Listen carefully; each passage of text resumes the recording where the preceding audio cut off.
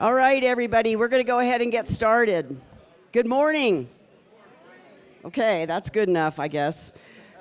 So I'm Sue Hansen. I'm one of the Montrose County Commissioners, and welcome to the 6th Annual Water Summit. We're really excited to do this every year. We think it's really important to keep our residents apprised of all the changes that are going on in the water world. As we all know, it's critical here for us on a number of dimensions. And so it is important for us all to be involved and up to date. We also like to make sure that we can do outreach to new residents because, as you all know that have lived here, water is complicated here. It's not simply turning on the tap or going out and turning on your hose and watering your plants and drinking. There's much more in-depth conversation about it. So, well, first of all, I want to make sure that I congratulate or thank my team. I mean, none of this happens without a great team, and Katie, Erica, Drew Lowen, these are all the county staff, the fairground staff that actually helped put this on. So could you give them a round of applause? They do their best to make me look good, and I think that's probably a challenge. So, but really appreciate their help. It's invaluable. Also want to identify that we have some it's always good to have elected officials here so that they can hear what's going on, especially when we have a change in commissioners, so that people understand how important water is, so that when one commissioner leaves, another commissioner can take up the gauntlet and move forward with those efforts that we've been involved with. So Wendell Kuntz, Delta County Commissioner, just won his election. Woo! Michelle Nauer, Ouray County, over here. Yep, she wasn't up for election, but she's doing great. I don't see any other sitting electeds. Wait, who are you pointing to? No, he's not seated yet. He's not seated yet. Well, he is seated. But Rick Dunlap, Commissioner-elect, District 3, please give him a round of applause for winning his election. And we will have people floating in and out as the day goes on. Sometimes people can't stay the whole time, but it is really important for you and elected officials to be apprised of what's going on in the water world, as I said. So I would also like to thank the Colorado River District, our partners, the Water Users Association. They're provided our breakfast. Obviously, the Ouray, where's Darius? I heard you signed up late, Darius Jutton. Ouray Water Users. Give them a round of applause. So, we can't do this without all our partners. Montrose County works with all these partners to have more and more education all the time, and so we can understand what we can do to make sure that we protect our water. So without further ado, I'm going to jump in and talk a little bit about our first speaker, because the theme this year is it's the Water Summit Past, Present, and Future. And we thought we would take a retrospective view of what was going on in the early 1900s so that everybody can get up to speed. So I ran into Brody, I'm not even sure how I ran into Brody, but, maybe at the Water Summit last year. He was embarking on a 4-part series about the Gunnison Tunnel. If you haven't seen or listened to it, it's on KVNF. It's posted there, and I'm sure you could share the link if Brody needs to. But Brody's he's a Montrose native, and he's exactly the epitome of what we want in Montrose. Is we want our kids to go away, get educated, not go away. I didn't mean that. But go out, experience other things, and then come back, and which is exactly what he's done. He is an Uncompahgre Valley native. If you know the Wilsons, his dad is the potter, Bill Wilson, his mom, Nancy Wilson, old-time, again, not old as in old, but been around a long time. And when I found out that he was actually Nancy's son, stop it laughing there, Cliff. I was really tickled because it's really great to see kids come back and to make the connected dots. He's a licensed mechanical engineer. He worked in energy efficiency with large commercial buildings under IBM. He actually led the team for achieving the sustainability goals around renewable energy, carbon emissions, wastewater, and environmental compliance for IBM's real estate globally. Pretty hefty job, I'm sure, and he's made the decision to come back to Montrose County. He has some interest in sound engineering and audio, and he works at KVNF now, and we're really proud to have him back. And if you haven't heard, heard the 4-part series, I would encourage you after this, not right now, after you hear Brody and you're inspired, to make sure that you listen to that. But growing up here, he lived right by the South Canal. So if you live by a canal, your curiosity for water, how irrigation works, he was kind of born to this. So please give a warm welcome to Brody Wilson as our first speaker this morning.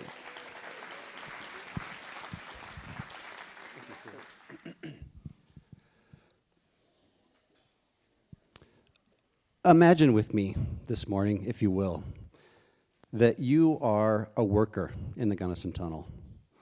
Maybe you've been here for only a couple months and you've arrived from Germany with your 5 children. Maybe you're up from Mexico. Maybe your family has migrated from Italy. You're just learning English. You don't share much communication or much language with the colleagues that you work with every day. And you've been at it for maybe 3 or 4 months. The tunnel's been under construction for 5 months so far. And you're coming on the morning shift. You've packed your lunch in a sealable pail. You have your candle that you might see in the picture behind me, ready to light your way. And the foreman of the day says, okay guys, what we're doing in the tunnel today is we're going in about 350 feet there. You'll find a set of temporary timbers. We're going to replace those temporary timbers with the permanent timbers and enlarge that area to the full final dimensions of the tunnel. We've been doing this a lot, so off you go. And with all your tools and a tram cart and mules and the new timbers ready to lay. And as you start working, one of your colleagues feels a trickle of sand down his back and looks up and sees adobe dirt starting to slide into the tunnel and yells, "Get out!"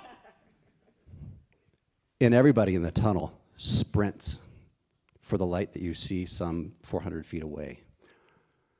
But you're not fast enough. And you're buried quickly in an avalanche of adobe dirt and mud sliding into the tunnel. And this isn't like a slow sloughing of dirt.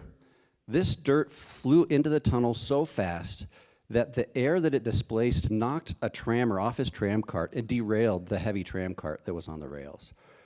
This was kind of closer to an explosion than it was a landslide.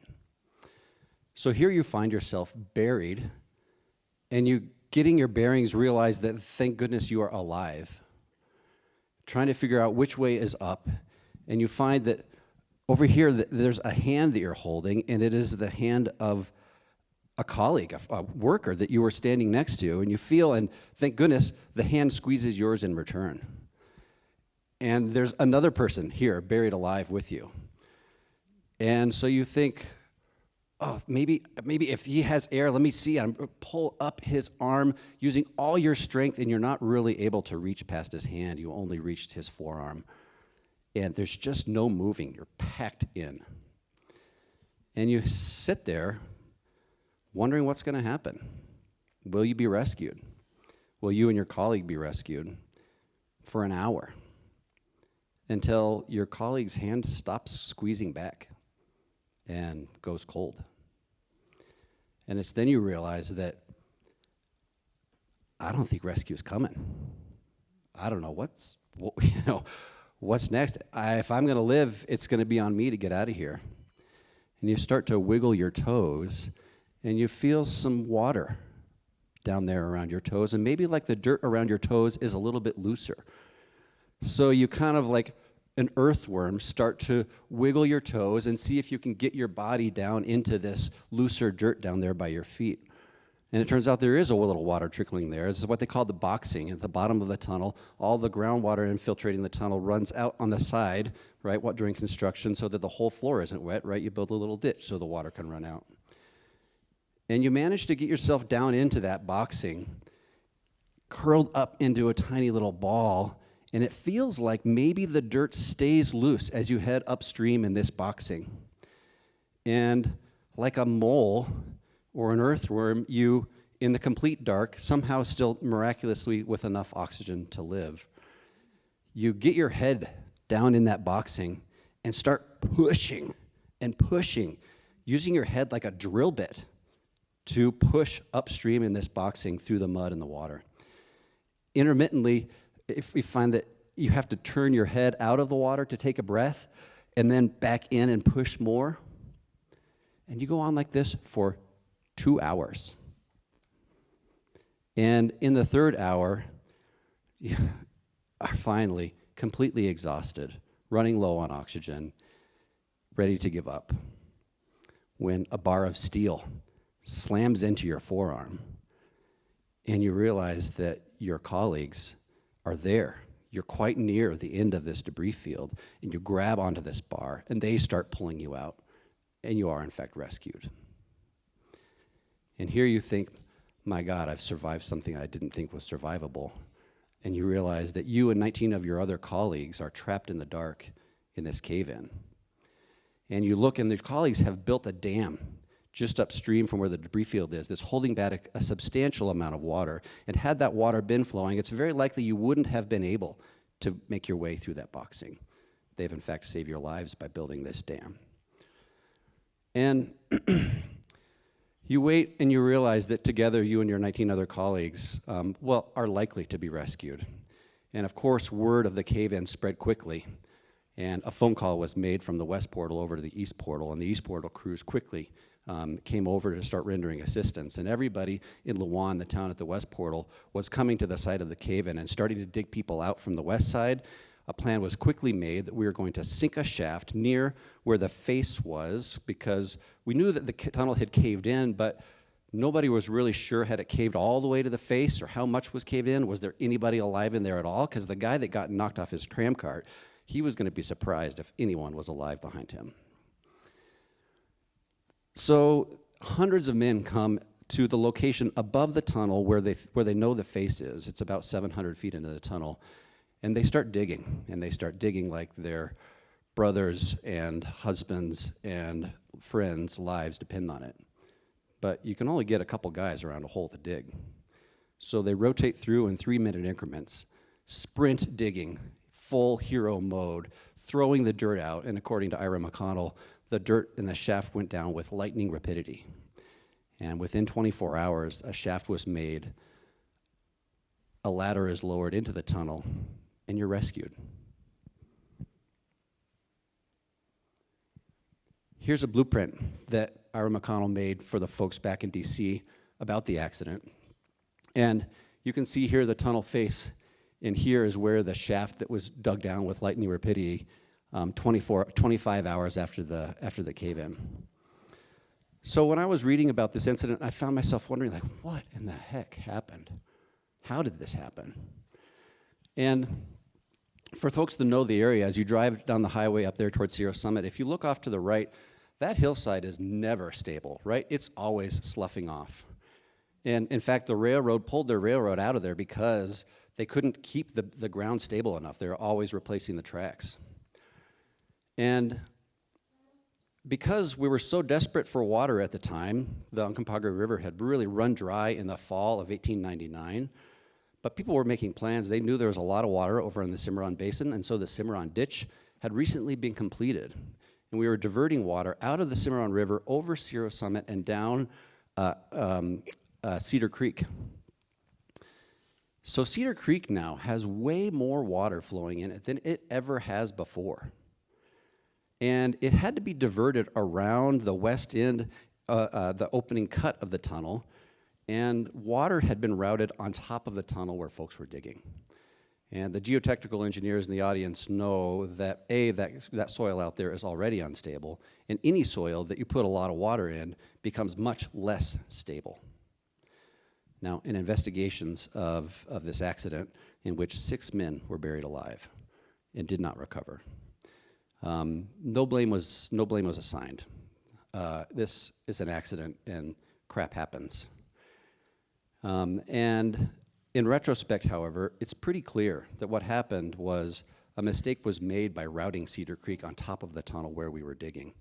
And it's a mistake that I think we today have enough geotechnical engineering and understanding that we wouldn't repeat. Nonetheless, it was the tunnel's first major tragedy. Good morning. Like Sue said, my name is Brody Wilson. I grew up here. I grew up right next to the South Canal. And it's a real honor and pleasure to be with you this morning. and I hope to share with you this morning some stories about the tunnel that maybe you've never heard. I'm going to talk about why the tunnel was needed, the early survey work and the accident that I just described, the actual methods and conditions used, the conditions for the work for the folks in the tunnel, the opening celebration, and the final accident that happened in the tunnel. So first, the need. This is a tough picture, and sorry it's not so bright, but I did it because this is a picture taken from pretty near my house. Oh, you can just barely see it, you guys. I'm sorry, this is so bad. But can you make out this little outline right here?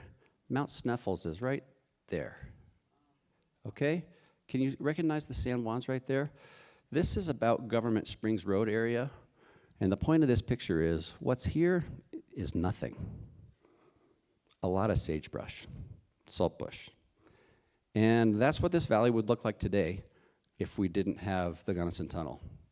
Today, my house is sitting somewhere right over here with a couple of 150-foot tall cottonwood trees in the yard, and the fields around my house are lush and green. But this guy, Frank Luzon, had an idea that he claimed came to him in a dream that was, of course, the Gunnison River at the bottom of the Black Canyon was full of water, had great water. But how in the heck would you know, if you stand at the top of the edge of the Black Canyon, which I assume most of you have, that the river 2,000 feet down there is actually high enough in elevation to flow water from there over and into the Uncompahgre? So everybody knows here that, irrigators for millennia have been doing their best to make water flow uphill. I imagine a number of you in this room have tried to do that. Doesn't work. If you want water to flow from point A to point B, point A has to be higher than point B. But it was not known that this river, the actual elevation, it's not like you can walk down there with a GPS stick and get a good, accurate GPS elevation. No, we didn't know that the river was enough higher than the Uncompahgre Valley for the tunnel to even work. But this guy, Frank Luzon, he thought so. He was a miner. He knew that a tunnel could be built like this. And he was a farmer, and he knew that we needed the water. Initially, he was laughed out of town. He, kind of in the old tradition of a town crier, he stood at the intersection of Main and Townsend crying, we need a tunnel, we need a canal. And people called him crazy. The idea, the project of this size for the folks in the area at the time, it was, in fact, pretty crazy. But he made a campaign and started getting others on board. And eventually, state regulators and some folks, state representatives from the area, brought a bill forward in the Colorado House to fund State Canal number 3. And they only got $25,000 of the $50,000 that they were asking for. And everybody knew it wasn't enough, but they were going to try to do it on the super cheap. They were going to use convict labor. And the State Canal number 3 was actually going to go here, if I orient you. So here's Montrose, here's the site of the current tunnel. And State Canal number 3 was going to start at the Narrows, or what they called the Falls of Sorrow. It's right across the painted wall, from the painted wall in the Black Canyon. And it was going to go through this section of rock, and then it was going to be in an aqueduct high on the canyon wall, flowing not in a tunnel for like a mile and a half, and then enter another tunnel and come over here into the Uncompahgre Valley. It was still almost 5 miles of tunnel and another mile and some of aqueduct. Really complicated.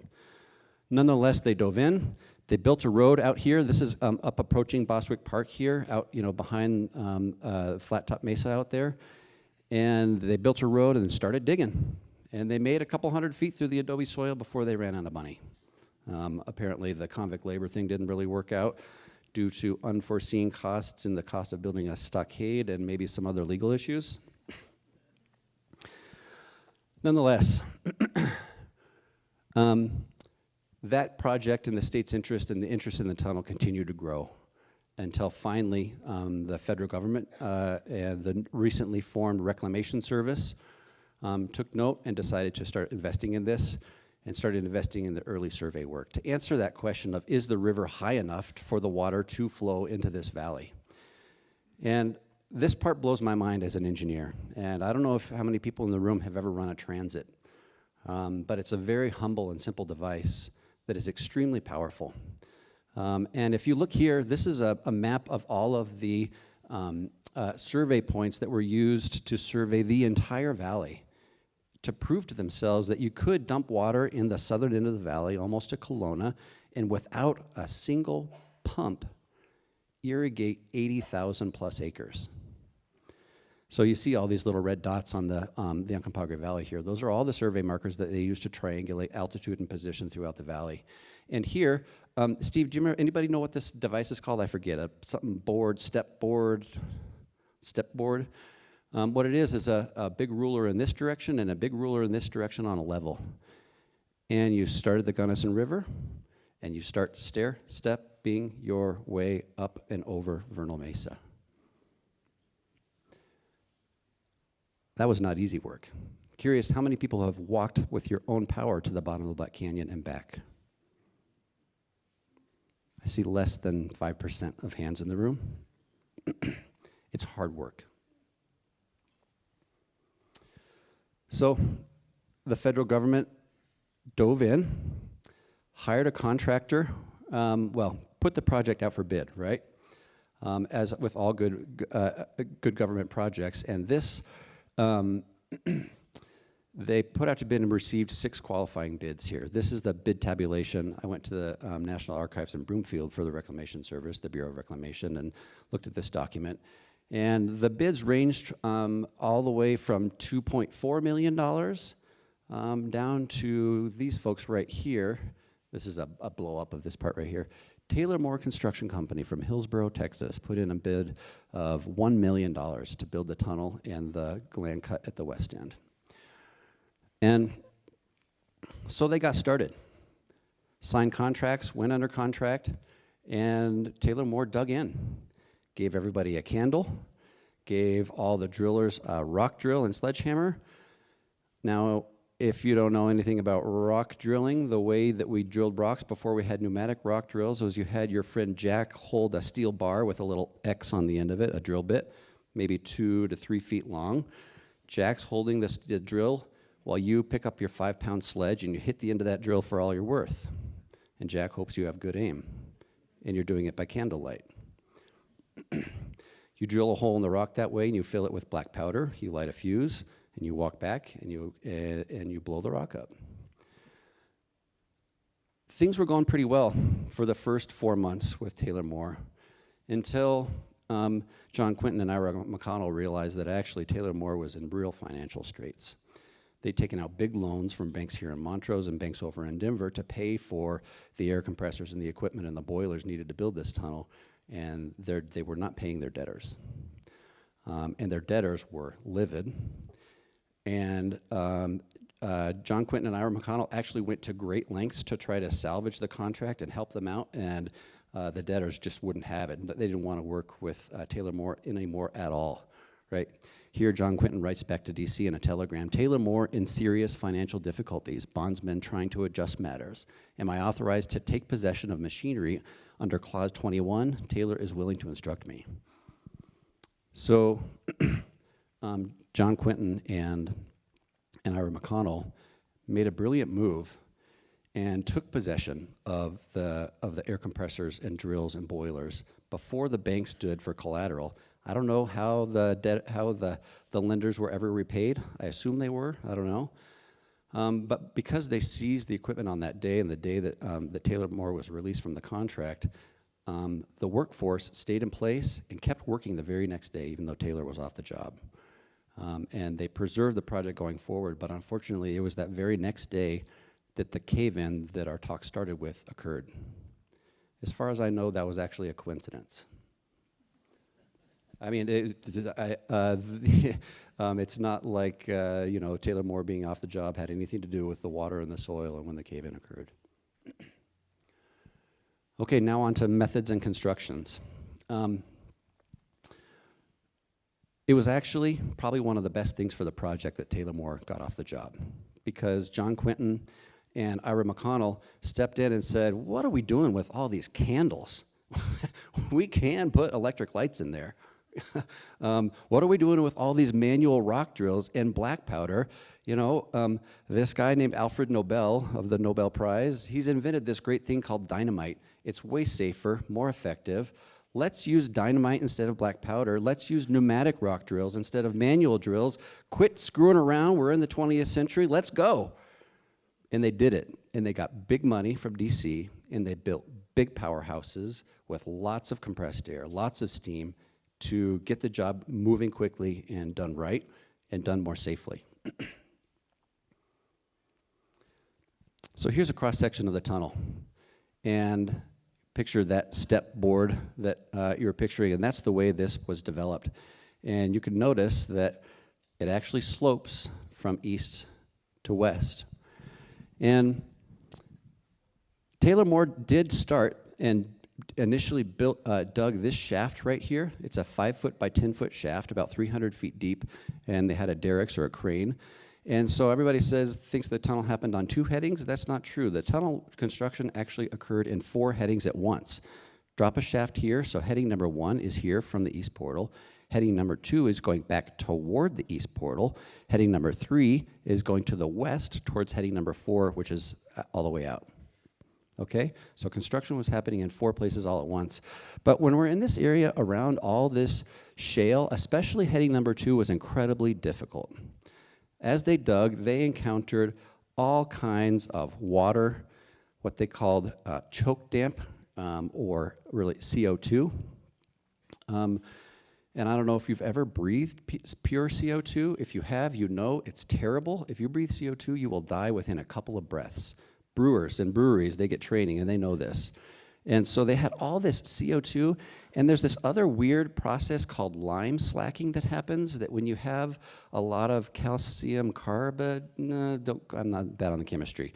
There's a chemical process that when there's lime in the soil and it gets wet, it gives off an exothermic reaction and makes heat. So between all the water flowing in the tunnel, the CO2, and this chemical reaction giving off a lot of heat, it was a straight-up sauna in there. So through this shaft, they start pumping ventilation air with pneumatic-powered blowers that are blowing a lot of air to the tunnel face to keep the workers in good, healthy, clean air. But they made it quite a ways down here. It was around in this area here where they encountered a pocket of water, and the drillers were on their drills and drilling, and they hit this pocket of water, and it blew the drills out and blew the drillers back 30 feet from the face. High pressure, with a lot of water and a lot of CO2. And it quickly drove everybody out of the tunnel. And they say, well, maybe we just got to give it a day and let this thing, let the balloon deflate, let the water drain. But it didn't stop.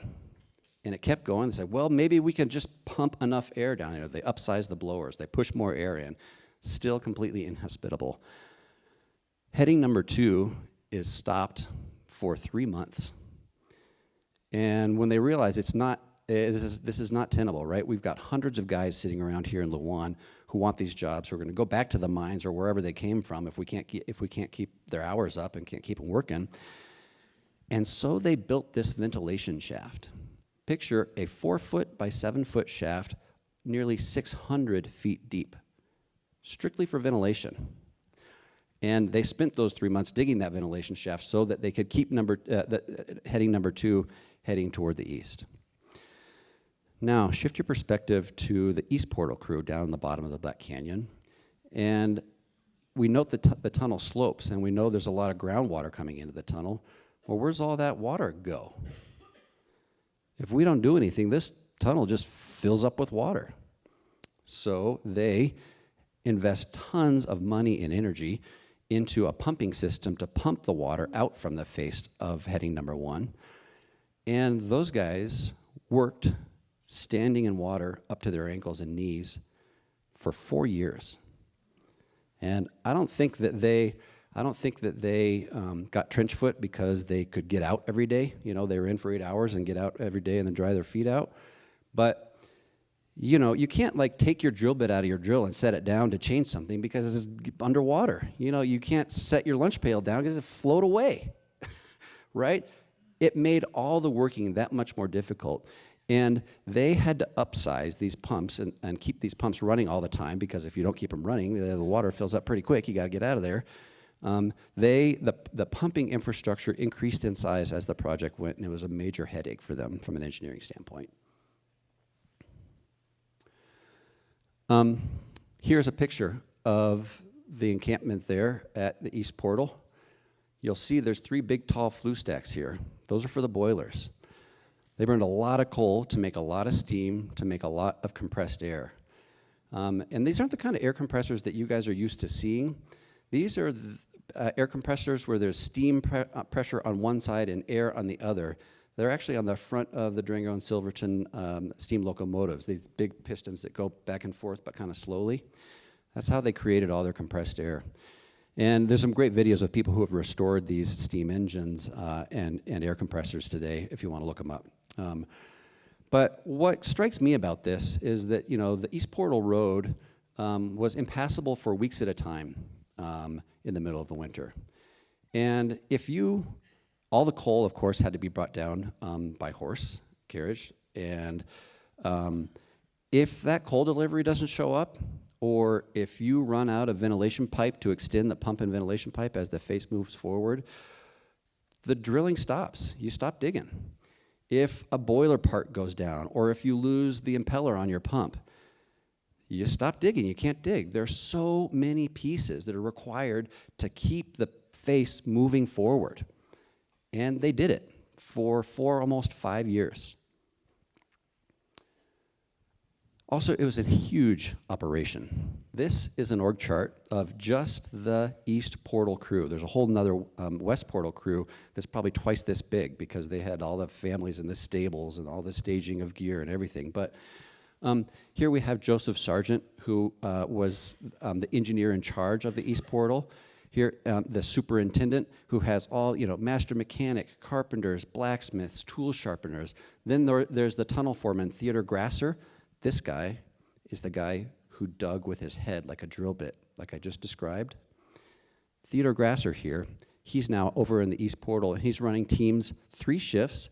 Every shift has a shift boss who also runs a drill, 6 drillmen, 3 helpers, 9 muckers, 1 engineer for the hoist and derrick, and 1 trammer and 1 horse for every shift. All these guys had families down there. Their kids, not small families, 5 kids was kind of normal. 10 kids happened. A lot of people down there, about 150. Okay, everybody I run into says, oh, isn't it amazing that they dug that tunnel, from the east and from the west, and when they met in the middle, they were just 6 inches off. I've never seen any evidence of that.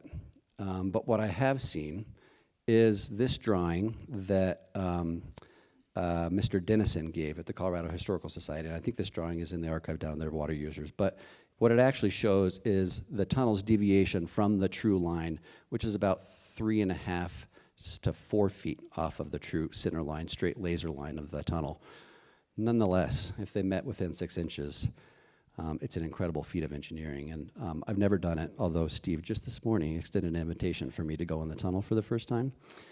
I understand that if you stand with your back to the head gate at the East Portal, that you can see daylight 5.8 miles away. I've never done it. I hope to. Maybe this winter.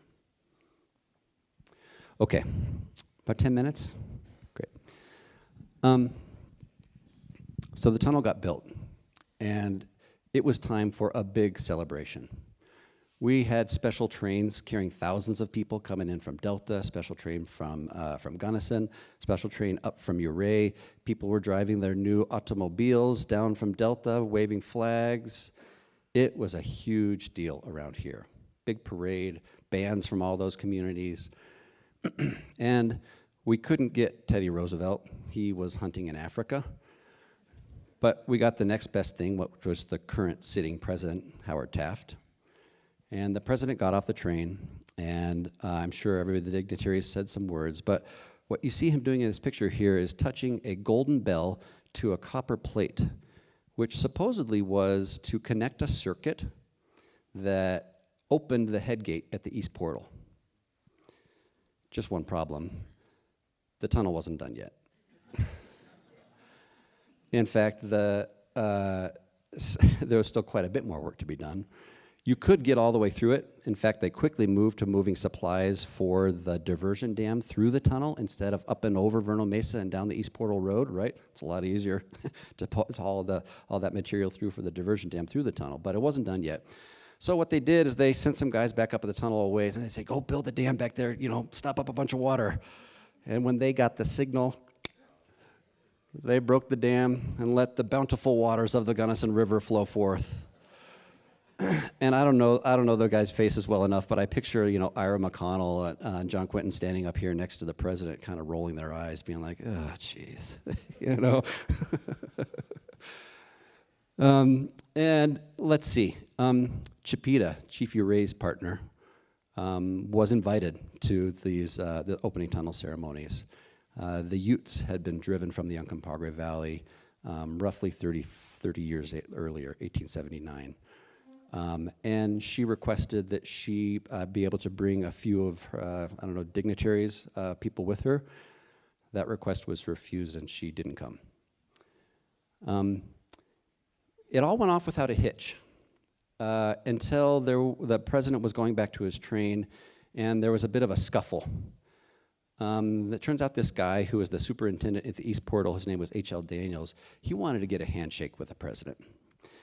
And all of the sheriffs that were traveling with the president, protecting the president at that time, they said, no way in hell, and they shoved him down. He kind of made a go for it, and they shoved him down, and he ends up on his back. Well, of course, his East Portal crew, they're having none of it, and so a scuffle starts to ensue until the sheriff puts a Colt 45 in the face of H.L. Daniels, and everybody backs down. And I kind of put myself in H.L. Daniels' shoes for a minute, and I think, how many wives did he have to tell about guys who had died in that tunnel? How many years had he been standing in knee-deep water? I think H.L. Daniels deserved a handshake from the president, but nonetheless, he was snubbed. Okay, so you might think that we're all done. The golden bell has been touched, right? We're going to finish up this tunnel, all is well. Well, 4 months after the president left, a crew was in the tunnel doing blasting work, and they had just set off some 60, I don't know the number, something like 60 shots. And the way they ran things then at the time was that they had a big ventilation blower, and they had control of the direction of airflow in the tunnel. So after they would set off a shot, they'd exhaust the air from where they were working, let all the products of combustion go out, and then turn the air back around to give the crew fresh working air. Well, it was a shift change. The morning crew was just coming off from the East Portal. They had just arrived on the tram all the way in here, and the crew who had just fired off all the shots was on the tram heading out. When suddenly the direction of airflow in the tunnel changed, and the crew who were sitting back about 500 feet from where they were working suddenly were swept into a cloud of noxious gases, choking. They get on the telephone, which is in the tunnel, and they call out to the East Portal and say, hey, what the hell? Come rescue us. We're dying in here. The tram turns around. They send a tram back in. And then, for some odd reason, the direction of airflow in the tunnel changes again. And that cloud of noxious gas sweeps over that crew for a second time. 6 men died that day. And another 3 men died the next day from their inhalation injuries that happened then. And here again, the coroner did an inquest and said, well, that's an accident, fluke thing. We have air's changed direction. It's really too bad. But I dug into it a little bit. And I see here where the people in the tunnel talked about how the airflow direction changed twice. And that doesn't just happen. Maybe airflows change in tunnels like that once a day, kind of the diurnal cycle, but not twice in a couple of minutes. And then I looked at the Bureau of Reclamation report that was issued that year, in which they say that this ventilation shaft was being connected to the heading by 2 lines of 16-inch pipe, the pipelines being used intermittently as suction lines and as pressure lines. Immediately after blasting, the blowers were operated for about an hour as suction fans, drawing foul air from the heading. As soon as the powder smoke was well cleared out, the blowers were reversed and blew a draft of cool air into the heading. So, what I think happened is that it was a shift change. And the guy sitting up here at the blower, maybe it was a sloppy handoff. Maybe they didn't talk. Maybe they didn't communicate well. Maybe the guy was late. I don't know. But I don't think the airflow direction changed twice within a couple minutes in that tunnel. And we know that they had positive control of the flow of direction of air. And I think that unfortunately a terrible and grave mistake was happened. So that guy, he gets up there, he, puts the blower, he's like, what's it, exhausting? We're all done with that. He puts it in the, in the supply direction until he gets a call and says, whoa, they're dying in there. He realizes he's made a grave mistake and flips the blower back in the opposite direction.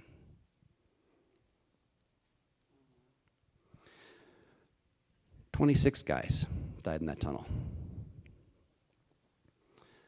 6 of them from that cave-in, 9 from the gassing thing accident that I just described.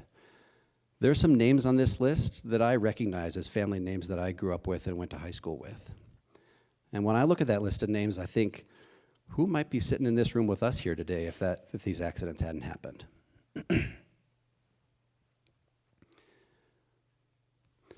And so that brings me to the reason that I think I'm here talking about old history with you all. As I researched this story, and as I hope you've gotten from hearing me talk for the last 45 minutes or so, folks back then, it was incredible. The ingenuity that they mustered to have the idea for this thing, to decide that this was a thing that they needed to do, to have the grit to persevere through all the crap I just told you about. And I think they were only motivated by hope because they saw this valley as a beautiful, bountiful land of opportunity, and it was theirs to make it happen. And make it happen, they did. And I think there's a lesson for all of us here this morning that we are capable of that same ingenuity, that same grit, and that same hope for our future. And we want the future that we want our kids to have. Because we're all sitting here because of those folks who dug that tunnel. We wouldn't be here. I'm pretty sure Montrose would be a dusty little town with a couple fields next to the Uncompahgre Valley if that tunnel didn't exist. But because the tunnel does, we're a bustling community thriving on agriculture, and I think we're all sitting here today because of those folks. And I think that we are completely capable of mustering this ingenuity, grit, and hope to solve the issues of the Colorado River Basin today that we're all facing. There's enough water for the people in the Colorado River Basin.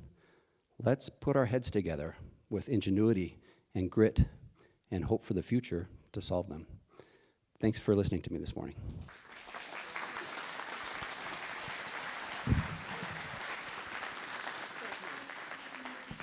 So clearly Brody's done a lot of research into the tunnel. Does anybody have any questions that they'd like to pose at this point about the tunnel? Okay, hold. This last picture that I'm showing is a satellite view of the Uncompahgre Valley. This is where the tunnel is. And you can see just how much green there is here. And you can imagine what it would look like if that were all desert, right? The tunnel really transforms this landscape. Any questions?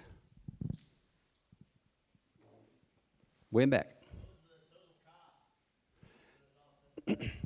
The tunnel itself was something around $2.5 million.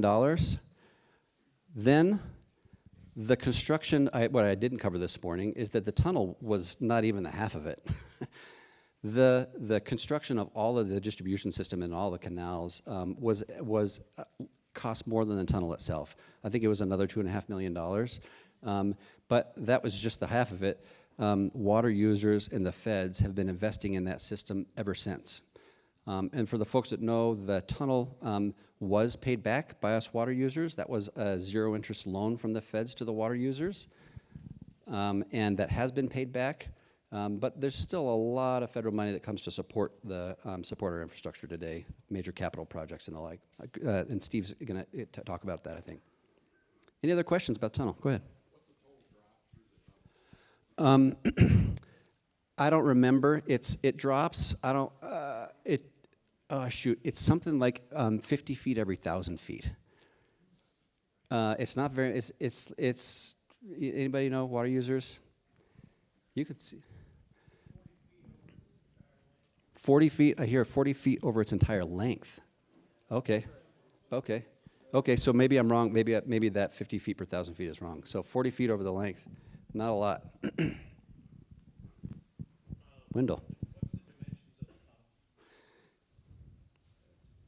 What's the dimensions of the tunnel? About 13 feet tall, 13 wide, 13 by 13. Enough for a full-size pickup truck. What's interesting to me is that the tunnel, some like 50–60% of it is lined with cement. And I was like, man, how did they pour all that cement? They had this really innovative approach where they had basically a tunnel. The concrete form was a tunnel. They hoisted the carts up off the wall, dumped the cement into the form while letting all the muckers from the face go in and out in between. A lot of cement in there. Any other questions? Thanks. Thank you, Brody. That's great. Thank you. So I never want to hear 6 inches again. You heard it here. It's 4 feet, right? So no more rumors now that we've dispelled that. I think it's really, just want to encourage you to check out the podcast. Brody goes into a lot more storytelling, and it is fascinating for us to think about our forefathers and how hard they worked. And I know that there's at the Button Cemetery, which was just made a historic landmark by Montrose County, the Landmark Advisory Board. The Button Cemetery has a number of people who came from that. Lou Jane, the encampment, was that on is the East Portal? West Portal. And so, you know, and that's open to the public if you want to drive out there. It's on BLM property, but it's actually on private property, but you can access it through BLM.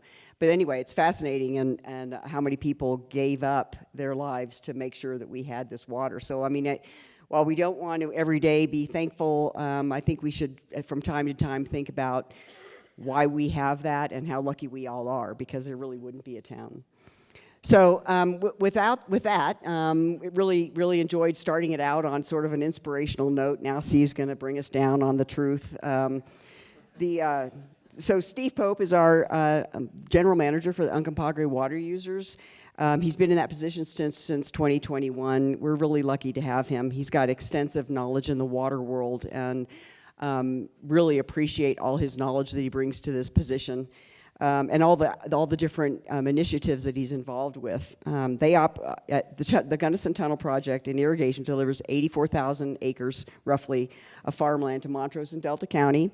They operate the Taylor Park reservoirs, many of us know, as part of their project, and they also maintain 128 miles of major canals, 438 miles of laterals, 260 miles of drains. Keep that in mind next time you're mad at your ditch rider for not cutting your weeds. They have a lot to do.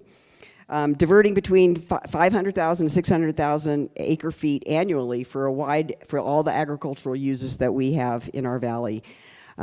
He spent 25 years as the Colorado Division of Water Resources, administering water rights and plans of augmentation throughout the Colorado River Basin. So, as I said, comes with extensive knowledge about water.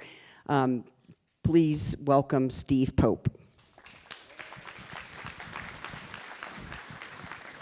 Do you want to hold it, or do you want me to put it? Okay, perfect. Thank you, Sue. So, one of the great things, I mean, I cannot emphasize enough the work that Brody put into those podcasts, and it's a phenomenal piece of work, and I really encourage everybody to listen to that. It really paints a great picture of where we started and where we are today.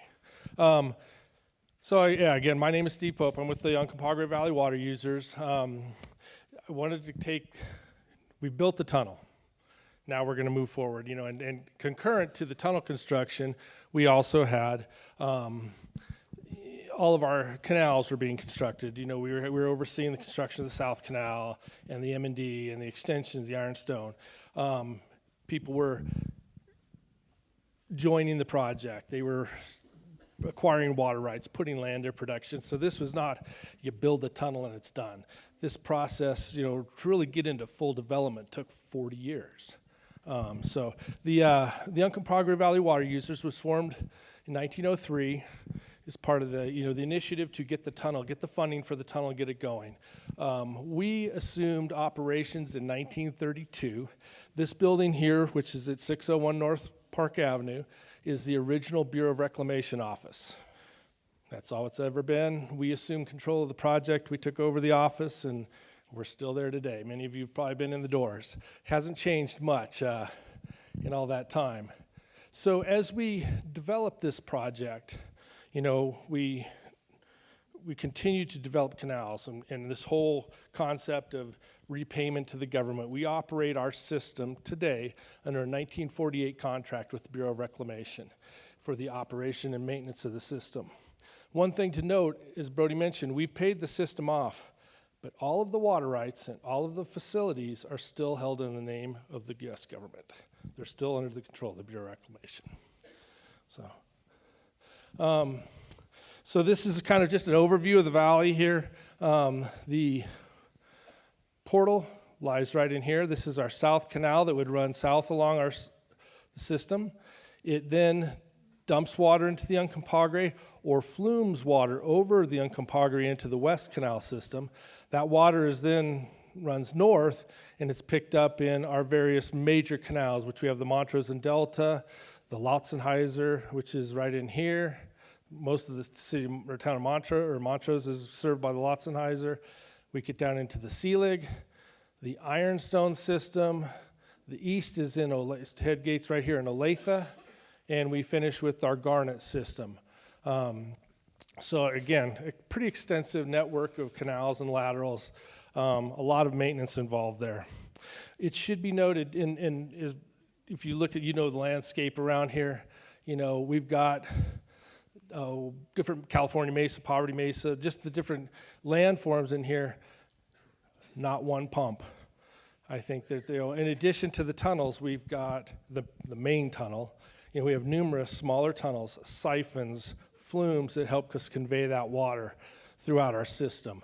And all of them were put in, 1940s or earlier. So we operate somewhat of a museum here. In addition to the Uncompahgre project, we also, again, as Brody mentioned, we operate the Taylor Park Reservoir. That dam was constructed between 1935 and 1937, holds roughly 106,000 acre-feet of water, and that really serves as one of our primary sources. So when the tunnel diversions, I should back up a little bit, with the tunnel came some water rights. We have a 1,250 CFS water right direct diversion out of the Gunnison River for the tunnel. When that water is not physically available for diversion, we rely on this 106,000 acre-feet of water in in Taylor Park Reservoir to supplement our diversions. So, and the tunnel deliveries alone only account for, they would only allow us to irrigate currently about 60% of our system and provide water. We really rely on water from the Uncompahgre Basin and return flows. That's one thing, the way this system was set up is we use, we recapture, we use again, we recapture 6-7 times before we lose control of the water. Going back here, most of the summer, interesting part of that summer is right here at the Ironstone, or the East Canal system, which is in Olathe. We have a shop in Olathe. We physically drive the Uncompahgre River up there. In order for us to operate our system, it requires it. So that's a big challenge. It just shows that we're continually using that water to the best of our capabilities. So now that the structure's in, this early farming here was a lot different than it is today. Different crops. Back in the late 1800s, sugar beets were a mainstay on the western slope of Colorado. At one time, Montrose and Delta County were some of the largest producers of sugar beets in the state. That lasted up until 1977, I think, when the Holly Sugar Factory closed down and they pulled everything out of Delta. So we had a lot of smaller farms. We had a great deal of beef production, much more so than today. Poultry, a lot of turkeys, and a wide variety of vegetables in addition to orchards. So, I think it just kind of goes to say, the farmers met the need of whatever the markets were at the time. Later on, in our growing season or development. We got into barley, in the late 60s. They were growing a lot of barley for Molson Coors. That ended right after, in 1984, I believe, is when Molson pulled a lot of their barley contracts. So it's a lot different today, but it always goes to show that the farmers have met a need. And then obviously, latter part of the 70s, early 80s, that sweet corn came about. And it's really been, one of the cash crops of our valley since then. With that, though, is some of the challenges that we face is, we aren't seeing as much crop rotations and diversity as we used to. We're looking at larger scale productions, and with that comes some challenges because you need water at certain times of the year for certain types of crops. So it puts a little bit of pressure on the system, different than, every year is different, but every cycle of crops are different too. So depending upon whether we're growing a lot of corn one year, a lot of onions one year, the demands vary significantly. And then one of the things, I don't know if I have a slide for this one. Yeah, with the development, it's interesting, we can look back and see this is the number of farms based on the census, and I hope everybody can see that, but early 1900s, between Montrose and Delta County, we had about 1,300 farms. We show the growth through the 20s, through the 50s, and actually we kind of hit a stagnant, and actually we're kind of going toward a reduction in the size of the farms, the number of farms. They tend to be bigger. We're seeing producers, instead of a lot of 100-acre farms, we're seeing 200 and 300 acre parcels that are being farmed now. So that's changing a little bit too. That's one of the challenges that we face is not only do farms change in complexity, and the reasons for them changing is whether crop type, but also development. So as we move forward to our current operational seasons, systems, we're trying to become more efficient. And, one of the ways that we've done that is we've been heavily involved in the salt and selenium program over the last 20 plus years.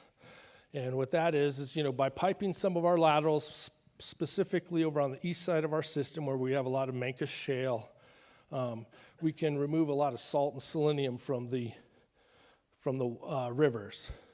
Now, it's estimated that to date we've removed roughly 33,000 tons of salt a year from our system. We have a little over, right now we have about 120 miles in pipeline. Right now we're on our phase 10, so I think this year we're looking to put 9 more miles under pipe starting this next week. And it really does help as far as maintenance and operations. To some degree, it's a double-edged sword. They do break, pipelines do break, and we have challenges there. One of the things that is a challenge is it really limits the capacity of the system too, because those pipes are designed to carry 125% of the demand, so it doesn't allow us a whole lot of operational flexibility to get more water in the system there. But it does allow the opportunity for some farms to have pressurized water too, so they can utilize other irrigation practices. Let's see. So, then perhaps our biggest challenge with this is when you put a system in pipe, you limit your ability to capture return flows. And so that's what's really hampered, it's kind of that double-edged sword. We have to be very wary or mindful of when we put a system in pipe, what are the implications? What return flows are we not going to capture, and what are the impacts on our system going to be? So that's something that we continually have to look through with our staff and the engineers to make sure that we are operating the system as efficiently as we can and still maintain that ability to recapture and reuse that water. So, we're not only an irrigation company. In recent years, starting probably around 2011, we have 5 power plants on the South Canal and throughout our system, the Chavano Valley, that we operate. 3 of them in cooperation, in partnership with DMEA on 2. We have drops 1 and 3, which are right on the South Canal below the portal. Drop 4 is about midpoint of the South Canal, and 5 is near toward the end of the South Canal. And then we have a small power plant out in the Chavano Valley as well. Combined, it's over 64 million kilowatt hours of production. These are what they call run-of-the-river plants. So we don't operate the plants, or we don't release water for the benefit of the plant. The plants operate. We operate our system as an irrigation system. Hydroelectric generation is just an ancillary benefit. In addition, this plant right here is being installed. This is our new facility at Taylor River Hydro. We just commissioned it this last month. It's up and running. It's a 500 kilowatt plant. We partner with Gunnison County Electric. And when Taylor River Dam was constructed in 1935, between 1935 and 1937, they contemplated hydroelectric generation in the dam. It only took us 95 years to make that work. But it's one of the benefits of having that, trying to maximize the efficiency of that dam and utilize it for power generation. So that kind of brings us up. We've kind of we've had that big heyday of ag use. Now, how our valley is changing quite a bit, and with it, I think it's while it's changing, is we're seeing a tremendous amount of development, and those are some of the challenges that we're really working with today, namely easements. How development is impacting our abilities to maintain and operate our system. Encroachments to the easements, it's tough to get in there and burn ditches and move track hose around when there's fence lines and property backing right up to it. As I mentioned, some of the challenges, the other challenge we face today is, the limited rotation in crops, and so we have these huge demands on water at specific times that really put a strain on our system. It used to be, onion guys would get their water in first, and then we'd go to something else, and they'd have a good variety of crops. Now it seems like we have a heavy concentration of one crop, and at one point, there's just this huge demand on the system. And then, obviously, aging infrastructure. Everything that we have was put in between 1940 and it's getting old. And so the continual maintenance and the cost of maintaining things like that. As we mentioned, there's not only the main tunnel, but we have numerous siphons and flumes that it's a huge infrastructure, piece of infrastructure that's aging, and at some point it becomes less of an asset and more of a liability. And that's what we're continually trying to balance out, is how we can maintain that type of infrastructure to keep the system up and running. Let's see. One of the points with the development that I wanted to talk about is we have what is considered the duty of water. When you get a water right, they determine how much water it takes to irrigate, say, a 40 or 50 acre field. Usually it's around 1 CFS. And the way anybody that farms, you put your water on the top of the field, you run it down, you catch it, you move it to the next field, and you cover that entire field. Now, to draw a little similarities, we've had, just to kind of give you a reference, this piece of ground right here is this piece of ground right here.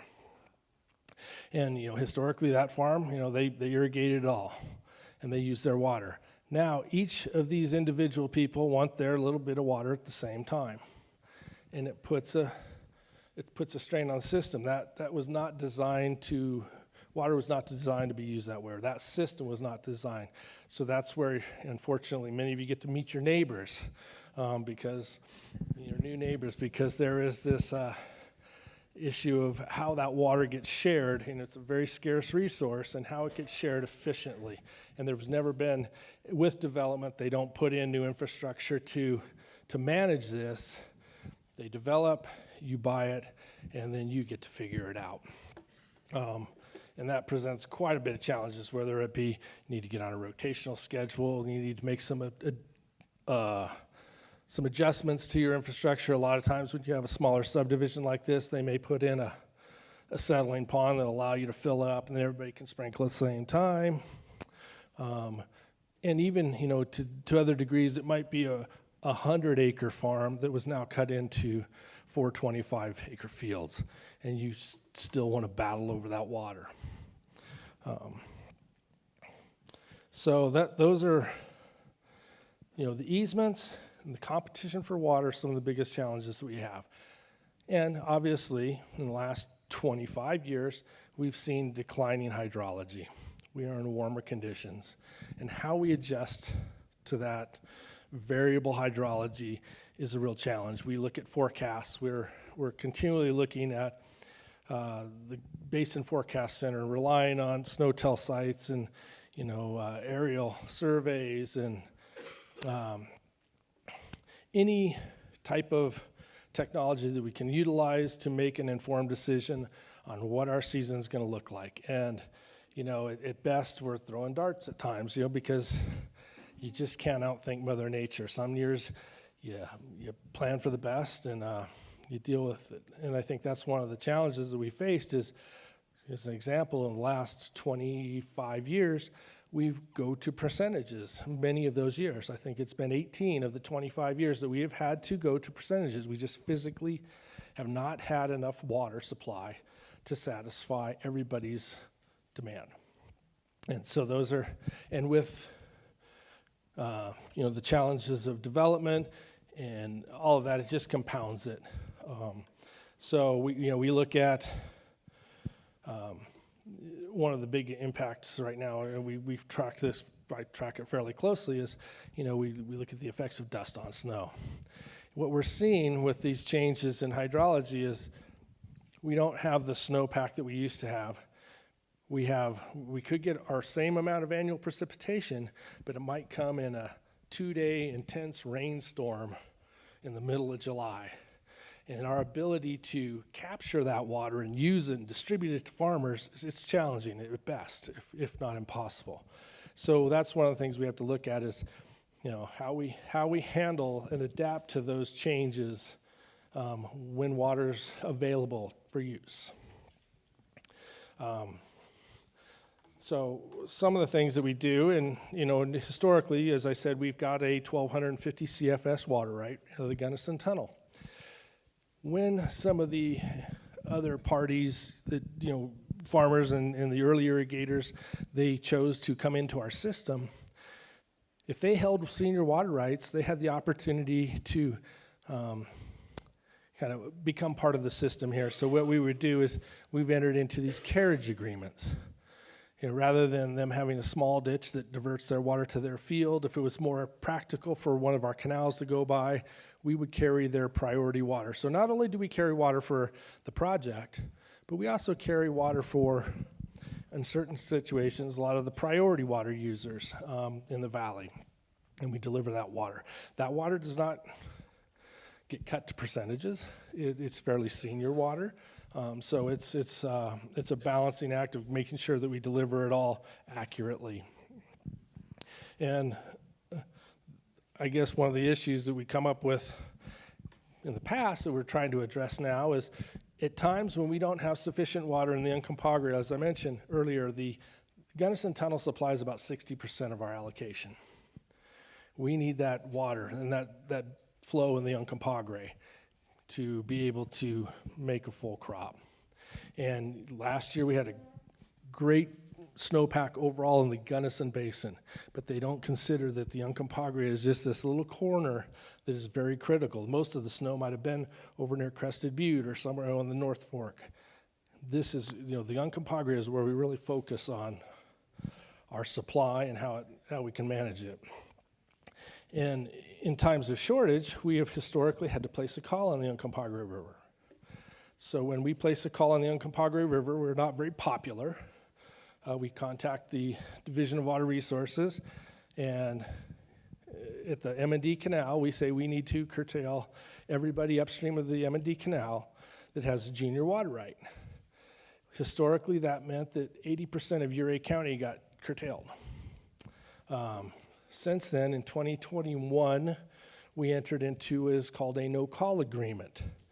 And they determined what the yield of depletions would be for the Upper Uray County, Upper Uncompahgre Valley Association up there.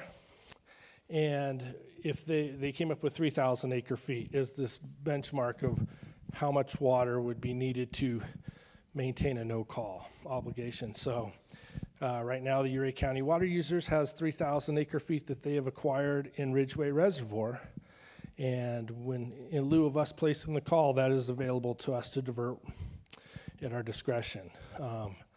And Ridgeway is, well, everybody should know where Ridgeway Reservoir is, but it's just to the south of us, up near the town of Ridgeway. It's a critical component for us. It allows us to slow down some of that runoff water during those rainstorms. The other thing it does is, as Brody mentioned earlier, the Gunnison Tunnel is the sole source of water for all of our domestic drinking water in this valley. And we deliver water year-round to Project 7 and exchange that water into, we get it for every gallon that we deliver to Project 7 during the winter months, we get a credit in Ridgeway Reservoir, which we can then use in the summer months. And that's very important for not only our operations, to be able to hold some water. Right now, with a little bit of the purchased water, we control about 25,000 acre feet of water in Ridgeway Reservoir. And that's just having that reservoir up there has been very beneficial to slow down the flows and re-regulate some of that water downstream to us. I don't want to get too far in the weeds, but there was a project, it's called Cow Creek Reservoir, or Ramshorn Reservoir and Cow Creek Pipeline. Cow Creek comes in right below Ridgeway, and that Cow Creek drainage has a very heavy diurnal drainage, meaning daily the water flows fluctuate significantly during the runoff season. It can range from up to 300 CFS between the high and the low. And as that water moves down the stream, it impacts our head gates. We can't leave our head gates open because in the middle of the night when that surge of water comes through, we end up sending it down, washing out ditches, but we have to be able to capture it as best we can. And the thought was originally with this Ramshorn Reservoir is that it would be up on Cow Creek and act as a re-regulating pool. Another component of that project that was what they call the Cow Creek Pipeline, which is a diversion out of Cow Creek that would route water into Ridgeway, which is still in the works. There's some court cases that are working on that right now. It's quite a ways off, but it's one of the tools that we would like to see implemented to be able to handle or manage water in a changing system when we're really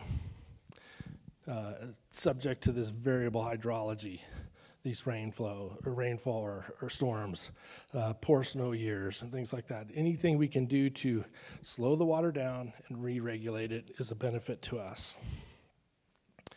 Let's go back over. So some of the other things that we were looking at, and again, it's, we've been in this drought conditions, warmer climate for the last 25 years.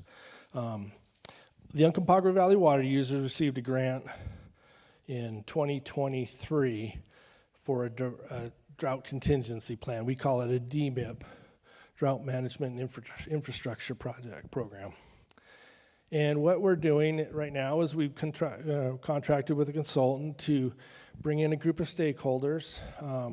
We look at how we manage water, what some of the triggers are, how we're going to better forecast our stream conditions, our snowpack conditions, and how we manage our water into the future with limited supplies. The main issue right that is, we're trying to bring a fairly wide stakeholder group to the table because we want to understand how our actions are going to impact others within the system, predominantly the drinking water. We're allowing everybody to have the opportunity to comment on that. So it's a project, we're about midway through it. We've been meeting regularly with a variety of stakeholders, conservation groups, municipal providers, the commissioners, just to better illustrate, our need to make these informed decisions and develop some sort of a tool, whether it be a reactionary tool or a long-term mitigation tool, whether we need an immediate response action or there's something that we can do, whether it be an improvement to our infrastructure or something that will help us address these challenges into the future. So one of the things, the other issue that we're dealing with here is that we were very fortunate in 2023, Senate Bill 295 called for the state called for the development or establishment of a drought task force. And this was a group of, 17 of them were voting folks from around the state that represented agriculture, municipal, industrial, recreation, the tribes, a wide variety of uses. And we were very fortunate to have a member of our board sit on that panel representing the ag water users in the Western Slope. And so, we got the opportunity to discuss these issues and help to make recommendations to the legislature on directions to take in future legislation, really. The concept was we were going to come out, and the first thing was, first, do no harm to the state. We're going to look out for the interests of the state of Colorado. The other main caveat was we didn't want to impact our future negotiations for the post-2026 negotiations that are happening with the upper lower basin states. And more importantly, we wanted to bring together, emphasize also the lower basin overuse. And it was a great opportunity for us to be involved in it and listen to everybody else in the state's perspective, and also have our voice on that. And some of the key components that we felt were important that came out of that was an emphasis on helping with the funding of replacement of aging infrastructure was key for us. The development of additional storage is key for us if we can find it. It all falls into the Colorado Water Plan, but those are the things that we're continually working on to figure out how we're going to do more with less, how we're going to manage our water in a limited source, and how we're going to adapt to the changes, whether it be development, crop type changes, whatever the case may be. We have to remain nimble, if you will, on these systems change quickly. It seems like they're changing more rapidly in the last 10 years than they have in the last 40 years. And those are those complexities that, I don't think they're not going to go away. It'd be naive to think that we're not going to have these challenges in the future. And so we want to figure out how we can best address them without adversely impacting ourselves. Looking on into the future, we're continually looking for grant funding to, again, rehabilitate, maintain efficiency within our system, and look at what I would say is the biggest challenge is how we're going to do more with less, and deal with the unreliability of our water source. So with that, I'd like to wrap it up unless there are any specific questions on it. Any questions for Steve? Yes, ma'am. Thank you for your presentation, Audrey, and I live here in Montrose and just getting to know the area. My question is, how do you, as the Users Association, interact, and it may be that past 10 minutes that you've talked about with the Basin roundtables that form the state, and then how do you get these issues that are probably similar to other issues around the however many Basin roundtables are around the state, how do you interact with them, and how do you get that information back to then, like ourselves as users, of what the implications are for changes with infrastructure and water usage? Well, we work closely with the Basin Roundtable. I sit on the Basin Roundtable. A couple of our board of directors sit on the Basin Roundtable. as well as our attorney. So we have a strong nexus with the Gunnison Basin Roundtable. We work closely with the River District. Interestingly, we partnered with them. I didn't want to go too far into this project because I know it's been presented, I think, last year, but to get away from the Basin Roundtable for a minute, well, we partnered with the River District 2 years ago to develop a tool it's a decision support tool on how to manage our system, not so much manage our system, but how to address the need to make reductions in use if needed, whether it be through voluntary system conservation or maybe demand management program, and how that would impact us. So that was our board's main focus is, we don't want to prohibit our shareholders from participating if they choose, but we want to make sure that their actions are not going to impact our other shareholders or our system. So we partner with the River District, and they developed a very fascinating, robust tool on how to help make these decisions when you take so much land out of production. What the impacts are to the system and what the economic impacts are to the community. Since the development of that tool, we've entered into another contract with the same consultant to kind of better refine some of those tools and look at the return flows and how the water is actually moved through the system, any savings there might be and how it's tracked. And so it's currently in development now. Back to your point, I mean, we just maintain an open relationship with the River District and the Gunnison Basin Roundtable. As far as us getting that information back to our shareholders, obviously their major shareholder meeting will bring updates of any type of projects we have, programs we have.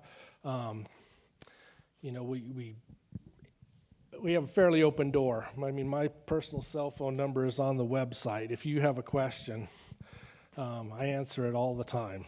So, but I guess just maintaining that working relationship with the local entities and regional representatives throughout the state.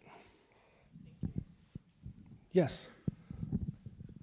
When Ridgeway Reservoir was a concept and became a reality, is it correct that Ridgeway, Log Hill, I don't know about your rate, chose not to be partners?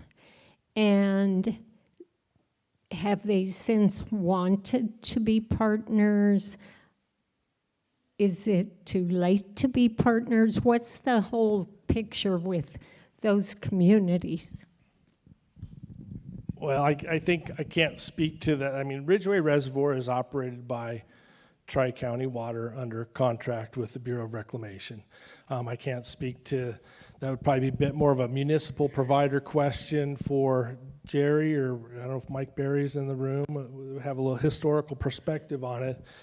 I don't know that, I think that the water's been allocated. I don't think that there's any room left at the end. They had their opportunity, unless the Bureau wanted to contract some of their firming water to it. I don't see that it's available to them right now. So they are not partners, right? They're not in that group. No, the parties that are involved in Ridgeway Reservoir for municipal purposes is Project 7, which is the Tri-County Water, the City of Montrose, Delta, Town of Olathe, Chipeta, Minokan. And then we're the seventh party to that, just because we supply the raw water. Yes, ma'am.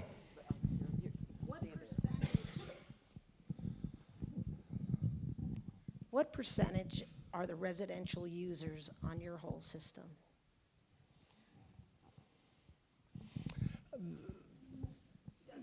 Yeah, I'm saying it's a 5%. It's fairly small.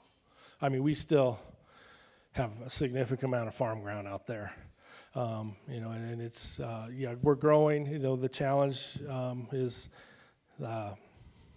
with development. Sometimes infrastructure from the cities, it doesn't extend out to some of the other land, so developers will absorb whatever land they can get to as cost effectively and efficiently as they can. And sometimes that does say, yeah, that's an alfalfa field as opposed to a vacant piece of ground.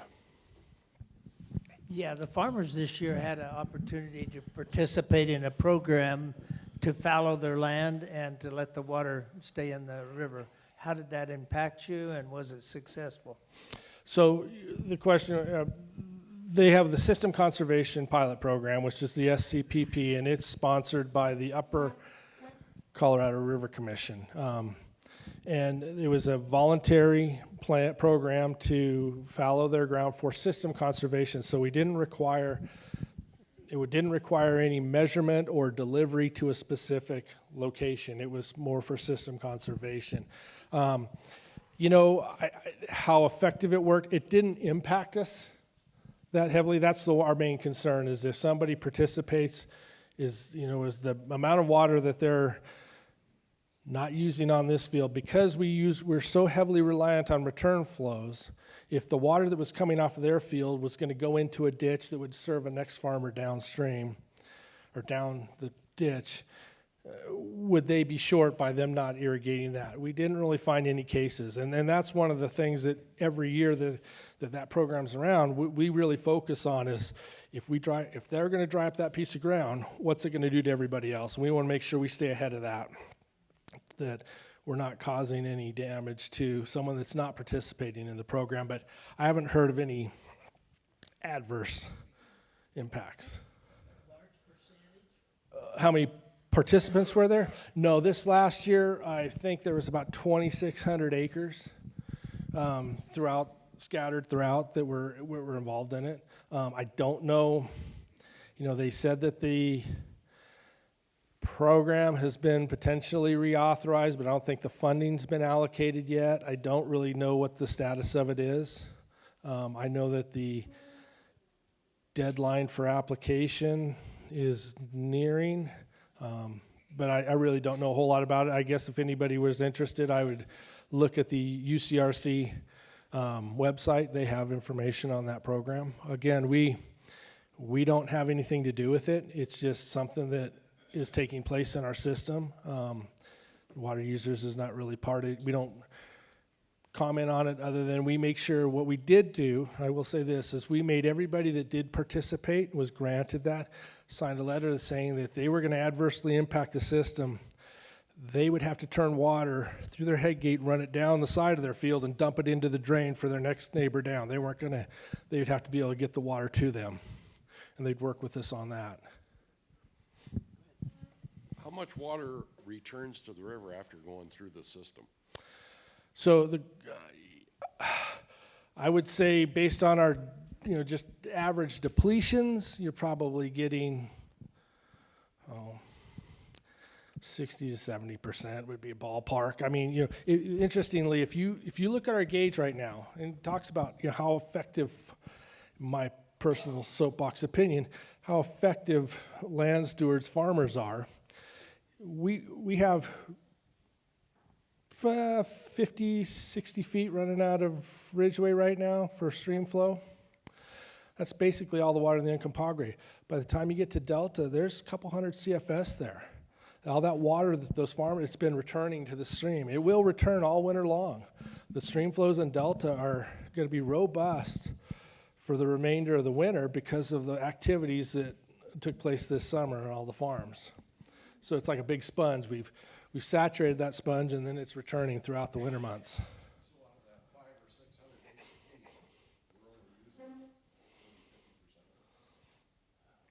Yeah, consumptive. Yeah, the rest of it's making it down, makes it down to the Grand Valley. There's a lady in the very... Yeah, is there a plan to reuse that water that goes down into the seasonal aquifer, or is that just going down into the river? You mean the return flow water that we're... Yeah, a great portion of that, at least in my area, a great portion of that goes down into instead of going into the return drain, return ditch, it goes down into the ground and replenishes that seasonal aquifer. Is there a plan to use that, or do you track that that goes down into the aquifer? Well, that water that makes it into the aquifer eventually will kind of make it back to the stream system. You know, we view that aquifer to be hydraulically connected to the stream. So that's the water that over the course of the winter will be flowing through Delta. We don't have any plans to, pump or tap anything. Pumping in western Colorado is kind of you're pushing a rope. It's just not, it's not an efficient way to recapture any of those waters. I have a question about grants. You mentioned them both for past projects, and you mentioned that you're continuously looking for new ones. Are these taxpayer-funded grants? Are they non-for-profit organizations? What do you see? I'll take any money I can get. But the federal grants, we're very tied into the Water Smart grant program for salt and selenium reduction. We've received some Water Smart grants for our drought contingency planning. We have a few grants that we're partnered with the CWCB is another state level funding source for us. Mostly but at the federal and state level though. Yes. Hi, I think that ties really well into my question. I live in one of the subdivided areas in the 80s, the Monterey Park subfiling for the irrigation district, and we get a return water right, or irrigation return wastewater right to irrigate with, and it contributes to a very riparian area within the city. Unfortunately, and I really appreciate your discussion about the subdivisions, unfortunately the subdivision never formed an HOA or any real way to manage this scenario. And the fall was insufficient, so water doesn't go uphill. And so I'm wondering if for situations like ours, if you're aware of any resources that our little community could tap into to help maintain and reestablish the irrigation that's now not happening because of collapsed pipes. Your system is, infrastructure is failing, I guess. Was that? Yes, understanding your only obligation, as I think you've told me on the phone, is to get it to the head gate. I'm just wondering about, I'm just wondering about other resources, or maybe if we formed an HOA as an NGO, if we could acquire some kind of the NRCS, the Conservation District might have some information on. Steve, do you have any thoughts on? Yeah, I would recommend coming through the Conservation District to the, obviously a lot of projects that we can offer help with through NRCS and others that can help on delivery and efficiency practices and things. So yeah, there's help. That's a guaranteed money right there. There's a couple over here, Sue. Wait, did somebody there?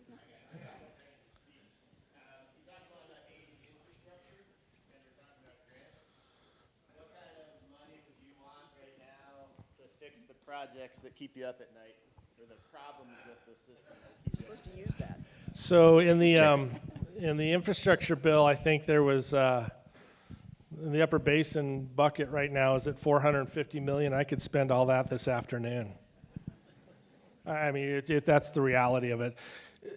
As Brody mentioned, I mean, it's not aging, but that tunnel right there, it would not cost $2 million to even fix a couple hundred feet of it in today's market. And that's one thing that we're looking at is the South Canal, or these major arteries that we have. They're right there on the cusp of becoming liabilities instead of assets. We're continually work at it. Right now we have a grant application out to do some lining on some of our bigger canals, but we have to be very selective. We're looking at 9 miles out of 120, and we got to go to the worst places, and so that's one of the challenges. We had a estimate on the M&D Canal, which is over off of Racine, kind of Ranger Road area. 1 mile of canal lining was about $6.5–7 million.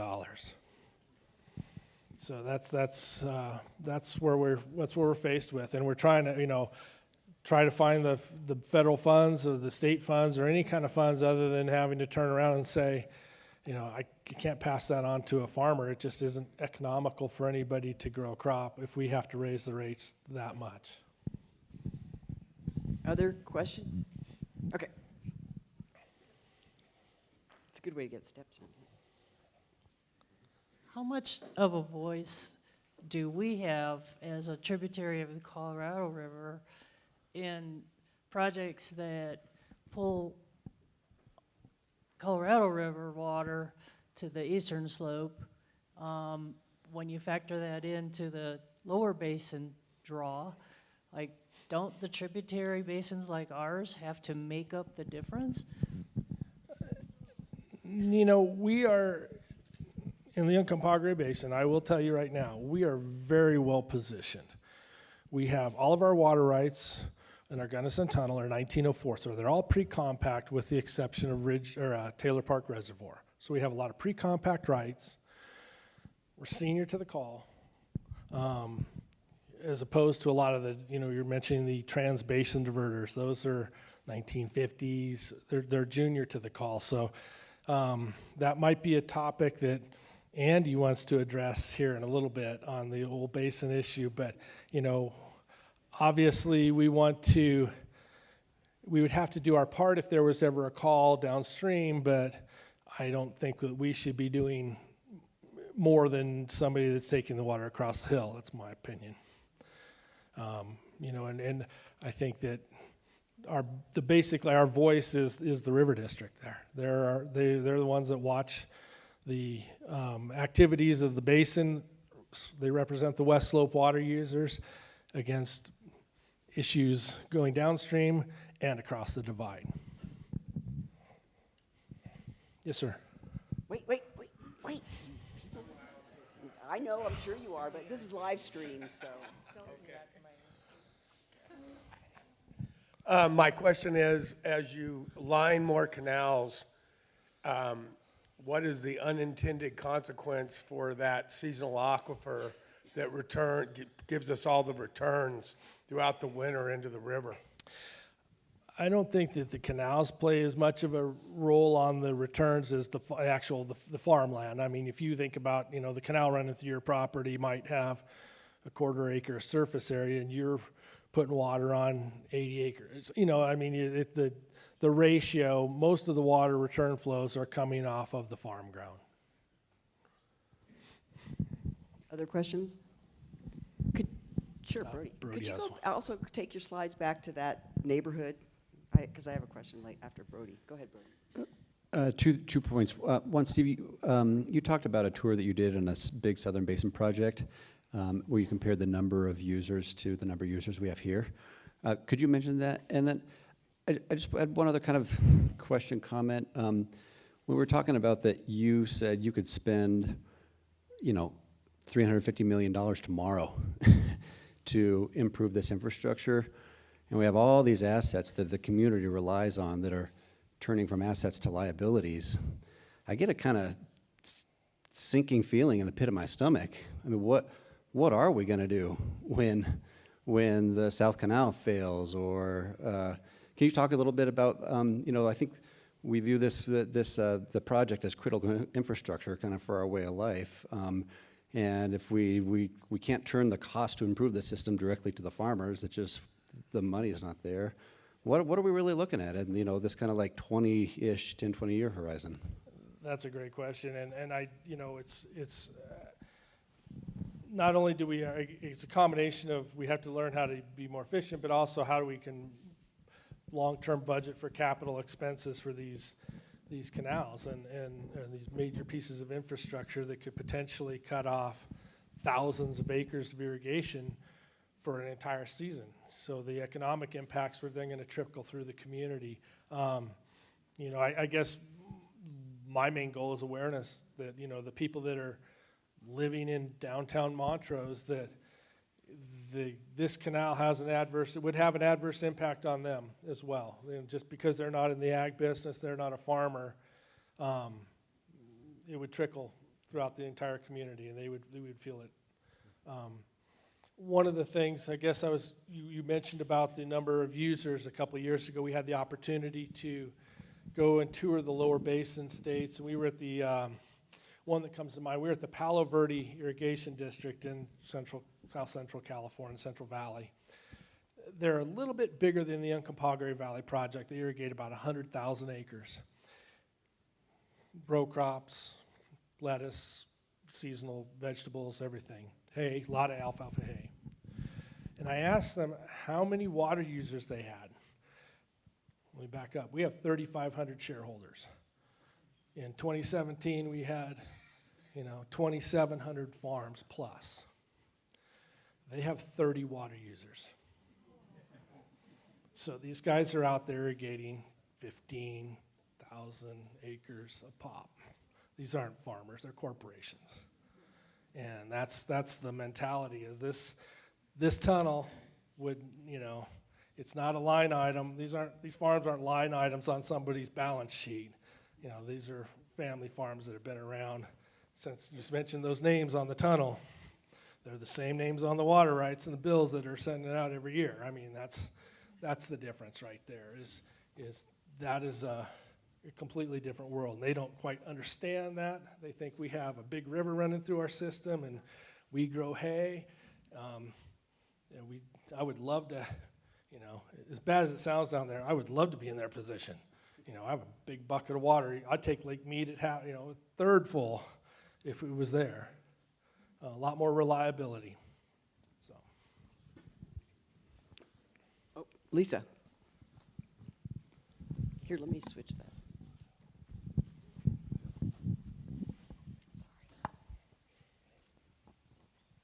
I recently found out about some new private companies doing flood modeling, and I was wondering if there are any consequences or benefits from piping that could affect flooding. Most of our flooding is, the problem we have is we're seeing these short, intense rain events, specifically, on the east side over here in the Dobies, that really put a tremendous amount of rain down in a short period of time that caused a lot of our flooding. The other location would be over on the far west side where the Chavano, a few years ago, just one cloud burst. It literally filled the canal with water or sediment. A great deal of farm ground was covered in 2 to 3 feet of sediment. I don't know that piping anything is going to, it'll prevent it. It may even have the opposite, in the fact that you have that ditch and that canal to be able to re-regulate some water and capture some of that and transport it to a drainage or a naturally occurring drain. I haven't heard a whole lot about how the piping would resolve flooding issues, other than the fact if we had a major infrastructure failure, canals break, pipes break too. So. Other questions? Oh. Is this a plot to make me run like a mile and a half? You're getting your Can't steps you, in. lump yourselves together or something? Excuse me. Oh, stop.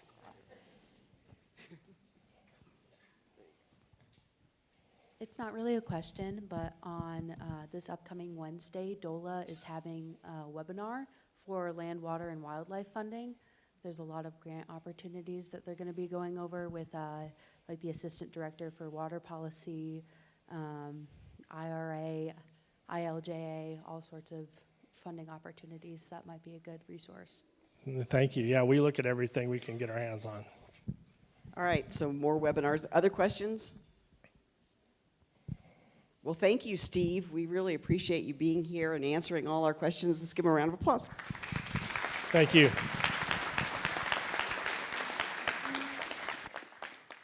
I'm just going to we have a few minutes. How many of you are new to the area? Are there any folks that just have moved here? So the water is complicated. Please use Steve as a reference. Ask before you dig or put in a fountain using water users' irrigation water. That would be a real good tip. But it is. I mean, if you come from an area where, you turn on the spigot and water is just here, that it is a little bit confusing as to how our water works. In the future, there will be a community survey. And let me, of you all in here, how many of you really appreciate our ag influence? Just raise a hand. Yeah. So we'll be sending out a community survey from the county that will talk and ask some questions about how you feel about ag. There'll be a number of questions, but we'd like to see how valuable it is to you to live in a community that has ag. Now, what we do see are a lot of complaints about dust, and then I got a recent complaint about sheep on the road, and I'm just not sure if you move into an agricultural community, these are the things you get to deal with. And those of us that moved here a while ago, and maybe some of you, we love that. I mean, we love that you do have to learn how to drive through animals that are on the road. That might be a second seminar we hold, because it's pretty clear that people don't know how to progress through a herd of cattle or sheep, and so that might be something we add to our list. But the community survey will specifically ask you a number of questions about the community, what you love about it, what you'd like to see the county do. And I really would like to encourage you to weigh in a robust way, because this is the only way that we can really poll everybody and get a sense of it. And I personally feel like the county, we try to do a lot to make sure that we highlight ag. It's important to me, it's important to the other commissioners. And so we'd like to have, your input on how you think that we should do that. So, so that will be just coming your way, just so you know. And with that, anybody have any questions at this point before I'm going to give you a break? So we have a 15-minute break, so maybe let's make it 10, just to put a goal on it. I know it's hard to get this many people through a bathroom, but let's meet back up here at 10:30, but there's coffee and donuts and bagels. The bathrooms are back here. There's bathrooms out here if those are full, and then we'll continue, and then I'll introduce our next speaker.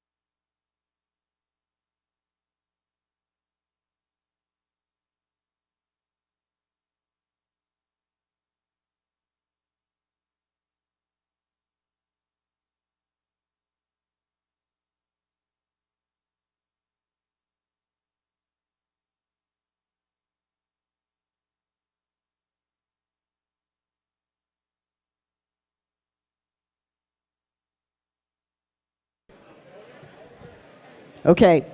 Hey, if everybody would start making their way to their seats, that would be really great.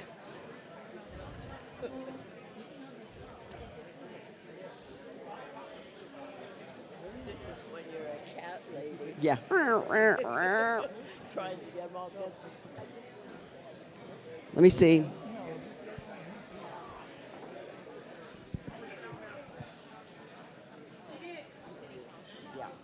Okay. If we could make our way to our seats, that would be great. Hello? Hello? If you guys, we're going to start here in just a couple seconds.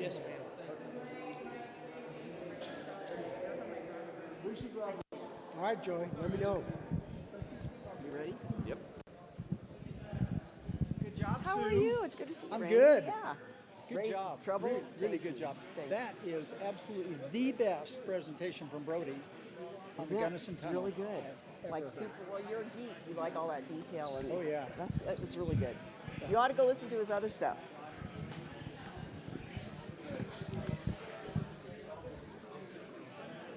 I saw him. I thought I saw him. Yeah. Okay. All righty. So just a couple. I guess we can get this out of the way. Are you not going to use? Are you going to use your this? I can't lift it. I'm getting old. I got to work out more. First of all, Mark Catlin, Senator Mark Catlin is in the room. Want to say congratulations to him.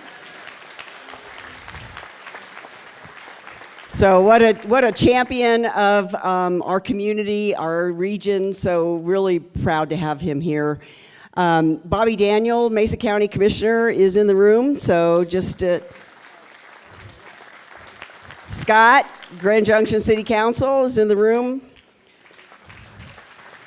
So now we have more government than we ever thought we would have here. And Commissioner-elect Scott Majaris is back at the back room. So did I miss anybody that's important? Okay. All right. So, you know, every year we are always lucky to have Andy. Last year we had him by video. But this year, as soon as the Water Summit was over last year, I secured the date for this year. So that's how much in demand he is. And so always glad to have an update on the Colorado River District and what they're up to. They are our advocates. Andy is our advocate. And you know what we say, and if those of you who've come to the seminars before, whiskey is for drinking and water is for? Okay, so this is for Andy.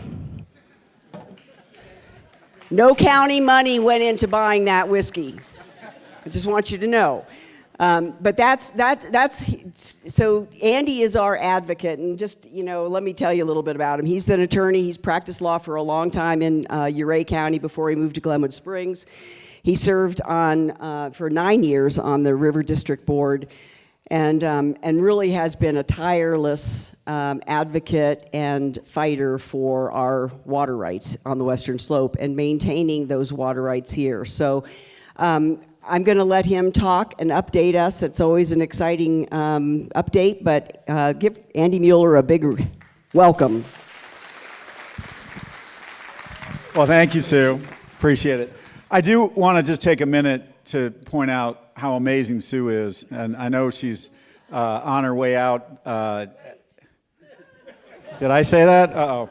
Not really. No, I think you guys have an amazing commissioner here. We work with 15 counties at the River District, and this event is singular in its way it's organized and the interest that Montrose County water users have in this. And I really give my hats off to Sue for putting this thing together. So thank you.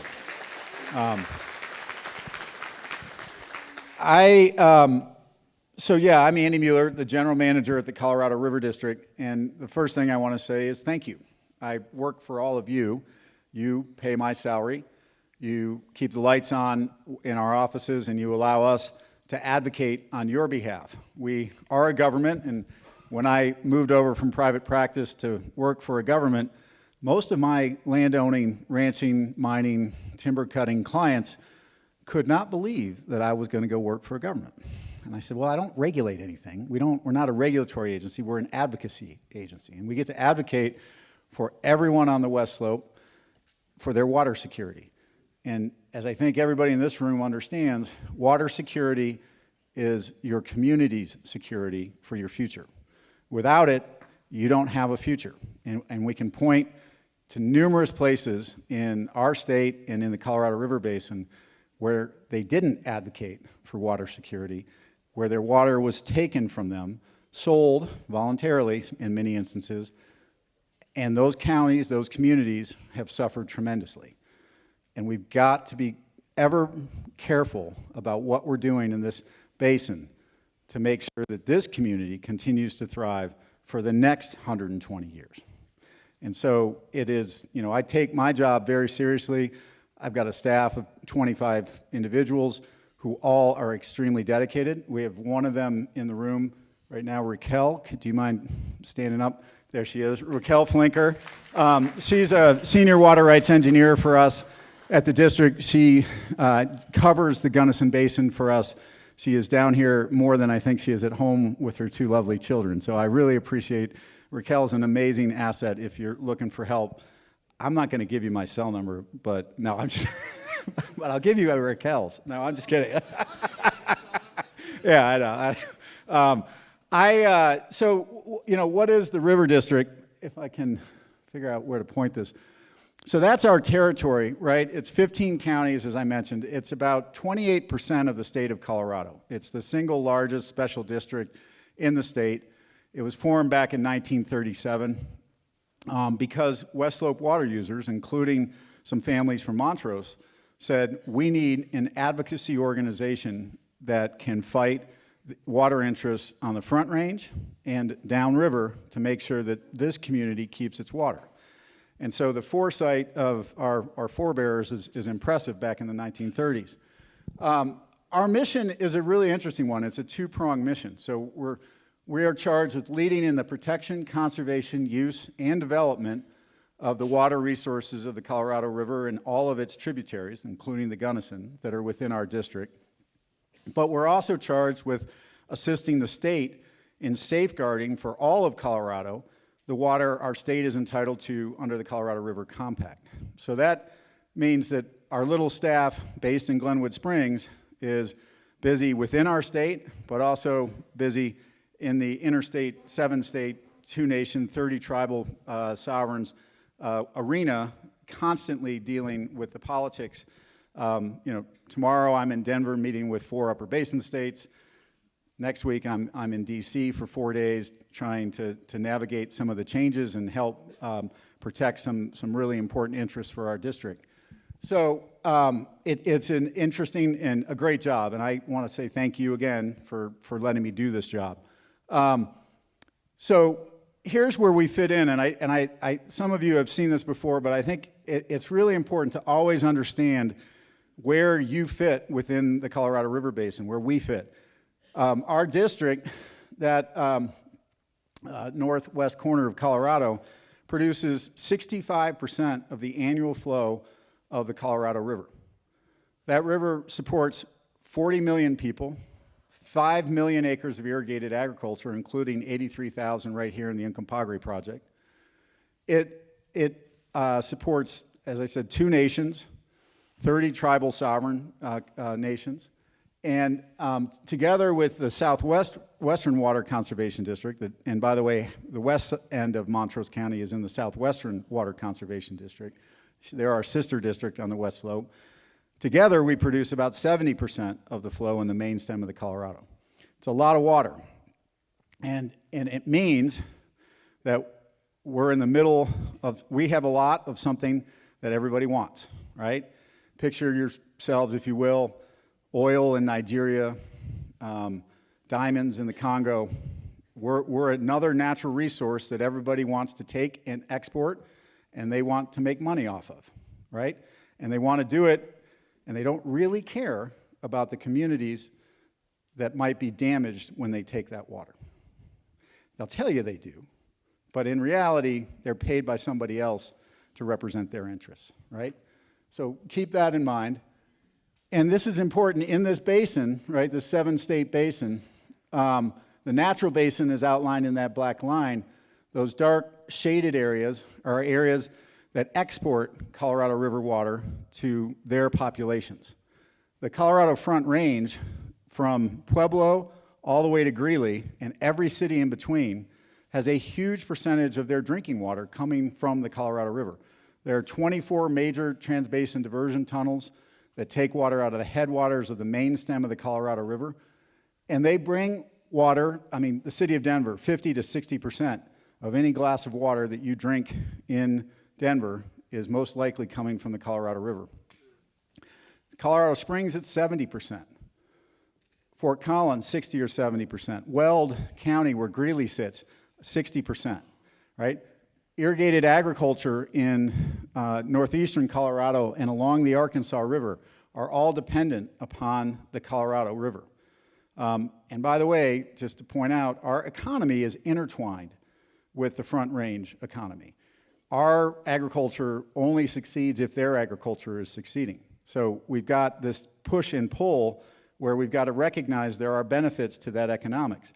Our tourism industry on the West Slope benefits tremendously from those millions of people who live on the Front Range and whom we hope stay on the Front Range, right?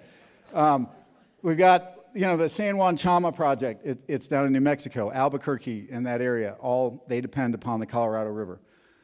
The Wasatch Front in Utah, just a few million people there. Anybody get stuck in traffic over there ever? I mean, that is just a miserable place right now. Lots of people, but they depend tremendously on the Colorado River. Down here in the Imperial and Coachella Valleys, some year-round agricultural operations that we all also depend on, right? Because anybody who eats salad greens or greens during the winter, chances are at least 90% of those are coming out of that region of our country. And then the entire LA Metroplex, right? LA, San Diego, they depend tremendously on the Colorado River. So you've got Phoenix, Tucson, you name it, right? It's the fastest growing cities in North America that for some reason all depend upon a river that's shrinking. And let's talk a little bit about how we govern the river. It's just going to be a very high overview, so any of you who are experts on this or studied this, I apologize. I'm not going to get too deep today into the legal structures because I want to spend more time talking about the implications that we're facing today. But it's really important to have a little bit of common background to understand it. And so in 1922, and I would say a few years before that, and literally it was just a few years, our state was looking downriver on a river that was governed by prior appropriation, right? First in time, first in right. And our state was not developing very quickly comparatively to Southern California. And our water leaders back in the 20s looked downstream and said, man, if we keep this whole prior appropriation on an interstate basis, we are going to get screwed because they're going to put all the water to use. And even though it starts here, we're not going to have any right to it. And so even though our state is the birthplace of the prior appropriation doctrine, our state said, no, that's not how we're going to do this in the river. We're going to come up with something called an equitable apportionment, a fair split of the river. We're going to meet as 7 states and the federal government. Back in the 20s, actually in 22, our nation did not even allow the Native Americans to vote or be recognized as citizens. However, most of their reservations had been created, and federal law at the time said they had a right to water. Their water rights are actually senior to everybody in this valley. The Ute Mountain Utes, the Southern Utes in our state, and the other 28 tribes in the basin have claims to about 25% of the water.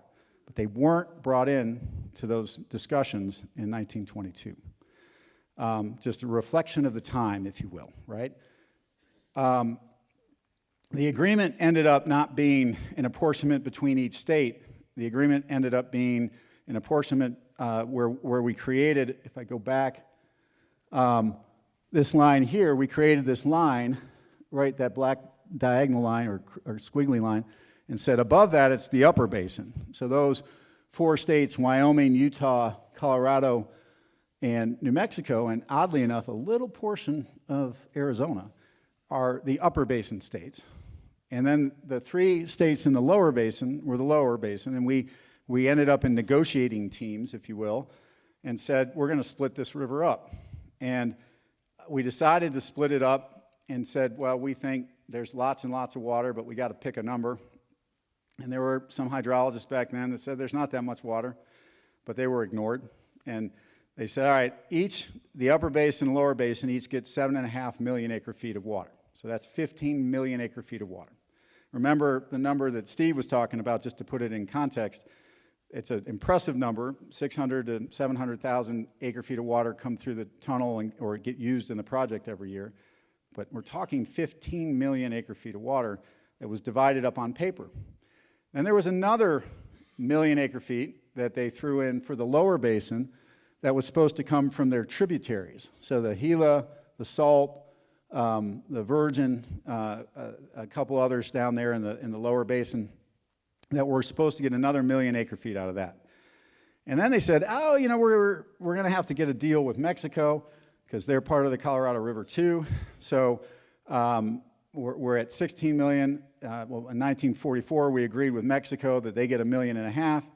That puts us at 17.5 million acre feet, okay? That's what we divided up and said we're going to get it. There's a clause in the 1922 compact that has yet to be determined what it means. We have some very strong opinions here in Colorado about what it means. California, Arizona, Nevada, they don't agree with my interpretation of it. Someday the Supreme Court will tell us which one is right. But the division said that we have an obligation to not deplete the river at this Lee Ferry point below 7.5 million acre feet, or it's actually a running 10-year average, so it's 75 million acre feet over 10 years. We can't deplete the river below that. We can't cause the river to be depleted. Well, it doesn't say we have to deliver it to them. It doesn't say we absolutely owe it. It just says we can't cause it to be depleted.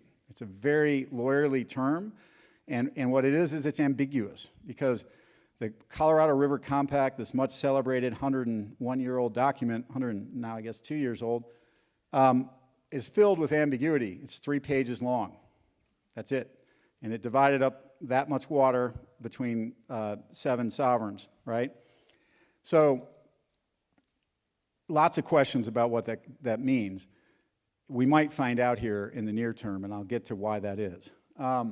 So since that compact was signed, I just want to point out that the upper basin has never used more than about 4.8 million acre feet out of our 7.5 million acre feet. The lower basin has consistently used over 10 million acre feet. If you throw in their tributaries, it's even higher, right? The lower basin, to their credit, has been trying to bring their use down. They're still not below their 7.5 million acre feet out of the main stem. They will tell you they are, but the math, I think they teach a different type of math in California than they do here. I've tried to figure it out. But since that time, there's been a whole bunch of law piled on top, and you hear it called the law of the river. So there have been court decrees, Supreme Court decrees. There have been several acts of Congress that are built on top of the compact.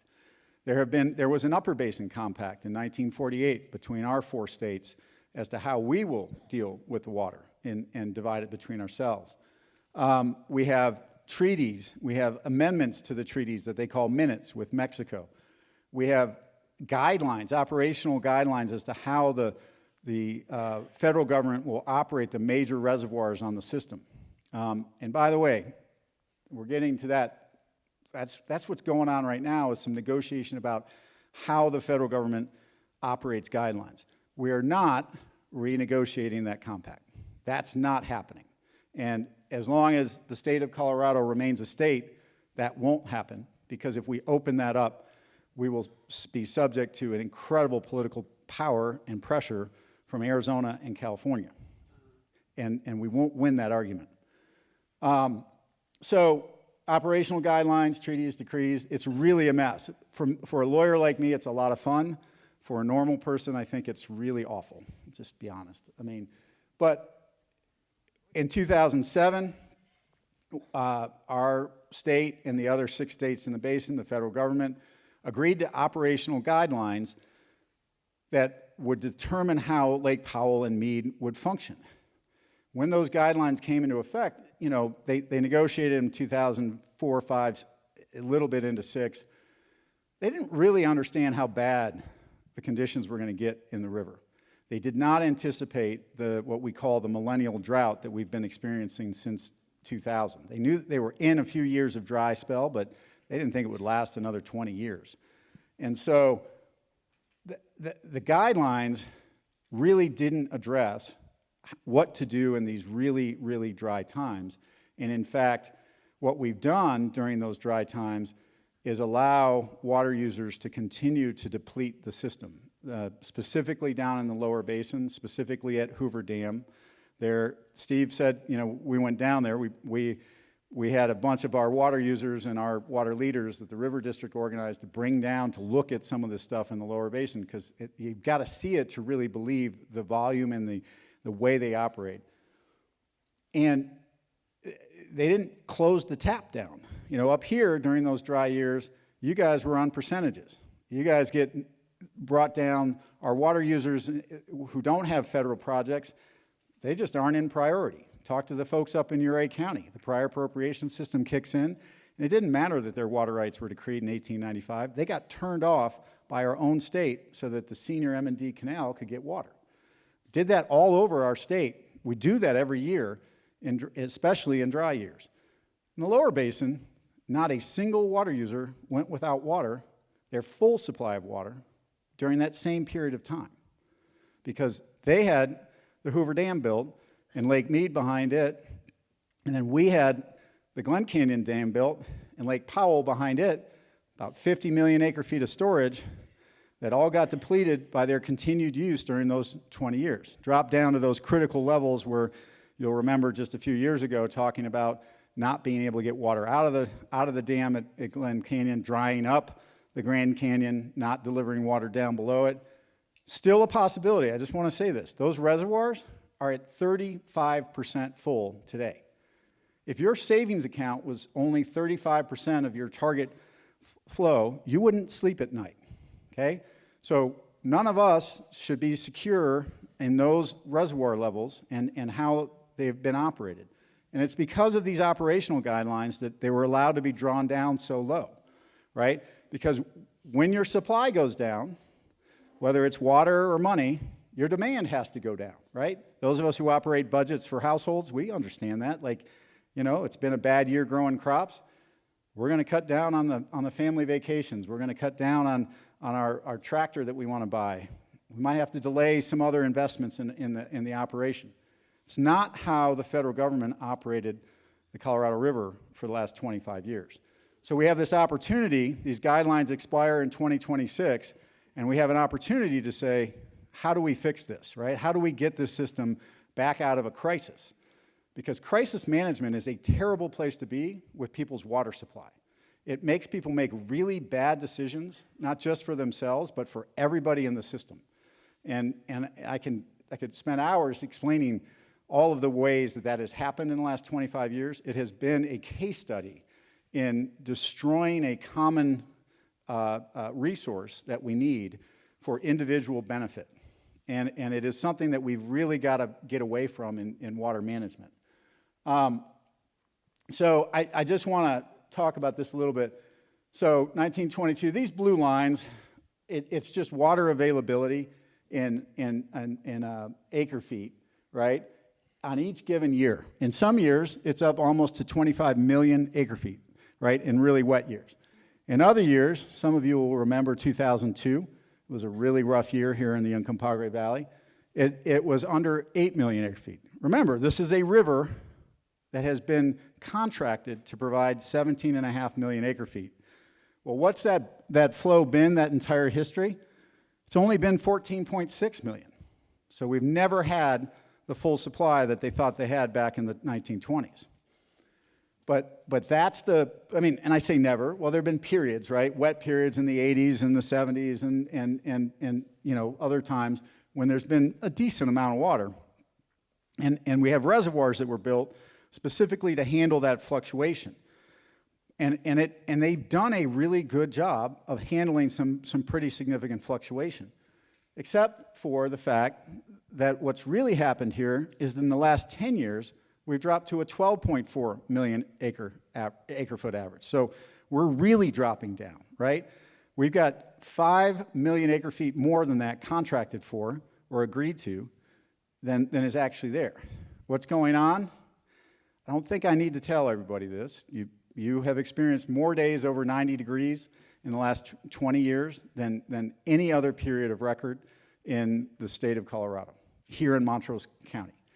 We all know it's hotter, and when it's hotter, the snow doesn't stick around, there's more dust, there's quicker melt off, the snow evaporates instead of running off into the aquifers. We get our plants, because it's hotter and the growing season is longer, which is great if you're a farmer, but it uses more water, right? We use more water when the summers and the growing season is longer. And not only do we use more water, the natural vegetation in the riparian corridor and the forests use more water.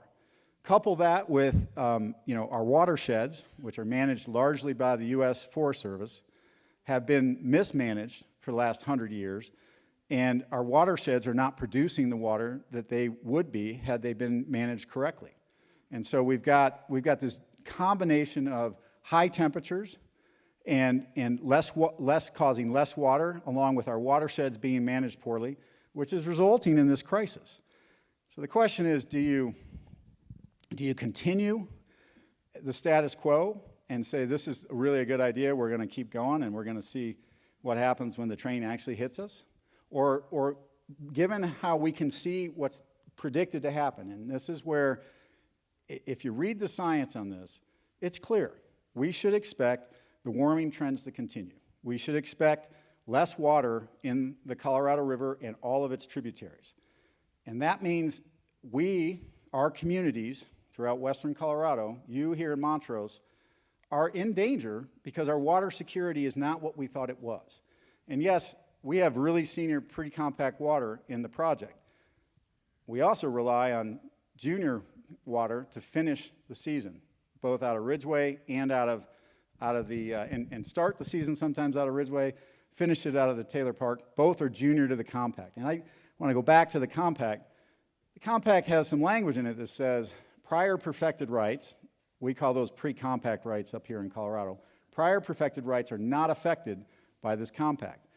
But anything that's been developed after the date of the compact can be curtailed if we're not meeting the requirements under the compact at Lee Ferry.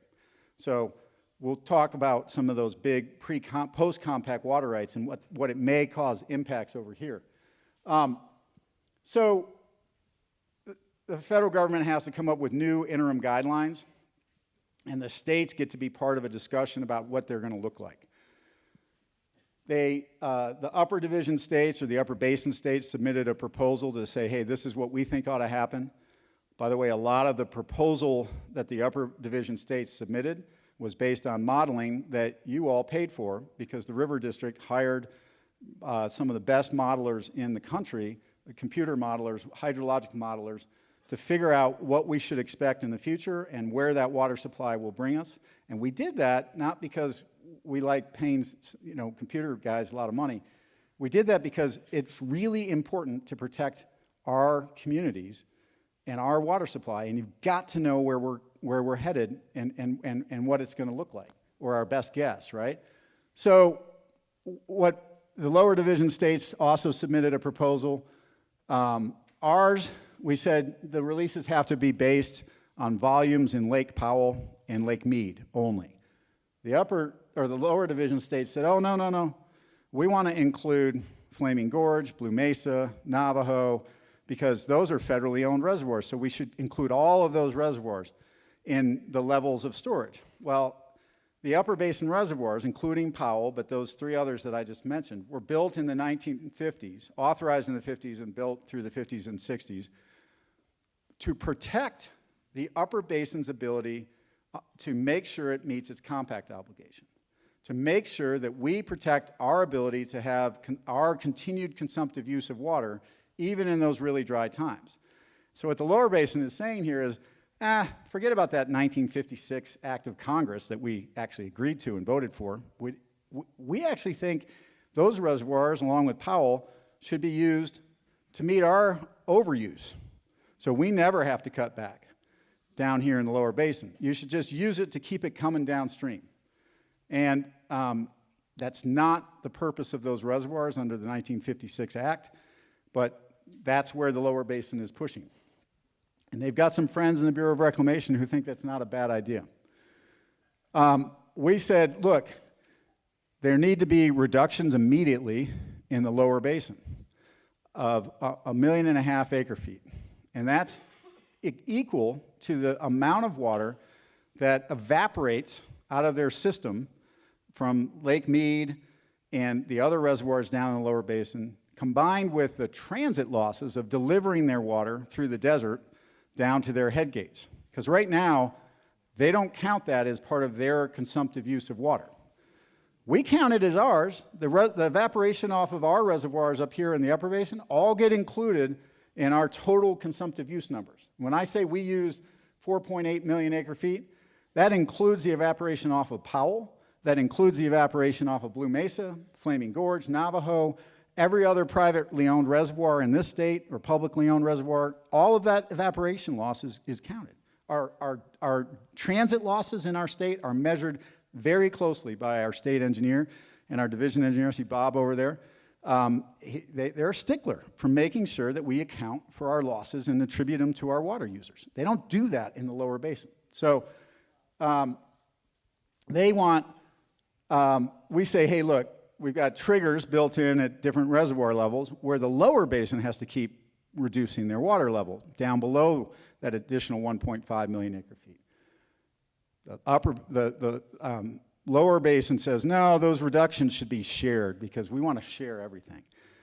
And this is the thing, in some numbers that our state recently computed, in a dry year, and go back to 2018, 2021, in a dry year, our consumptive use of water dropped by about 32% in those years because of all of the administration of water by Bob and his colleagues turning people off.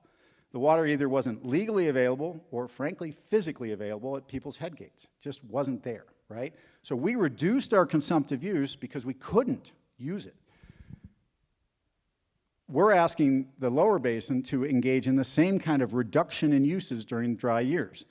We're saying, under our models, it should probably drop about 30 or 40% in those really dry periods. And that's based upon what the reservoir levels are, and that's a pretty good indication of how dry or wet the cycles are. Lower basin thinks those are fighting words. They're happy to bring us to court over that if we keep at it, just so you know. So our goal is to rebuild storage in Powell and Mead and get us out of this crisis. Bring up those levels, protect those reservoirs, protect our own way of life, our communities, and help the lower basin figure out how to live within their means so they can protect their communities too. It's not like we want them to blow up or dry up and blow away. So I want to just stop there. The Bureau of Reclamation, these were submitted early this year. Bureau of Reclamation just about a month ago released their initial study of the two different proposals, and there were some other proposals submitted by other groups. And the only proposal that was submitted that actually succeeds at protecting the reservoir levels is the upper basin proposal. The lower basin proposal actually ends up in multiple different likely future hydrologies at causing Lake Powell to hit dead pool and not being able to deliver water. But in order to hide that fact, the lower basin added something they call magic water to their proposal, where all of a sudden it bumped up the reservoir level, right? And if you want to know where that magic water comes from, go look out at your project. Look out at your irrigated fields, because they want the water to come from up here to help them continue to use their water. Okay?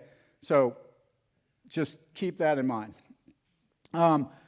We're going to talk a little bit about these parallel activities that is in the upper division state's request or proposal. And that's something that can't be modeled because you can't put exact numbers on it. But what that is two different things. One is at certain times when the infrastructure associated with Lake Powell is at risk of being destroyed because of the low water levels and some of the plumbing issues it has, that we would agree to release water out of the other 3 upper basin reservoirs, the Flaming Gorge, Blue Mesa, and Navajo.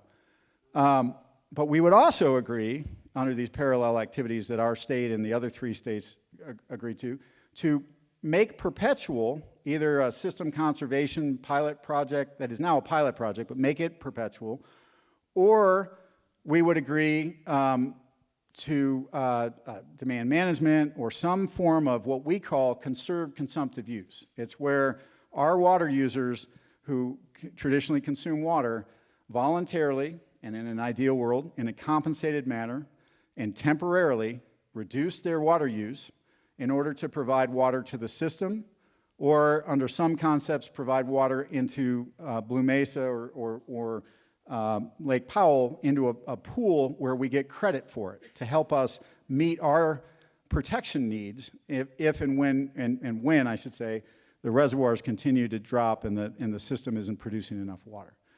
Now, the one thing that to understand, if you meet the goal of rebuilding storage in Powell and Meade, it means you're releasing less water out of Lake Powell.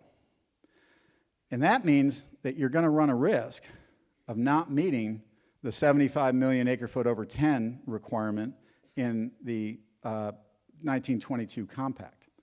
And I do want to just add a little caveat. There's another provision in the 1922 compact that says when there's not surplus in the river, the upper basin owes 1/2 of the Mexican treaty obligations. And the Mexican treaty was signed in 1944. The compact was signed 22 years earlier. We didn't know what that obligation was at the time.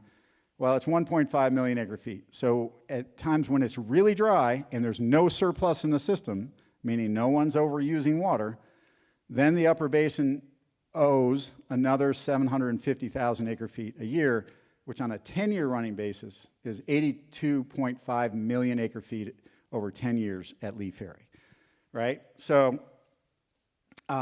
we believe there's lots of surplus in the system. Again, go back to how much water the lower basin is using beyond their compact entitlements, beyond, and especially in their tributaries. Had they not been using that, there would be a lot more water in the system. So we don't think that we've hit that point.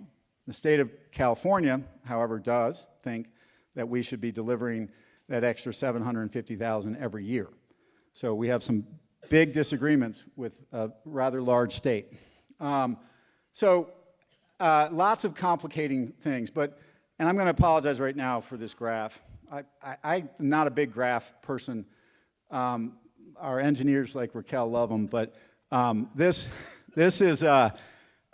one I want to just spend a little bit of time explaining. So on this axis, right, you've got, this is our running 10-year delivery at Lee Ferry. And just to show you, let's see if I can advance it. So at this level, this is the 75 million over 10, right? So this starts 2010 and goes out to 2034, 35. I want to point out that, so there's 75 million over 10. There's 82.5 million over 10. So if you're California, that's our obligation. If you read the document correctly, that's our obligation. So here is our running 10-year average. We're above it. Here we are right now at 86 million over 10. So what's the problem? Why are we even talking about this, right? Why is this a problem? Because we've always met it. Well, the problem is if the operational guidelines on the reservoir change and we actually are protecting those reservoirs and therefore protecting our future consumptive use during ongoing drought, this is what happens. And it's really interesting. This is a 7 million acre foot release every year coming out of the Lake Powell. And by the year 2026, we drop below 82.5 million. That's only 2 years from now, right? The great state of California has said they will sue us when that happens in the Supreme Court, okay? Keep that in mind. That means, by the way, litigation, for anybody who's in business and has been in litigation before, all that does is create uncertainty for you, your people who depend upon you, whether it's your family, your business, your communities in this instance, because you never know what's going to happen in litigation. And I don't care who appoints the judges, Supreme Court justices are not water experts. They don't understand this stuff. And it's a really bad idea to let them make those decisions. But that's where we head, and the 7 million acre foot release is a real likelihood if we continue on in this drought and we follow the upper basin modeling proposal, we will dip below 82.5, and more importantly, we dip below, but in 2029, that's less than 4 years from now, we dip below 75 million over 10, if that's the hydrologic future that we face, right? That's pretty serious, right? That puts us in, unless we agree to something with the lower basin in these operating guidelines, that puts us in a position where we are fighting for the lives of our communities at that point. So, all right, well, maybe we get a little better hydrology. This is 7.5 million acre feet a year being released or delivered at Lee Ferry. Well, it's not a whole lot better, right? We cross 82.5 in about 2027. We cross and get to 75 over 10 and pretty much level out in 2034. That's not a whole lot better, right? But remember, if the water's not there, how can we manufacture it? How do we create it? And remember, these obligations were created by our forebears in a situation that we didn't fully understand the hydrology of the river. We certainly didn't understand the great climate variability that we're experiencing today. So, well, what if we release 82.5 million every year, or 8.25 million, and gets down to the lower basin? Well, we still drop below that 82.5 for a little bit, but we get back up. But in order to deliver that, Glen Canyon Dam would have to disappear. And we would all have to stop using a whole lot of water in order to make that happen in the most likely hydrology, even if it's just the last 20 years repeated. If we get some mixture of that, even if it's the last 40 years repeated, we end up not being able to deliver that 82.5. So why am I saying this? And I think it's really important because it comes back to the pressures on West Slope Ag. So the compact, remember, says we won't touch pre-compact water rights. It makes all of us who have the majority of pre-compact water. This is a slide out of our, we did a risk study, 4 phases of a risk study. This one came out in March 24. It's our most recent. For those of you who are tech savvy, there is actually a QR code you can hit with your phone and get the document if you want. Or our website has it there too. You're welcome to pull it off that. We've done a series of them. I would just say we revised some numbers based upon improved modeling in the version 4, and I would encourage you just to read that one. So I want to say, so pre-compact water by Basin, right? And, you know, we'll just look at the Gunnison, for instance. Pre-compact, 34% of our state's pre-compact water is used here in the Gunnison Basin. Okay, that's a lot. It should give this basin some security. It's not 34% of your water, it's 34% of the state's pre-compact water, right?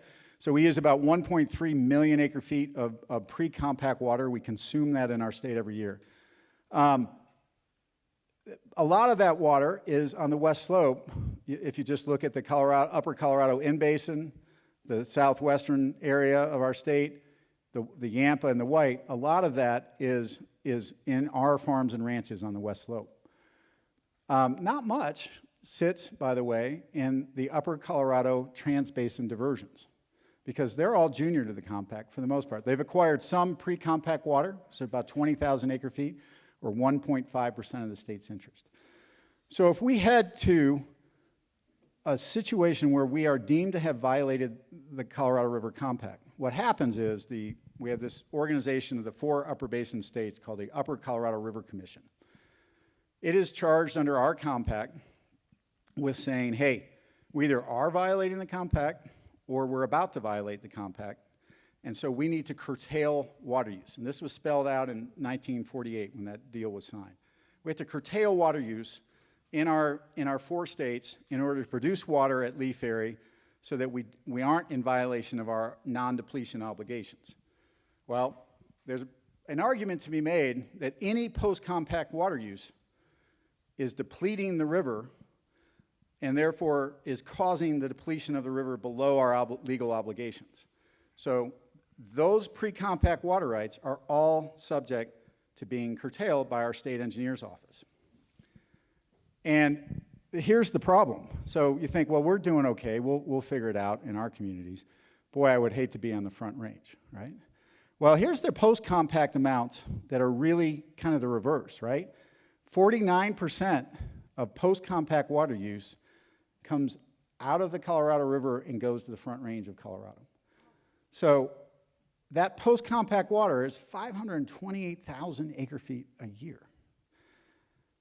And let me ask, is there anyone in this room who thinks that a judge in our state, or our state engineer, or our governor is going to turn off all those trans-basin diversions and all those houses? Remember those numbers I gave you at the beginning, about 70% of Colorado Springs, 50 to 60% of Denver water supply. They're going to turn them off so that we can continue to grow the food and fiber for our communities? I don't think so, right? They're not going to leave those houses and those fire hydrants and those hospitals and those schools without water. They might, if they're smart, dry up their golf courses and their lawns and some of the other stuff that's over there. But they're not going to leave them high and dry.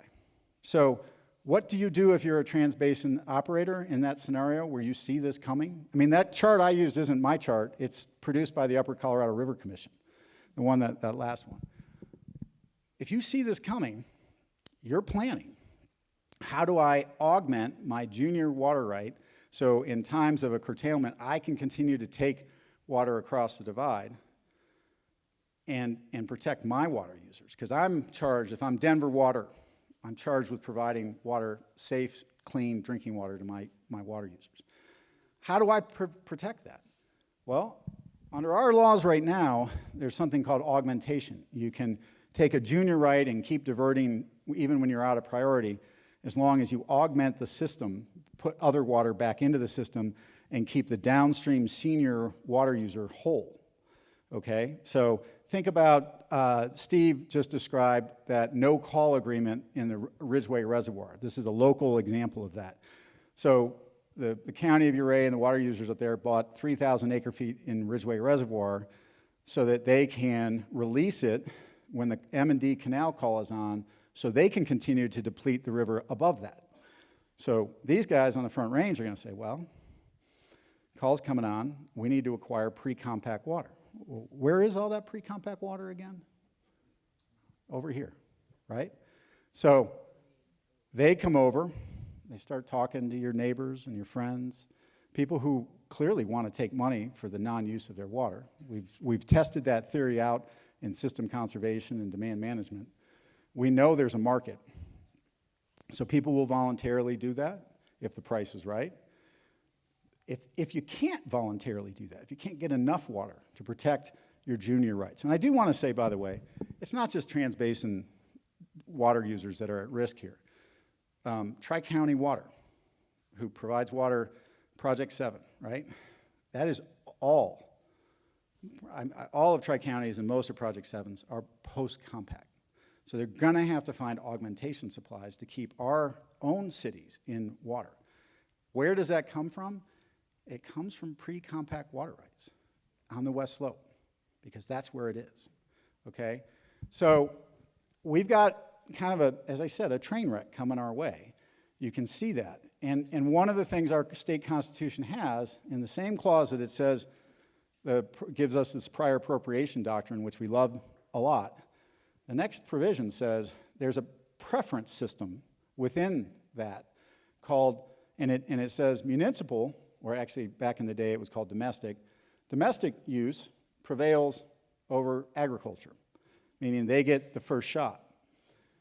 What that means under our court system, we've interpreted that, we actually know what that means. It means that they can come over and exercise eminent domain, condemnation, and take water involuntarily as long as they pay the water owner the fair market value. So there's a mechanism there. It's been used, weirdly enough, the two cities that I'm aware that have used it in our entire state, Norwood and Grand Junction. So interesting cases, both of them to read if you're into that kind of thing. That's our concern, right? That's where we're headed and potentially. So the question is, what do we do about that, right? How do we solve that imbalance there? Well, clearly our water's under pressure. That's what I'm saying, right? We've got population growth on the Front Range. We've got population growth here. We've got massive population growth in Arizona and in Southern California, although oddly enough, a lot of people are fleeing California, but that, you still have it. You have consistent lower basin overuse, and then you have these interstate negotiations where we're agreeing essentially to set up a permanent conserved consumptive use program. And I want to focus on what that means and why it's well-intended, and it is a tool that I think we're going to need to use in terms of how do we reduce our use intentionally in order to balance the system. Remembering, by the way, that the vast majority of water that gets used in the system is actually in the lower basin, and so we will continue to push that they reduce their uses more. But we've got to understand within our own state, we've got pressures that could cause us to have massive changes to our way of life if we don't figure out how to make programs like this work, okay? Now, System Conservation Pilot Program. It was implemented under federal legislation by the Upper Colorado River Commission. And if any of you follow the water news over the last 3 or 4 years, you will know that the Colorado River District and me personally are not big fans of this program, okay? It is not that the idea behind it is bad, it is the lack of guardrails and the lack of rules around it that make it really potentially devastating. And what it is if we're going to conserve our consumptive use in our state and offer to pay people to do that, we've got to be really careful because it's a government market set up to meet a government need, run by the government. It's public policy 101. And if you're enacting public policy as opposed to a free market, you really ought to look at what the potential negative consequences of your actions are.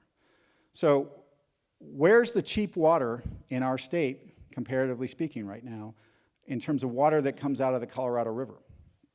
Well, on the Front Range of Colorado, and the biggest single trans-mountain diversion, water rights right now are trading for about $70,000 an acre foot, okay? Over here, in most of our basins, we're talking about maybe 10,000 an acre foot, maybe, okay? Very different economics. So, and that's ownership of those water rights. On an annual basis, the question is, how much would it take for a farmer, rancher, a city to give up some portion of water and let it stay in the river, whether it's going for credit for the upper basin or to the system? How much does it take? Well, the System Conservation Pilot Project has been operating for 2 years, and this is really fascinating. 2023, it rolled out very late, very discombobulated, very hard to follow, poor implementation, and I'm not meaning to criticize the people who rolled it out. It had to do with the timing of the federal legislation, the authorization, the money that went into it, that they were behind the 8 ball in implementing it. But in our state, we had 22 projects, fallowed 2,489 acres. We conserved about 2,500 acre feet of water. Don't know where that water went, by the way, but we conserved it. And we paid all farmers and ranchers from the West Slope almost $1 million to stop using water. No one on the Front Range participated, even though they use an incredible amount of water and theoretically are at risk, significant risk of a compact curtailment. They paid an average of about $422 an acre foot. Well, the next year, this year, way more organized, had it rolled out in October. Still didn't get the contracting process done quite right, but got 50 projects, 12,000 acres participated, produced 16,700 acre feet of water, all off the West Slope. One Front Range entity, because they heard us complaining about it all coming off the West Slope, said, hey, we want to participate. Pueblo Water, I really want to congratulate them. They had a trans-basin diversion system. They said, hey, we could use this water, leave it over on the West Slope and leave it in the river. But our costs to us of replacing that water over here aren't $509 an acre foot that the government was offering. They're about $589 an acre foot. Okay. Keep in mind, in the lower basin, they're paying water users for those very same molecules of water over $800 an acre foot.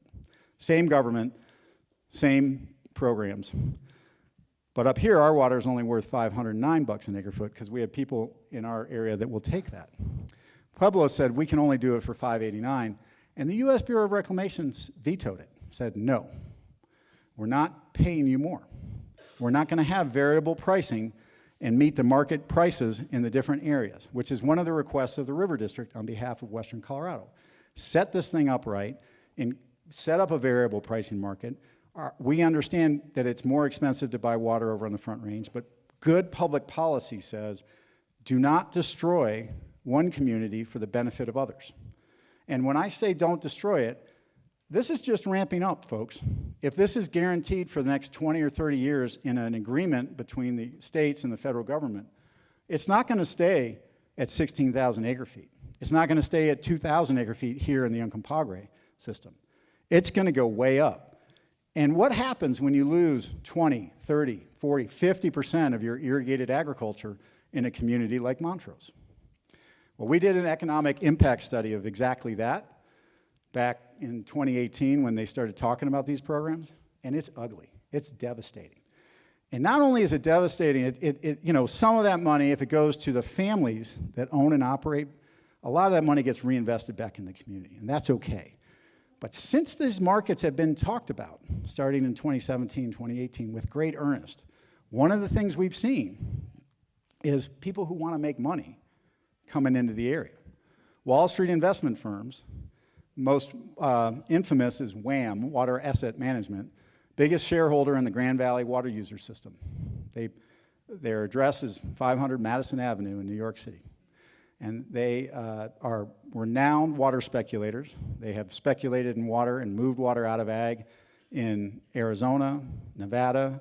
They tried to do it back in the 70s under a different name, fought something called the Colorado River District all the way up to the Supreme Court, where we won on their water speculation scheme back then. They're doing the same thing here. They're trying to get paid for a market they see developing. So how do we stop that? What kind of guidelines do we need? How do we prevent people from poaching and making money off the speculation on our way of life? How do we keep our communities alive? But how do we provide our farmers and ranchers a tool in their toolbox where maybe they could use a cash injection for a year or two while they pay off debt or send a kid to college or pay medical bills? Is this a tool we should have? It probably is, but it needs to be done right, which is why we teamed up with the Uncompahgre Valley water users to create that decision support tool. Because we said, if you're going to do these programs, be intelligent. Don't be stupid. Don't have a stupid program. Make sure you're protecting our communities, our Colorado way of life, and make it happen in a way that actually works. Put limitations on the number of acres in any one project or one basin. Put limitations on the number of years a property can be fallowed. Encourage crop switching into more water smart crops and reduce the demand. Pay people to do those kind of things, right? That's the kind of work we want to see happen that makes our communities resilient to drought, but also allows our community members who are farming, who have private property rights and those water rights, be able to monetize those to some extent and have a tool. Because if it's a government program, then it should meet our public policy needs and not destroy our community for the benefit of others. And that's really something that I think that we all have to pay attention to. Our senators have sponsored the reauthorization of System Conservation Pilot Project. It is sitting in front of Congress during the lame duck session right now. Anybody's guess what happens during that session as to whether or not it gets reauthorized. The money has already been appropriated. It's just a simple, straight-up reauthorization for another year. We've talked to both Senate offices and the Bureau of Reclamation and said, hold it. Would you please implement guidelines and rules and regulations to protect our communities? And they've all said, no, no, no, that's not our job. That's the UCRC's job, the Upper Colorado River Commission. And the UCRC says, that's not our job. That's your state's job. So it is our state's job. I also happen to think it's the federal government's job to make sure they don't destroy our communities through a federal program. So I think all of them have an obligation to help us. But we need our state to stand up and say, we'll only participate in these types of programs if they're balanced and they're designed to protect our communities. And that's a really important point. I want to talk about something a little lighter, a little more fun. Sorry to depress you all. Your faces look really sad. We are doing things at the Colorado River District that are really proactive to try to protect West Slope water security.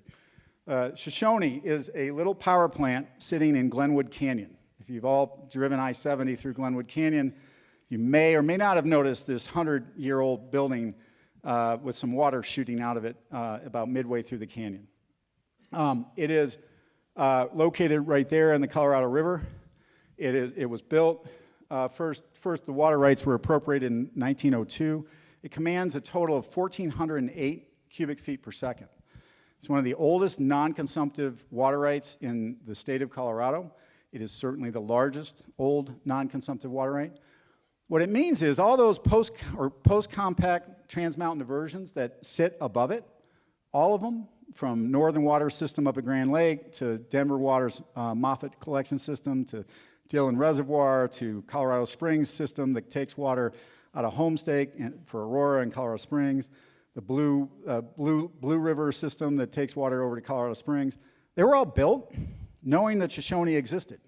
And they planned their yield out of their project and they invested their money knowing they were junior to Shoshone, meaning they thought they could still get enough water to provide water to their population while honoring our state's prior appropriation system. Some of those agreements around those trans-basin diversions all reference Shoshone. They're in decrees. They're in Senate documents from the U.S. government saying you must meet the demands at Shoshone. Well, despite that, about two decades ago, the city and county of Denver, while negotiating a franchise agreement with Xcel, who happens to own that power plant and has through its subsidiary for quite some time, said, hey, Denver said, can you give us a right of first purchase of that power plant? We'd like to buy that. The city and county of Denver has no interest in producing power. They have an interest in abandoning that water right. And what happens, because they did a whole lot on ditches up here before we entered into an agreement with them. We sued them and then entered into an agreement that said they would never do that again. But this one was under the radar. They got a right of first purchase to buy that water and turn off the plant. And when that happens, all of those trans-basin systems are in priority longer. They get better yield. They take more water out of the Colorado River system. Well, wait a minute. Just go back to what I was just talking about. We're trying to put more water in. We're paying farmers and ranchers to put more water in to bring the river into balance. And the city and county of Denver is trying to take more water out. And it's not just Denver. I don't mean to pick on them, because they actually did enter into an agreement with us 10 years ago that said they would waive their right of first purchase if we or another West Slope government bought those water rights. The rest of them didn't enter into those agreements with us and are very upset that we now, for the first time after literally 20 years of negotiations with Xcel, have those water rights under contract. And our goal is to keep them running. But we can't keep that power plant running, not likely anyway, because the power plant is over 100 years old, 115 years old. It is subject to debris flow, floods, fires, other natural calamities. It has a legal problem in that it's pre-Federal Power Act, meaning it's not licensed by the Federal Energy and Regulatory Commission. And the minute their dam needs to be rebuilt or their turbines need to be replaced, they trigger FERC licensing, and FERC will never license a power plant in that location on the main stem of the Colorado. So they won't get FERC licensing, and they know that. So if that happens, which by the way, that power plant in the last 20 years has had more and more outages. In 23 and 24, it was out for 15 consecutive months, okay? Xcel, to their credit, got it back up and running, but only after they flew in machinists from Switzerland, and they flew they brought them up on trains, a bunch of their mechanical equipment to Wisconsin to be worked on, and then brought it back over here. Okay, it is their most expensive power on their system, even more expensive than their Comanche plant, if you can believe that, and it produces 15 kilowatts or megawatts of power a year. That's it. It's a blip in their overall system. But the leadership at Xcel saw an opportunity to pair with us. We're going to give them a lot of money, $99 million, which it's worth it. We've had lots of appraisals done. We've had all sorts of valuations done.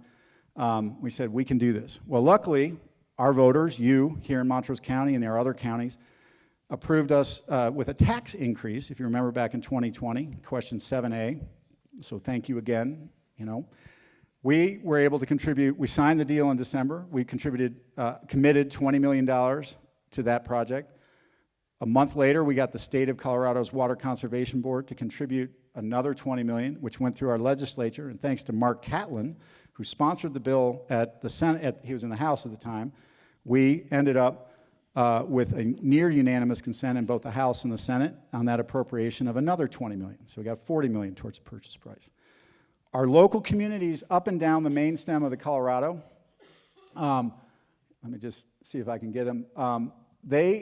All of these entities, for the 5 counties on the main stem, and every one of the entities that's popping up there, have committed an amazing amount of money. So $16 million. I want to just say the counties, you know, Mesa County is contributing $1 million. The city of Grand Junction is contributing $1 million. The city of Glenwood Springs, little town of 10,000 people, smaller than Montrose, is chipping in $2 million. Garfield County at $3 million, right? More impressive, I honestly have to tell you, are folks like this, the Palisade Irrigation District. Tiny little irrigation district, a board that can barely afford to make sure its own canals run in Palisade. I went and asked their board for money. I said, well, this is really important, it helps your water, all sorts of reasons. And they said, let me get this right. I'm a taxpayer for the state of Colorado, and the state's putting in $20 million. And I'm a taxpayer for the Colorado River District, and the Colorado River District's putting in $20 million. And Mesa County's putting in $1 million, and I'm a taxpayer there. And Clifton Water, where they also get their water, they're putting in $250,000. And you want us to give more money? And I said, absolutely, yes. And he said, okay, I just want to make sure we're on the same page. And that guy made the motion to approve $50,000 from this organization that they're going to have to scrape the money from their neighbors together, right? I mean, it was really an impressive civic lesson for me. like yes, we're not pulling the wool over your eyes. We're asking you to contribute to protect your future. Now, so those are the entities that are kicking in money. But these are the entities that have formally supported the River District in its purchase, right? And it's an amazing group because it involves our chambers of commerce and our economic partnerships on the West Slope. It involves counties that have nothing to do with the main stem of the Colorado River. It involves almost every environmental group that operates in the state, all side by side, hand by hand. I mean, Colorado Mesa University was back on the other list. They're contributing $500,000 because they understand how important water is to the West Slope, right? Really impressive organizations, and I do want to say Montrose County through, I'm going to get it here, the Western District Counties of CCI, Montrose County signed off on this, so I appreciate that, just want to say. And it is amazing that someone was asking about the roundtables. The Gunnison Basin roundtable signed off. And there's some reasons for this, by the way. Remember those trans-basin diversions where they lie and at the headwaters of the Colorado? And if we keep Shoshone's call on, during a compact curtailment, the water in the Colorado main stem has to meet that call. And it's pre-compact, so it won't be turned off. And it's actually not consumptive either. But in order to dry up West Slope Ag, whether it's in the Gunnison, the Yampa, the White, or the lower Colorado, they have to do that augmentation or exchange up to their head gates. And to get it up to their head gates, and then they take those, the physical water never goes up there. They just take it and replace it to meet the downstream senior call. But they can't injure an intervening senior water user. Well, Shoshone is an intervening senior water user. So it limits the amount that they can buy and dry and move over to the east slope. So oddly enough, we have some opposition to this whole effort from the Front Range. So we're going to keep at it. We're going to keep fighting on behalf of the West Slope. So we have 56 million today. We are putting literally today in an application to the federal government under a grant opportunity for $40 million. Honestly, I have no idea what's going to happen to that today because that was an Inflation Reduction Act appropriation that went to the Bureau of Reclamation. It hasn't been committed to anybody yet, and it is likely to be clawed back by the incoming administration so that they can pay for tax cut priorities rather than some of the things they disagree with in the Inflation Reduction Act. I will just say water is bipartisan, nonpartisan. It should not matter who's in power as to whether or not the ability of Western Colorado is able to secure its water future. But that's why I'm going back to DC next week to work on this. So we're going to try our hardest to make this happen. Whether it's under the current administration or the incoming, we believe our values align completely with both of those administrations on keeping water for Western Colorado. We're optimistic, and if we can't get that 40 million, we'll figure it out. We'll get that done. But we do have a number of other contingencies in that contract with Excel that we have to satisfy. We have to go through an in-stream flow agreement process with the state of Colorado because, as I said, that power plant's not likely to succeed. So what's the only other non-consumptive water right that operates year-round other than hydroelectric? It's an in-stream water flow. Who can hold an in-stream water flow under our state law? The state of Colorado through its Colorado Water Conservation Board. We actually thought we could, back in the 70s, we took them to the Supreme Court because our statute said that we could, we thought. We lost that battle in the 70s. So they are our partner on this. They are a statewide organization subject to politics. So they are getting a lot of pressure from the Front Range to make sure that we don't injure them in some fashion. I think we will get through that process. We have a lot of support. We then have to go through a change case in water court. So Aaron Clay here, he knows a little bit about those. We can expect the opponents to show up screaming at us. I will say, in addition to Denver agreeing to let us purchase the water right, or waive their purchase right, they also signed an agreement that said they'd support us in this acquisition and in-stream flow. They haven't yet come out publicly and said that, but their agreement says they will. City of Aurora, City of Colorado Springs signed the same agreements, actually more clear agreements. Northern Water hasn't signed that, so I expect to be in water court with them potentially. They see this as a real threat. I think the reality is we're just trying to keep the system the same, keep the water flowing. We then have to go to the Public Utilities Commission because Excel is a regulated utility and it's a gain on sale of an asset. Do their ratepayers get it? Do their shareholders get it? Our contract, we have a little aspirational paragraph in there that we said we don't think, if it goes to ratepayers, it's like $5 a person, so it's not a lot of money. why don't you just put 25 or 30 million of your gain into a fund for the health of the Colorado River and its tributaries? And Excel said, that's a great idea if we can convince the Public Utilities Commission to do that. So we're trying every angle we can to keep that water flowing and keep the money to help us. Just real quick, and I know I'm going to run out of time here, so I'm sorry, Sue. I do want to talk about something else we're doing, and this is as a result of 7A that you passed back in 2020. We have a community funding partnership. It is a grant program, but it is more than that. We have a technical staff, a legal staff, a government advocacy staff at the River District that partners with our water users on projects, similar to what we're doing with the Uncompahgre Valley water users with the decision support tool. But we do it, we're looking for multi-benefit water projects. To date, we've committed over $22.4 million, so that was 4 years ago, and we've already committed $22.4 million. I do want to say, when we went to the voters, we said, hey, look, we're going to put $4.2 million a year into this program. My board, our board, your representatives, have voted to put more than $7 million each of the years that we've been funding into that fund. Instead of paying for operational expenses or other things at the River District, we are trying to do our best to get money out the door to our water users. And the idea is to help our aging infrastructure and our communities adapt to the current situations and to develop resiliency, to help, for instance, the Tri-County water effort to get a secondary supply out of Ridgeway Reservoir to a treatment plant. We put money into that because, God forbid, something happened to the Gunnison Tunnel. That not only is your ag water, that's your drinking water.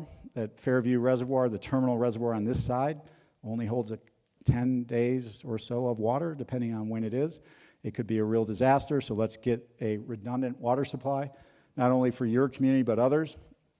Anyway, we've invested $22 million of your money, but we've then brought in to the district $92 million of matching funds from the state and federal government that wouldn't otherwise be here. And so we are leveraging that your money to bring in outside money. It is a really good investment, and I want to thank you again for supporting it. In the Gunnison Basin, we said, hey, we're going to try on a 5-year running basis to keep a relatively equal proportion between these 5 categories. You can see in the Gunnison Basin we're a little off in terms of conservation and efficiency. We need to spend some more money on that. But we are spending quite a bit of money on the other 4 categories. I want to talk about just a couple programs. This one was just funded, literally yesterday. I think we issued the award letter. This is up on Boswick Park system. This water drop is in danger of washing out the Stilling Basin down below, creating huge erosion problems. We provided $28,000. They expect to have a total funding of $140,000. That project's in process right now, is my understanding, in terms of construction. We think it's a great one. Another one, just in Delta, this is a completed project. So this is was a diversion on the North Fork. This is what it looks like today, thanks to our funding. Again, we put $200,000 in, brought in another $532,000 of outside funds to make that happen. It is a great project, great program. I would really encourage any of you who are water users to look at this program. We've got all sorts of materials on our website about it. We would love to fund more projects in Montrose County. We are using $20 million to do Shoshone. We are keeping a geographic equity as well in our different basins. So we have money to spend here in the Gunnison Basin. We need good projects. We need projects that result in water conservation. And in all of those 5 areas that I just talked about, watershed health and water quality, healthy rivers, infrastructure, productive agriculture, and conservation and efficiency. And our team is really good at figuring out, if you come in with your project, come talk to our team. They can help you develop a roadmap for funding it. They know all the other funding sources. They can help you find them. They can put you in touch with the other programs. This is how we help our communities stay strong. So, as I said, I love my job, and I really appreciate being able to work for you. Thank you.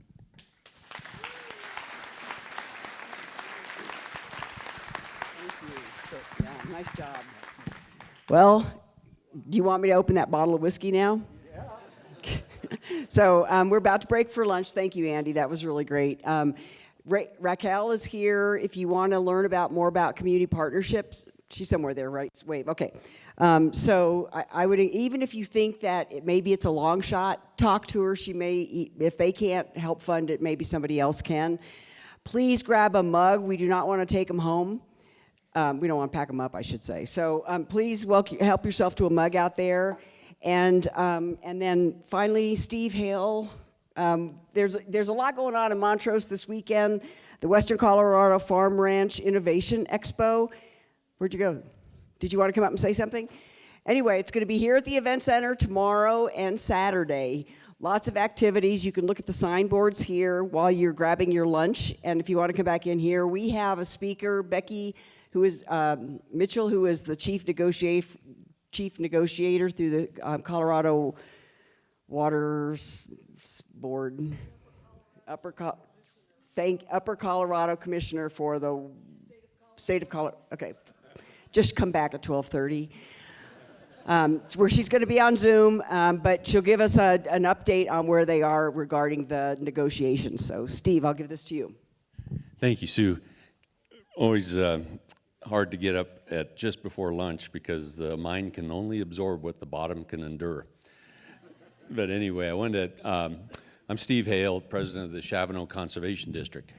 Real excited about this event because it brings together a lot of producers, and we do have an enormous opportunity here in the next couple of days to showcase innovation in agriculture, farms and ranches, right here at this event center. This is the first annual event, and I really want to invite everyone to be here to take part. Our Soil Health Committee and our Conservation District, partnered with CSU Extension, has put on an enormous effort to get this put together. We've got 40 vendors from all over, local and out of state.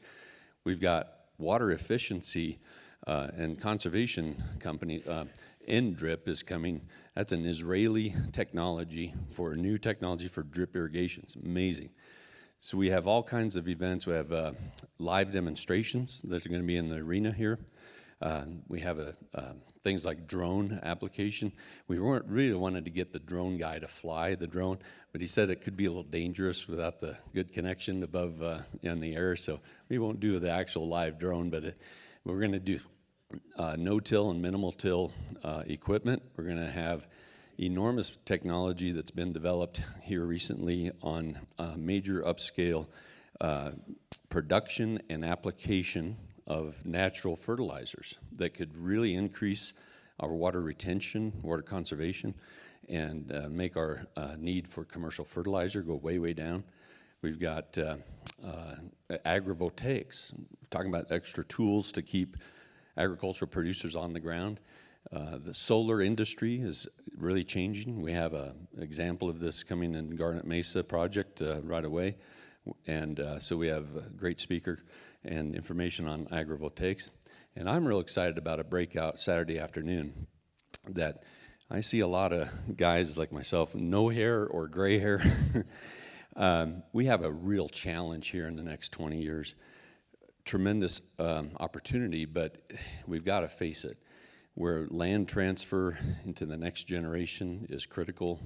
And so we're going to have a program called Who's Going to Fill Their Shoes?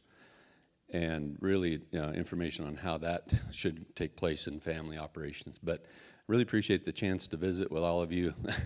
Told Steve Woodis the other day. And those of you that are on the Soil Health Committee, Chavano Conservation Board or staff, please stand, and CSU Extension. These folks have really put together a tremendous project here, and I want to thank them. And thank you, Zach. There's information out here. This is free, no cost. And you know, we wanted to make it a really welcoming event for producers. And you know, trying to get hold of producers is like Steve Wood is trying to hunt a snow leopard in Nepal. We know they exist, but it's a little hard to get in front of you guys. And this is a good chance, and I really appreciate Sue for allowing me to have a few minutes. You are up against the lunch portion, so. Anyway, so please, lunch is served out here. You can bring your lunch back in here. But thank you, Steve, and I think this is a really good opportunity to learn a little bit more about the ag industry and some of these innovative practices, so please make an effort to go there. Anyway, you are dismissed, but we'll see you back here for the next speaker.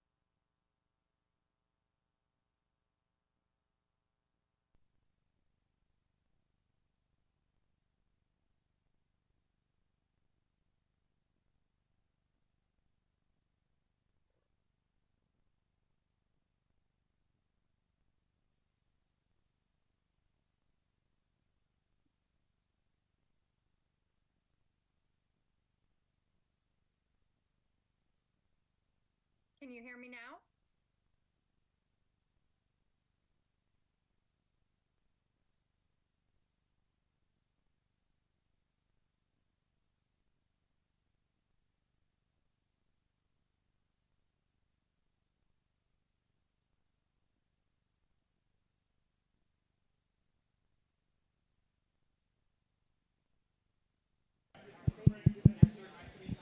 Check, check. No, this isn't live. Check. She can hear us. Oh. But I can't get her audio. We're having trouble getting your audio, so we're working on it. Sorry. Okay, we got time. We just wanted to make sure that you, if there were questions, that people here could ask a question. Perfect. Yes. I wanted to make sure to check in early so that we could Output. Is it coming through a USB-C instead to the HDMI?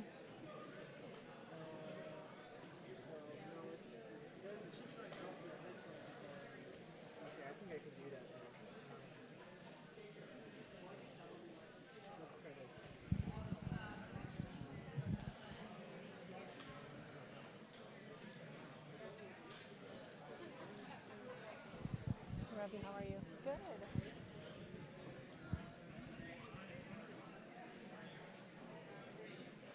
Robbie Lavallee.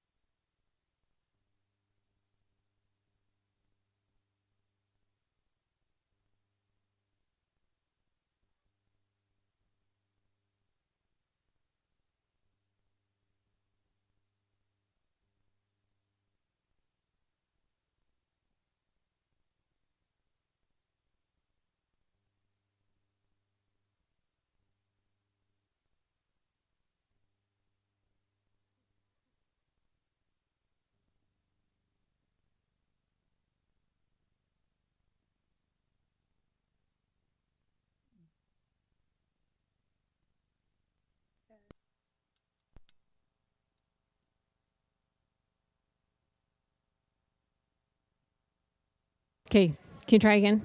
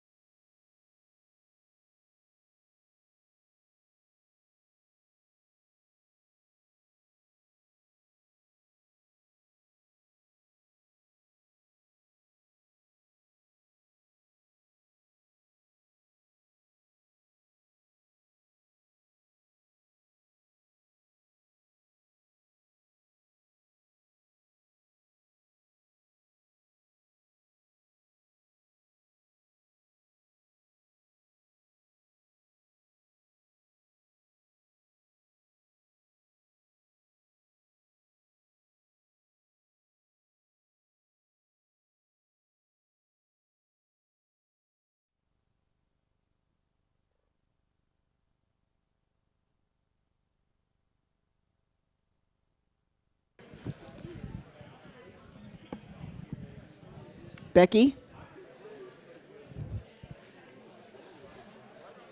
You can hear me, I can't hear you. Yep. Hold on. Hi.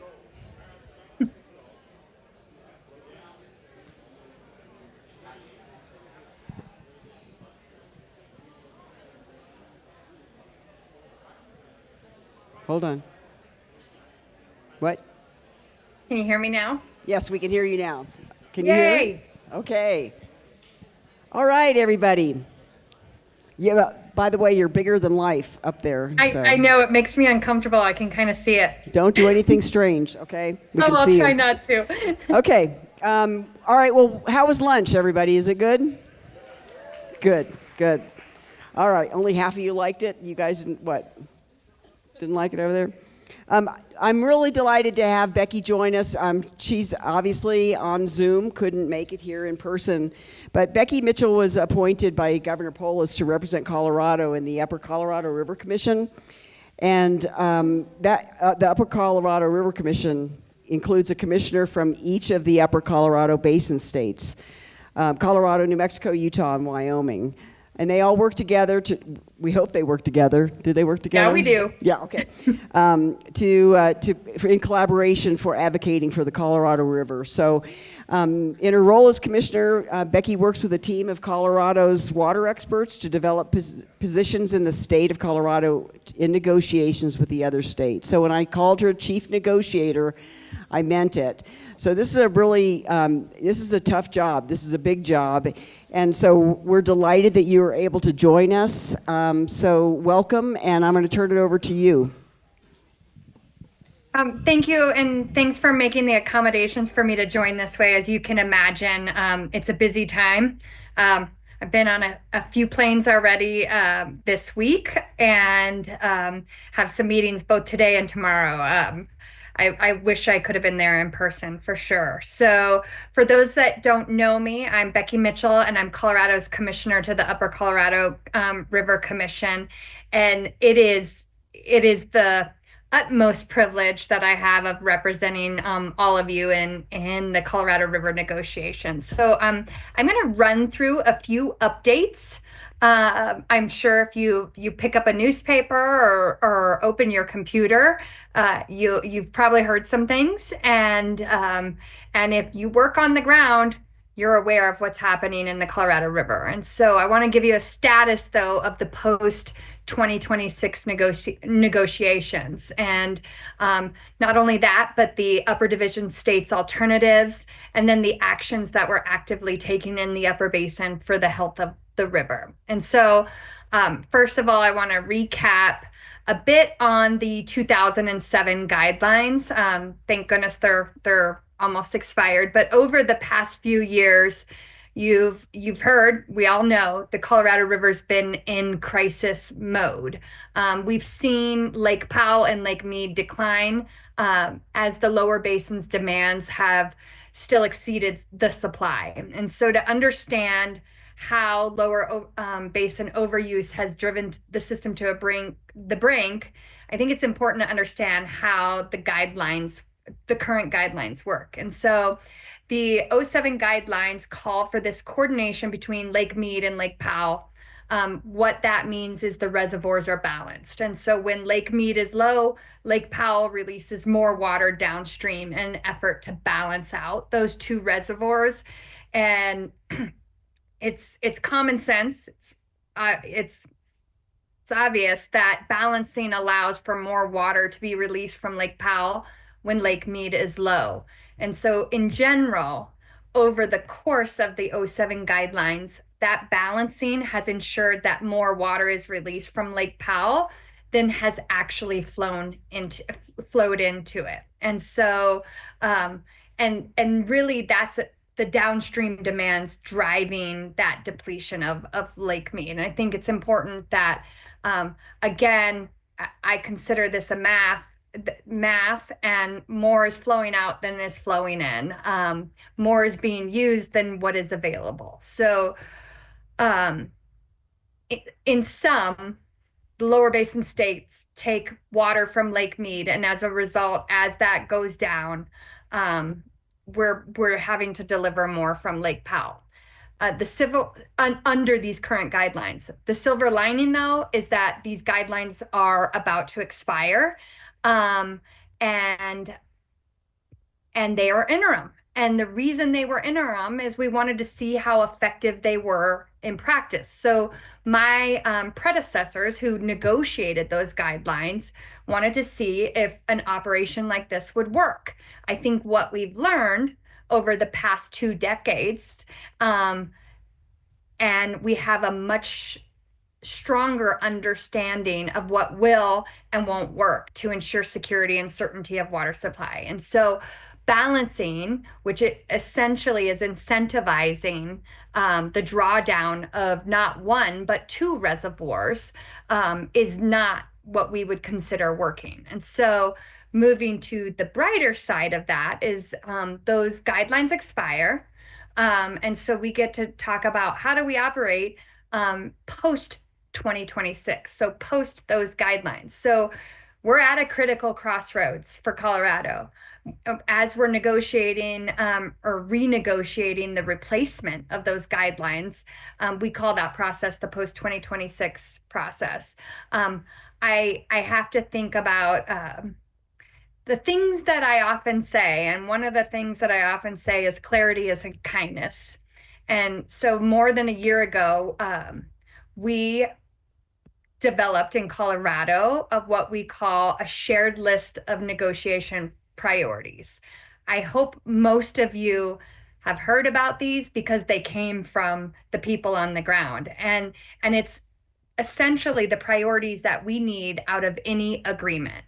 And these were developed and put to pen to paper with the help as we talk to water users across the state. And so I'm hoping you've heard of them before, but I'm going to go through them because they've served as the North Star throughout the negotiations, and they continue to guide the state's positions.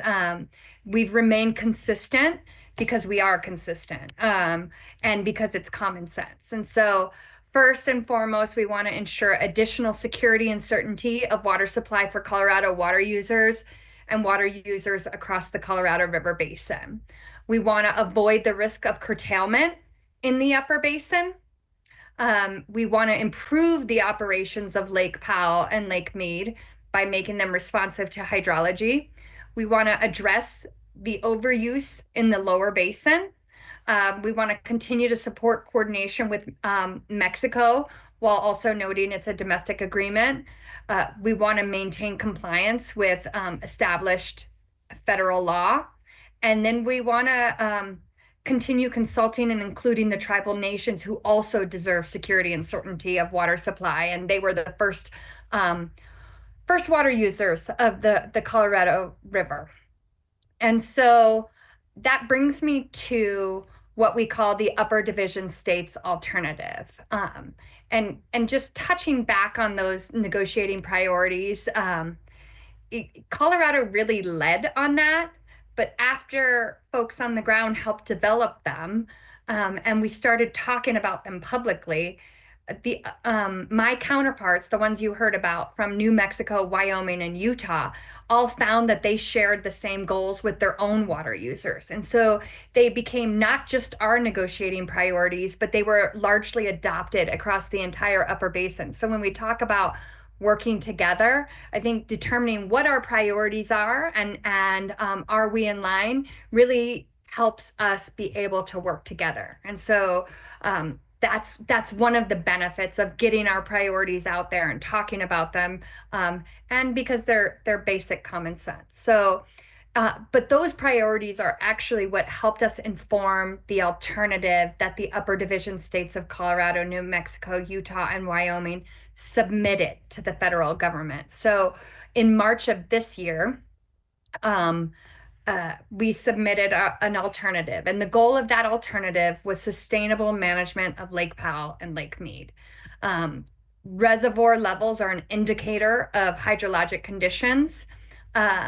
You all feel it on the ground where you are. There was a recent article or recent write-up, I think today it came out in Coyote Gulch and talking about the natural curtailment that happens in the upper basin. And so there is not that natural response to hydrology in the lower basin. And so what is the indicator of hydrologic conditions, and what is the indicator of when we need to start thinking about responding, or when the lower basin really needs to think about responding? And that's reservoir levels. And so by tying operations to actual hydrologic conditions, we're hoping we can rebuild storage and then increase resilience and certainty and security across the entire West. So the difference that we have between the current guidelines and the upper division states alternative, and actually, to be perfectly honest, some of the other alternatives that have come in, is that the alternative that came from the upper division states is supply driven. So in other words, operations are tied not to demands, but actually responsive to real world conditions. It reflects basic math, that we can't use water that nature didn't provide. Essentially, we're saying we must live with the river we have, not the river that we want. And so the upper division state alternative also provides for parallel activities should our alternative be adopted. And so, such as conservation or flexibility of operations in upstream initial units. But it wasn't designed to force conservation in the upper basin so the lower basin could live the same way, or force releases from upper initial units like Flaming Gorge, Navajo, or Blue Mesa, unless there was actual response to hydrology in the lower basin. And so, but all of those parallel activities would be outside the scope of post-2026 process. But the alternative that we submitted acknowledges that we could complement, and we can complement the reservoir operations if our alternative move forward. The alternative also recognizes that our stream flows benefit people, but also our headwaters ecosystem, endangered and threatened fish species, river quality and temperatures, natural floodplains and wetlands. And one of the things that has been interesting to me in a lot of the conversations is almost this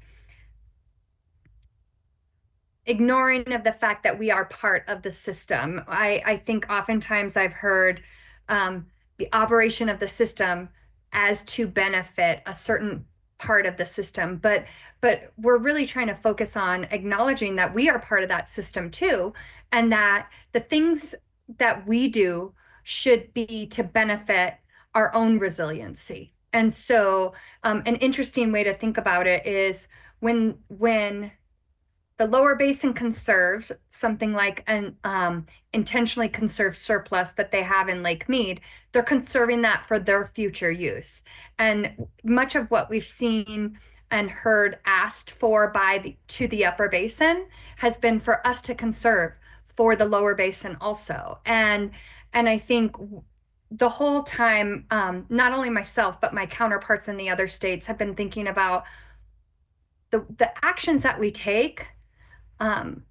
First and foremost, are for much of our own resiliency, and I think we have to keep that in mind as we think about these actions. So, but when we allow Lake Powell to reach the critical levels like we're seeing over the last few years, it not only threatens those continued deliveries downstream, but it also threatens critical resources in the Grand Canyon. And that's why we should all care about maintaining a healthy Lake Powell. One of the other concerns that I've had is that it's presumed that everything within the system is for the lower basin, but I think it's important to remember if we have a healthy Lake Powell, we have flexibilities and have the capability to have a healthy Grand Canyon. We know the Upper Division States alternative does this best relative to the other alternatives that have been submitted. The Upper Division States alternative also highlights that we're able to contribute in the Upper Basin on voluntary conservation efforts and reservoir releases. But these parallel actions must be done in a thoughtful and legal way, and in a way that works for our Upper Basin water users. So why you guys want me here is to talk about the sticky points, right? Not to talk about the common sense like what we just talked about. I'm hoping there's not a lot of disagreement with the things that I just said, but I think what we're seeing in the media is the sticky points. And so let's get to the drama. The Upper Division States have been shown through Reclamation's own modeling that to do the best job of protecting critical elevations at Lake Powell and Meade, our alternative meets the purpose and need. There's been some question of that. And I think it depends on what your purpose and need is. We believe it's the system, not the lower basin demands. So as we wait for some of this further analysis from the Bureau of Reclamation for the NEPA process, we're still actively negotiating with all the Colorado River states, the federal government and the tribal sovereigns to try to find a collaborative solution. It's not been easy, being perfectly honest. I do think the 7 states share a commitment to find a collaborative solution. We've made some progress, but there's still areas of disagreement. First and foremost, I think there's a big difference in our risk tolerances. The lower basin interests seem more focused on ensuring consistent and larger releases from Lake Meade, even if that means depleting reservoir storage. That essentially maintains the status quo, and I think we can all agree that that's not been working very well. And I think our risk tolerance is that we want to rebuild that storage because that's where safety, security, and certainty come from. And so going forward, we feel like depletions need to be in line with supply. Second, we differ in the definitions of cuts and reductions. My fellow commissioners and I are working to educate the lower basin about cuts in the upper basin, and that our cuts, which we call shortage because they are uncompensated and involuntary, they vary annually based on snowpack. Again, I point you to the article this morning. If I need to send it out, I can do that. But it really talks about and is a good description of how much we vary annually based on snowpack. That's our storage. And when snowpack's low, our uses are low. In dry years, you all know this, water managers administer water rights, and it often results in cuts of about 30%. And it is demonstrated in our demands. So we're required to take mandatory and uncompensated shortages that average 600,000 acre feet in Colorado alone. That's just Colorado. When you look at the entirety of the Upper Division states, our shortage estimates over the last 24 years have been about 1.3 million acre feet a year. Those estimates are based on verifiable data. The shortages represent how the Upper Basin water users regularly reduce their uses because of hydrology. It's in a response to hydrology. Our cuts, these verifiable reductions that we take annually to live within the means of the river. We're living with the river that we have. Would we like more provided? Would we like Mother Nature to be kind to us? Absolutely. But we're responding to her when she is not. Our alternative calls for reductions in use of roughly 30% in the lower basin in the driest years. I consider that fair.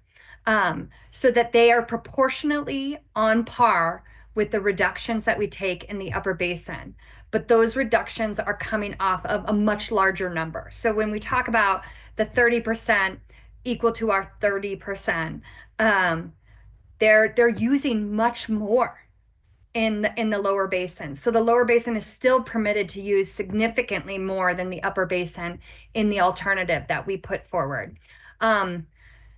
And you all can help with this, but one of the things that I'd like to do is increase a public understanding of the major difference between the reductions in the upper basin and cuts in the lower basin is the availability of water itself. And so in the lower basin, the cuts mean that water remains in Lake Mead so they can use it later. Under the 07 guidelines and the DCP, the lower basin states have that ability to store water in Mead for future use. And I think it's important to recognize that those cuts that they make benefit their water users tomorrow. So in fact, the lower basin is getting credit and compensation for conserving water that's being used over and above their compact apportionment. So oftentimes what we've seen is that based on hydrology, they're saving water that isn't physically there. And then they're able to bank this and use it later. I just don't think that's the recipe for an avoidance of crisis, for sure. In the upper basin, though, there's not really that future opportunity to use that water. Their water users are curtailed pursuant to state law and intrastate water rights administration. And then after that, the remaining water flows out of the upper basin and into Lake Powell. So, and we have data on all of this and information on the Commissioner's Corner with infographics, if you all need to share them with people on the ground. But for example, after curtailing water rights, an average of 9.3 million acre feet of water per year still flows out of Colorado. And that water flows downstream. When the lower basin, again, I can't say this enough, when the lower basin takes a cut, they're saving it for themselves for later use and getting paid to do so. When the upper basin endures a shortage, it's gone forever. There's not a way to recoup that. The third big difference between that we're still, the third negotiation sticking point is our focus. Arizona and California use more water than on average than the 4 upper basin states combined. Just, I want to say that again. So you see the average numbers anywhere between 3.5 and almost 5 million acre feet in the upper basin states. California and Arizona uses more than that. California on average uses more than that. Not combined, but they use more than the 4 upper basin states individually. We know that they have difficult conversations to have about cuts and reductions. But I think what we have shown is we cannot save them. They have to save themselves. So looking upstream to fix their problems is just a distraction. It will not fix their overuse. The conversations have to happen where the majority of the demands and use are. The fourth difference and the fourth sticky point is our comfort with balancing. You've heard my preaching on that. I think it's preaching fact. We all know that one of the key issues with the guidelines had been balancing. It essentially incentivizes pulling Mead down so you can get more water from Powell through balancing releases. It resulted in a management system that's nearly entirely driven by demands. And that's the major reason the reservoirs have been drained. What's troubling is that many still want to continue that concept. And what we're seeing is some proposals that are maybe not calling it balancing. They're using different words, but it's essentially the same thing. It provides an operational loophole that would allow downstream users to reach into the upper basin water supplies to fill their demand after depleting Lake Mead. So that's a lot of the negative. I don't want to be all negative.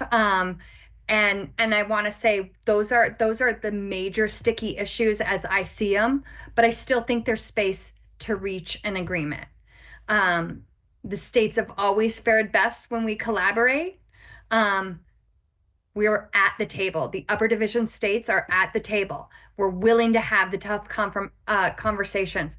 We're willing to compromise, but not at the expense of the structural integrity of the entire system. And it's important to remember, we are part of that system.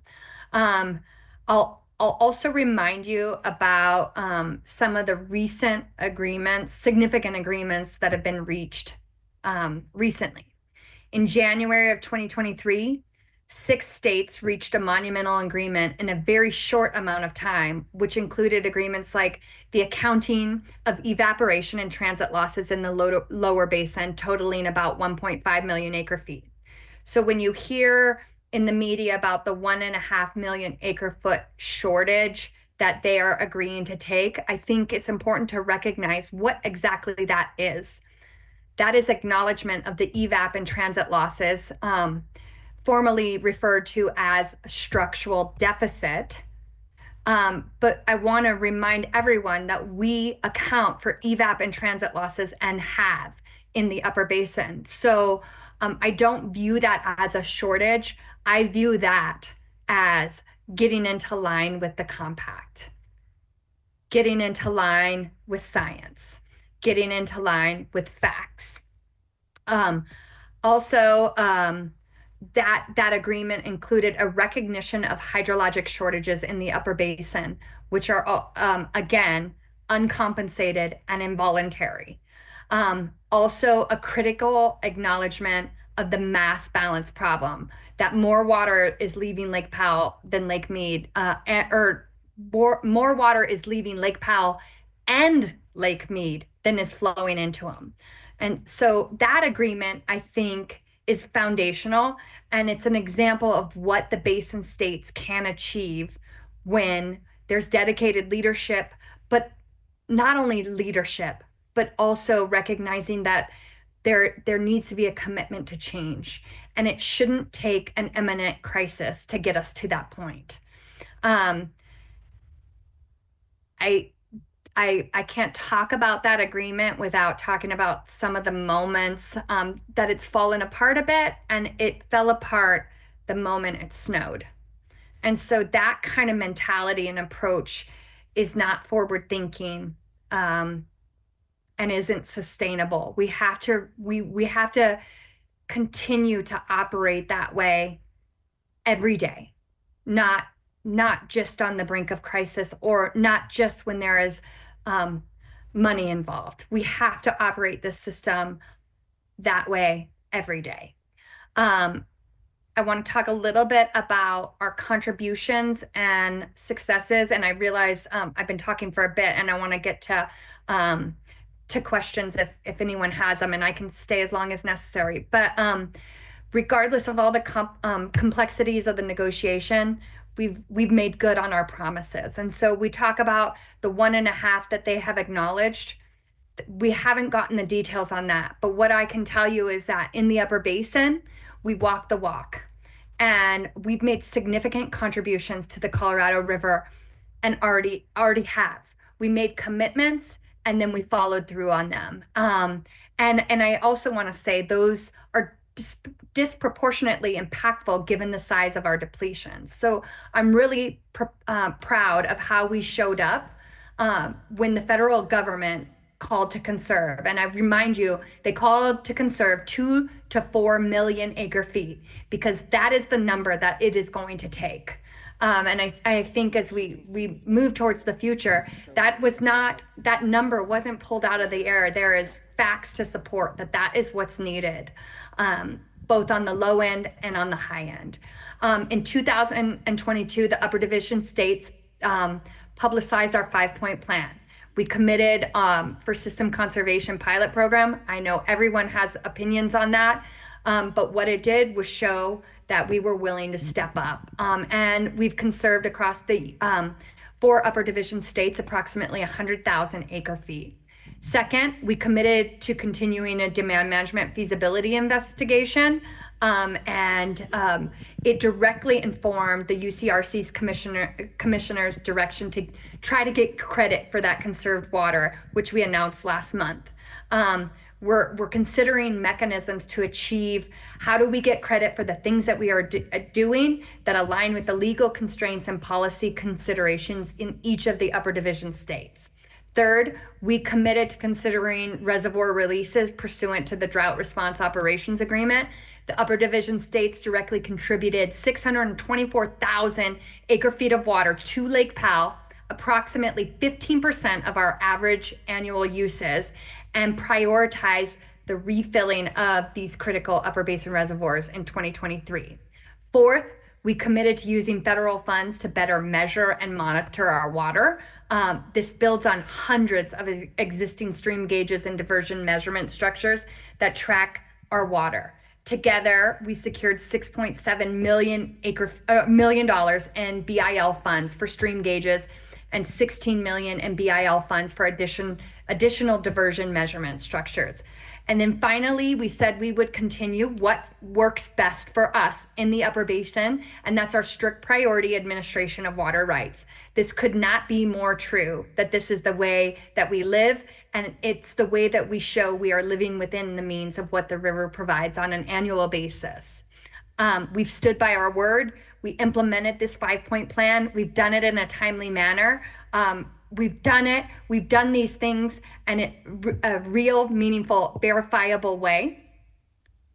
While I've heard a 1.5 number, we're still waiting on the exact plans of how to implement it.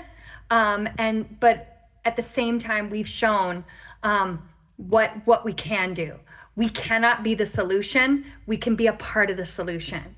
And in a way that's disproportional given our smaller uses and the shortages that we take. We've shouldered more than our fair share. We've shouldered our share these last 24 years under these guidelines and before that. And when you look at the term of these guidelines and the contribution, it's even more apparent. So when I think about the next set of guidelines, my hope is that all basin states will be a part of the solution, not just when the reservoirs are in crisis and not just when billions of dollars are available, but when the river is calling for it. I want to make sure that I try to end on a positive note. We've been in difficult situations before. We've overcome them together. My position is strengthened by those that are on the ground, by the vocal support of water users like you.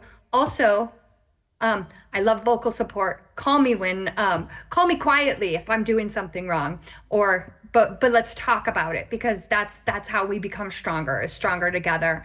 Our efforts to communicate with elected officials, the media, the public have made a difference. That doesn't mean we're not going to continue to step that up and be better about that. I would ask more than ever that folks on the ground continue to make noise about our significant interests in our namesake river. Continue to talk about what we are doing, what it means on the ground, the importance of our economies. When you hear that the lower basin is the big economic driver, our counties, our communities are as important. Our people, our environment are as important, and the economy generated by what we do with the Colorado River and how we put it to use is impactful. And that's all I have at this point. And I'll take any questions. Shoo. Wow. Well, I was not tired until that. Now I feel like your energy level is very passionate about this. Does anybody have any questions for Becky? Sure, come on up here. And anybody else? Yeah, Wendell? Hi, Wendell. I'm just wondering, where is the water coming from that belongs to the Native American tribes? Are they already getting a certain percentage of their water, or, where's that coming from? So thank you for that question. And first and foremost, it's important to recognize Colorado is in a bit of unique position because the two Colorado Utes, the Ute Mountain Ute and Southern Ute, both have settled water rights. So they have a settlement. They have been promised water that they have not been able to put to use because there is a federal trust responsibility to help them to be able to develop that.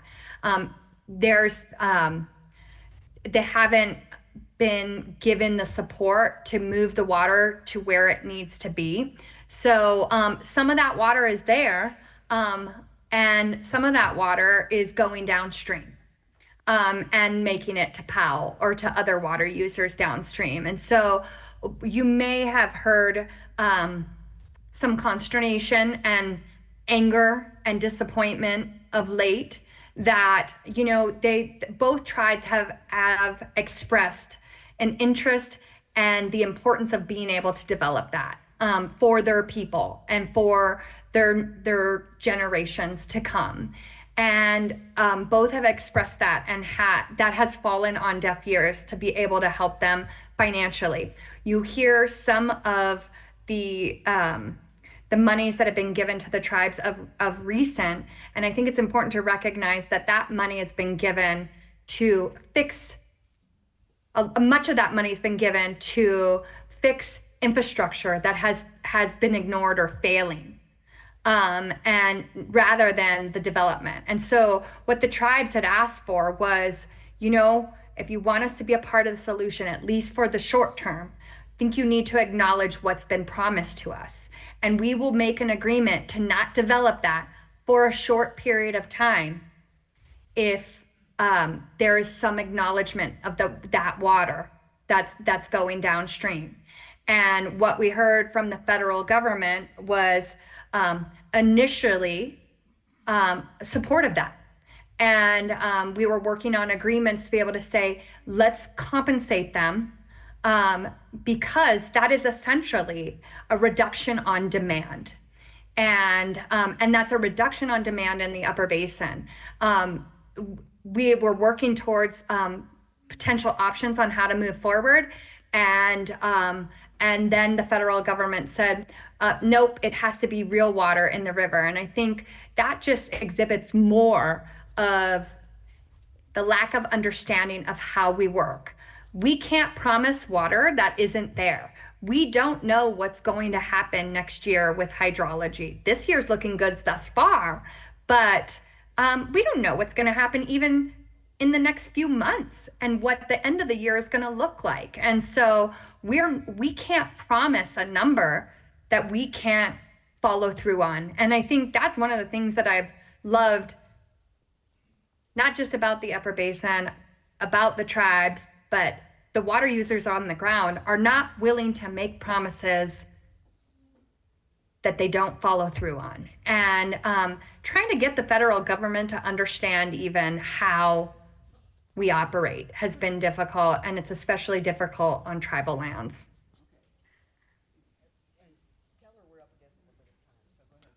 Hi, Becky, it's Wendell. Hi, Wendell. I knew that wasn't you when I heard the voice last one. Hey, Sue's telling us we've got just a very little bit of time.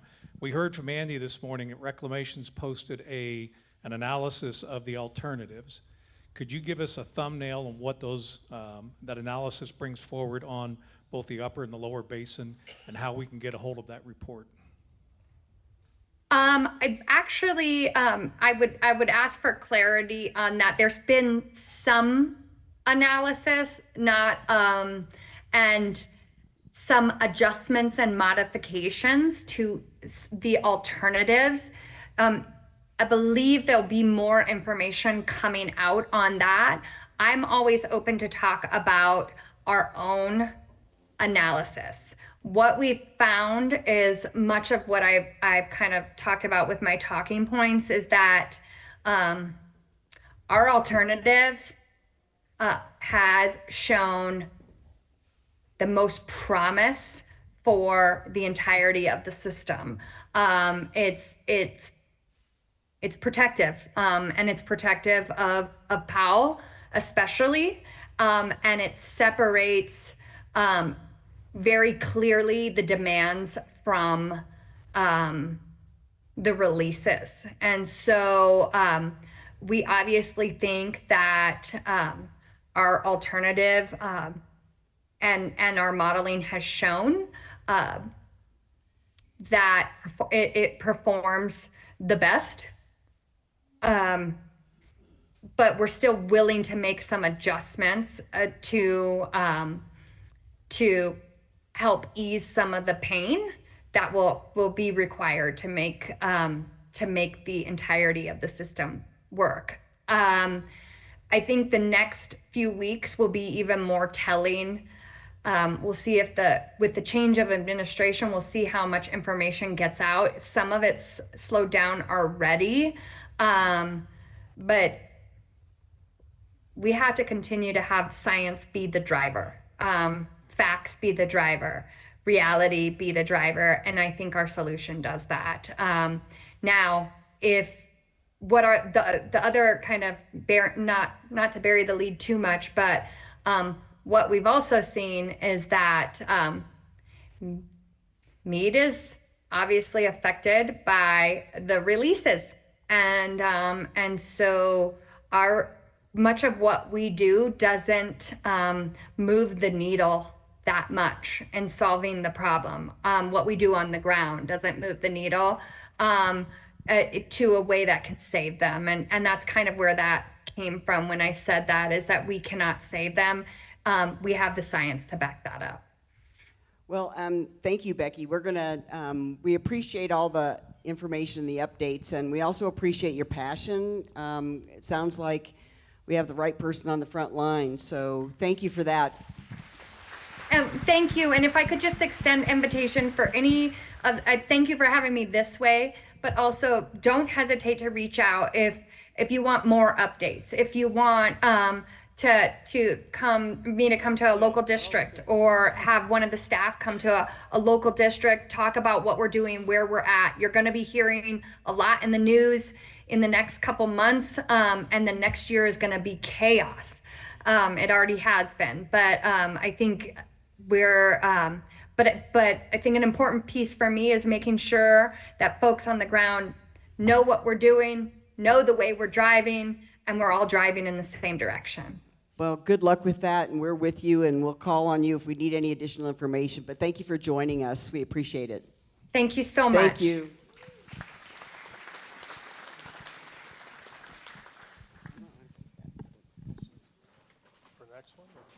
Okay. All right. Thank you for hanging in with. I can see we're losing. Okay. Well, it's like hot, cold. I want to thank you for hanging in there. We have 2 more speakers, and Paul has graciously told me that he is not going to take his full hour, so because obviously we went overtime with Becky, but good information. So Paul K. Meyer is the Western Colorado Salinity Program Coordinator for the Colorado Department of Ag. His job is to help ditch companies and individuals put together funding packages, that's going to be in demand, to improve their irrigation systems. He travels from the Western Slope, from Wyoming to New Mexico, and he's actually a farmer. So his family farms the Surface Creek area north of Delta. And so he actually has a master's degree in range science, and he gets to farm when he has time, which I'm guessing doesn't have that much time. But please help me welcome Paul. Thank you. Can I borrow your sign for a minute? Sure. Could you take this so I don't...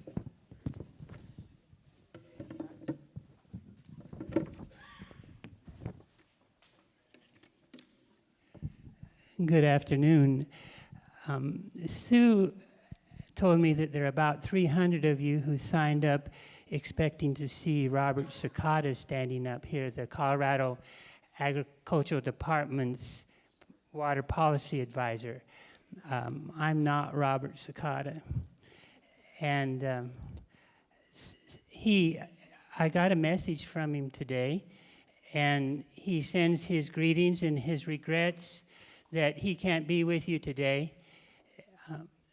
as close as I can piece it together, Robert was in his office last week minding his own business, and the Commissioner of Agriculture called him and said, Robert, I'm supposed to go on a trade delegation, and I can't make it. Could you go in my place? Of course, when the Commissioner of Agriculture asks you, there's only one appropriate answer. So Robert contacted me this morning, as I said, and he sent me this picture. He said it was 9:30 in the evening, and the email came to me at 5:30 in the morning. So Robert's a long ways from home. He's over in Korea this evening, and he's on a trade delegation to promote Colorado crops, and so that's a good thing. Have you ever noticed that the higher you get in an organization, especially in government, there's the least you can say, less you can say, because you have such a wide variety of constituents, you have to be careful that you're meeting all of their needs. And, you know, have you ever noticed the high up people, about all they can say is that everything is important and I care about all of it? Well, it turns out that when Robert called me out of the practice team, I don't have those same restrictions because they don't watch me as closely. So we'll see what happens today. I sent Robert a reply to his email and told him, no problem, Robert, I got this. I also mentioned that I'm going to play a music video in my presentation on his behalf. So I don't think even if he got on the plane right then, he can get here in time to stop me. So we'll see what we're doing. Anyway, he sent me this picture today, and we appreciate his efforts at what he does. So while we're having general announcements and information, I do a variety of things, and I'm on a committee to plan a master irrigating class. It'll be in February of 2025. It is part of the state of Colorado, it's a statewide initiative, but not from state government, of master irrigator program. And we will be offering it in February, every Tuesday in February. And I want to let you know that it's only available for people in Delta County and Montrose County, Delta County and Mesa County, because of how the funding came through. But if you're from Delta County or Mesa County and would like to look into that, I have some flyers here today, and I can give you some information on it. Okay, the topic that I have been given is our Western Colorado ranchers and farmers, the next endangered species. A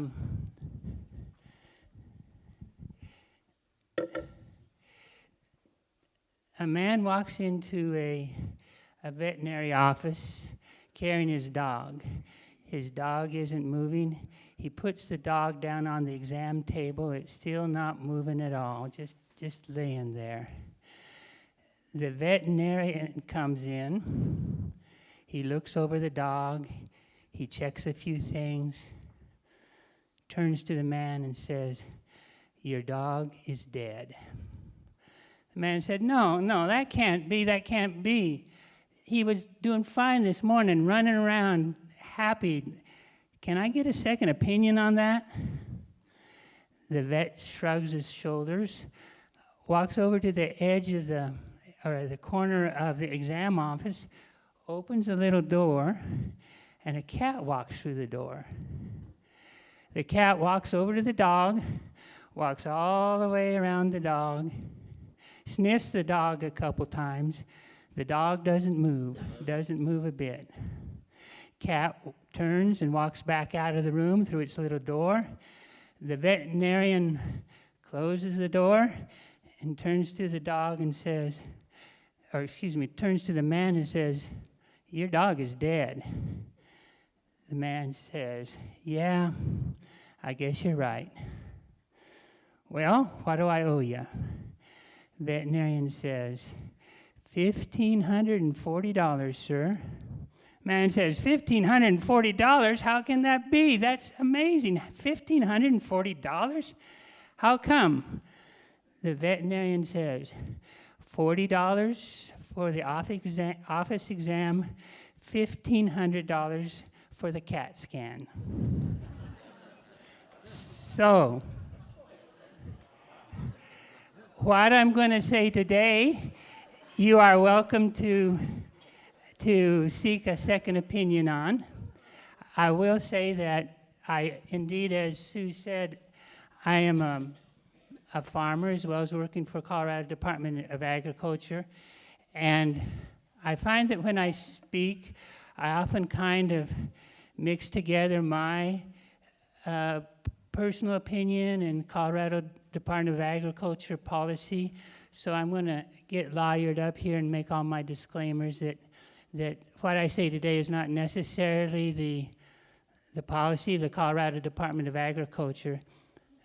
Tell you what, let's do it this way. If you hear some things today that you like and you agree with and you think right on, mark that up to the Colorado Department of Agriculture. If you hear things you don't like, just say, well, there's this old farmer from some little place up on the surface creek and he's kind of crazy, so don't pay attention to that. My other disclaimer is that this topic has a high potential for pessimism and negativity and that sort of thing. Well, if you noticed, I have gray hair, and I'm well into the stage of where I could qualify as a grumpy old man. So if you are younger than me, and you can take what I say with a grain of salt.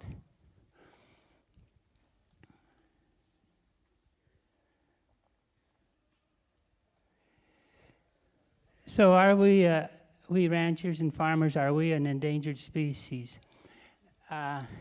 There's a comedian that was pretty popular back in the day named Jeff Foxworthy. Maybe some of you have heard of Jeff Foxworthy. And he had kind of this routine, he said, all about rednecks. He said, you might be a redneck if, and then he'd fill in the line. And one of his was, you might be a redneck if you use the stop sign at the end of the lane to sight in your new rifle. I figured out one last summer when I was out getting ready to irrigate and trying to be careful against the West Nile disease, and I was getting all ready to go out, and I decided my way of telling is I might be a redneck if my aftershave cologne is mosquito repellent. So let's go through a little bit of looking at you might be endangered if, and we'll see what the possibilities are. You might be endangered if your water supply is decreasing. So we're accustomed to seeing the graphs of the Colorado River system, similar to this, declining over the years. This is actually the Gunnison River Basin. This graph, the data was taken near Whitewater from 1906 to present. And I want to pause and thank Raquel Flinker from the River District. She put this graph together for me over the last few days, and it wasn't too easy. She had to dig for the information. To my knowledge, this is the first time this data has ever been pulled together for the Gunnison River Basin. Maybe it's been pulled together by other people, but it's interesting, the Gunnison River Basin pretty much mirrors the Colorado River situation, doesn't it? It's showing a decline. These are what's called natural flows. This is the amount of water that would be in the Gunnison River if there were no diversions and if there were no reservoirs. You can't see the numbers from where you're sitting, but it starts in 1906 at about 2.5 million acre feet per year that the Gunnison River produces at Whitewater, and it ends in about 2020 right at 2 million acre feet. And so that's about a 500,000 acre foot decline in the natural flow of the river over the last 125 years, or a little less. And if you do the math in your head, you'll realize that's about a 20% decline in water availability in our river.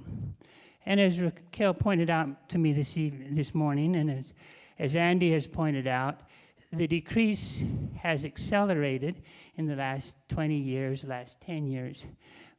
So you might be an endangered species if your water is decreasing. Also, species need habitat. And you might be an endangered species if your habitat is decreasing. Steve Pope pointed out that today, and here's my example of decreasing amount of farmland. I have some information that you see there. Since 1996 to 2016, the state lost about 600 acres of irrigated cropland. I'm not talking about all cropland, I'm talking about just irrigated cropland. I did the math, and that's 80 acres per day. I hope they're not coming from my farm tomorrow, but that's 80 acres per day. And then the Colorado Water Plan says that by 2050, we could lose another 600 acre feet, 100,000 acres. For perspective, 600,000 acres more would be about 1/4 of all the irrigated cropland we have left in the state. You might be an endangered species if there are not too many young coming behind you. I think that was mentioned by Mr. Hale today. The average age in farmers in Colorado is 58 years old. Can you imagine? That's retirement age for most everybody. Farmers don't tend to retire, but they do get older and older. And 1 out of every 3 farmers in Colorado is over the age 65. I'm not trying to hurt your folks' feelings, but just look around and see if that might be a true statistic, you know? Maybe all the young folks are out working today, and we're all retired, I don't know, but it's a bit sobering. You might be an endangered species if you're susceptible, if your industry is susceptible to fever. I found this headline on a website just the other day that is still live. It says, is Montrose, Colorado, the Napa Valley of hemp? You know, that was an amazing flash. It brought out the young people. There were a lot of young people raising hemp and working hard at it. Several of my neighbors rented out portions of their farmland or all their farmland to these young, energetic farmers. And my neighbor rented out a piece of ground, and he told them that they needed to fence off the piece from his cows. And so he said, and when you get ready to build a fence, I'll show you where I want it and how to build it.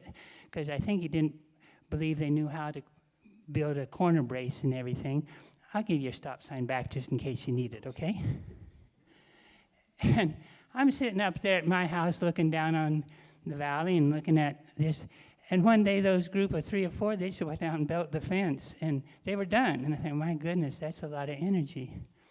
But anyway, as you folks well know, it was a pretty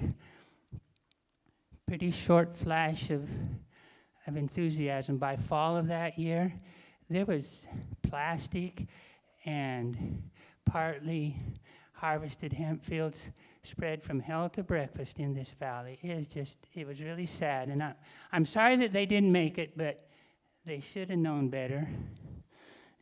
And that's because I didn't try it. If I'd tried it, then I wouldn't have known better. But anyway, Agriculture can be a quite unstable and sometimes speculative enterprise, and that can endanger the species on the long run. You might be a endangered species if your income is uninspiring. Now, as this caption on the bottom says, these scales are different. On the left is total agricultural income in Colorado from 1950 to the year about 2023. And you see it's up and down, but it's increasing a little bit. You know, those of you who are farmers or were farmers, you can see here are the dark years of the 1980s. That was really hard on the agricultural industry throughout the country, actually. And I got to looking at this. It's about 2021. I didn't realize we suffered that badly during the pandemic, but it really knocked us for that 1 or 2 years. Okay, over on the right is basically what we call an exponential curve. It's increasing faster and faster, and that one is total personal income in Colorado. Now, there's more things going on here because more and more people are moving into Colorado, so we'd expect more and more income. But still, that is uninspiring when it's so tough to make a living in agriculture. And you know, those young people came out to join agriculture when they thought they could make a good living. That summer, they thought they were going to make a good living. They and a lot of other people decided they wanted to be farmers. If hemp had proven to be what they hoped it would be, they'd probably still be here. They'd probably be in this room today and be buying our lunch for us. So the economic portion of agriculture and farming is every bit as important as the water and the land. So I'm getting kind of bummed here. I don't know about you folks, but I'm getting kind of bummed. So let's say that indeed ranchers and farmers are an endangered species in western Colorado. After all, that's what Sue asked me to talk about, and if I said no, they're not, we don't have anything more to say about it. So we'll say that they are endangered, and I tend to agree with that. So now let's talk about what, if anything, we can do about it, because it's no good to just whine about it and then all go home and feel horrible. You might feel horrible anyway after this, but anyway, you can. Let's talk about what we can do about it. It's a commonly accepted principle in ecological sciences that when an organism is faced with change, it has three options only. The organism can move, it can adapt, or it can die. So let's look at each of those in turn. I'm going to start with the die option.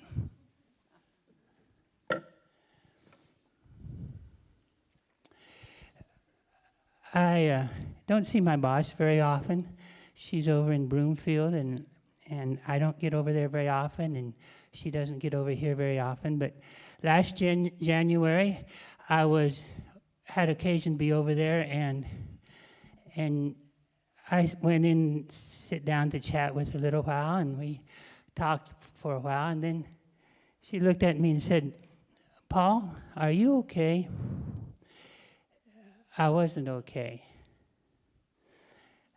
I had been passed up for a job promotion that I really wanted in Colorado Department of Agriculture. I thought that job description had my name on it and that I should have gotten it. They just didn't realize that I should have gotten it. Actually, she was on the interview committee that passed me over. I mean, no hard feelings, you know, but gosh, boss. And my dad had died 1.5 years ago, and I was missing him because he was my farming partner and my mentor. And he was my last vestige or bulwark against the fact that now I'm the generations it's my turn to pass, and that's pretty sobering. I couldn't get out on the farm to get everything I wanted to do done because I was working for the Colorado Department of Agriculture full time and didn't have time to do my farming, and the farm was going downhill. And that's hard when you are on a farm that's been in the family for 125 years, and you've got generations in front of you that worked hard, and now it's your turn and your responsibility, and the farm's going downhill. It was January. January is a hard month on farmers.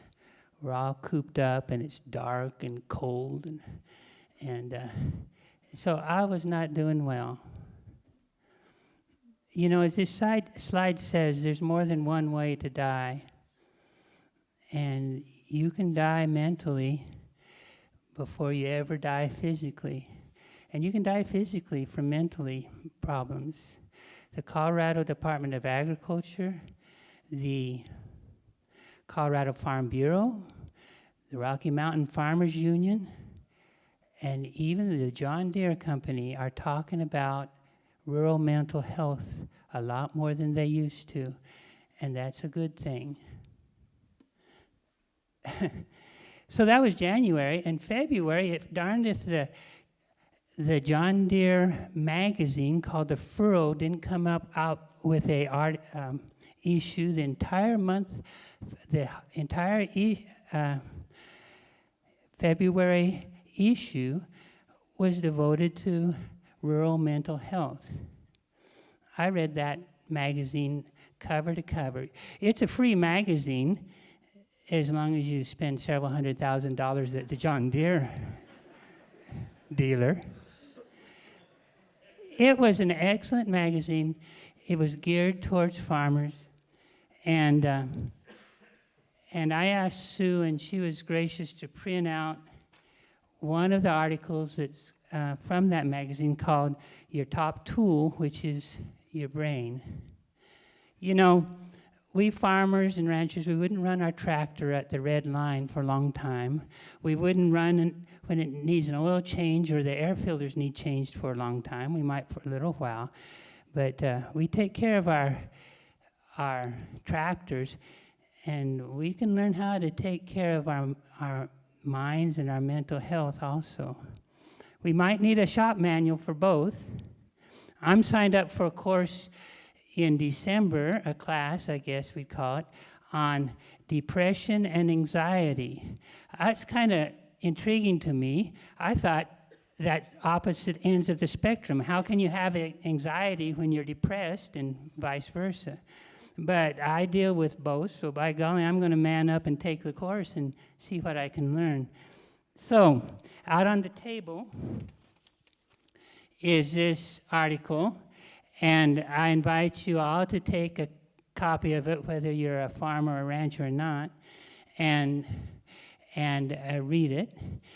And you know, if you're embarrassed to take it or you don't want anyone to see and read it, just tell them that this guy from Colorado Department of Agriculture, who was a stand-in for Robert Cicada, and a little bit crazy actually, he told you had to read it, and he might be knocking on the door, so I guess you better read it, okay?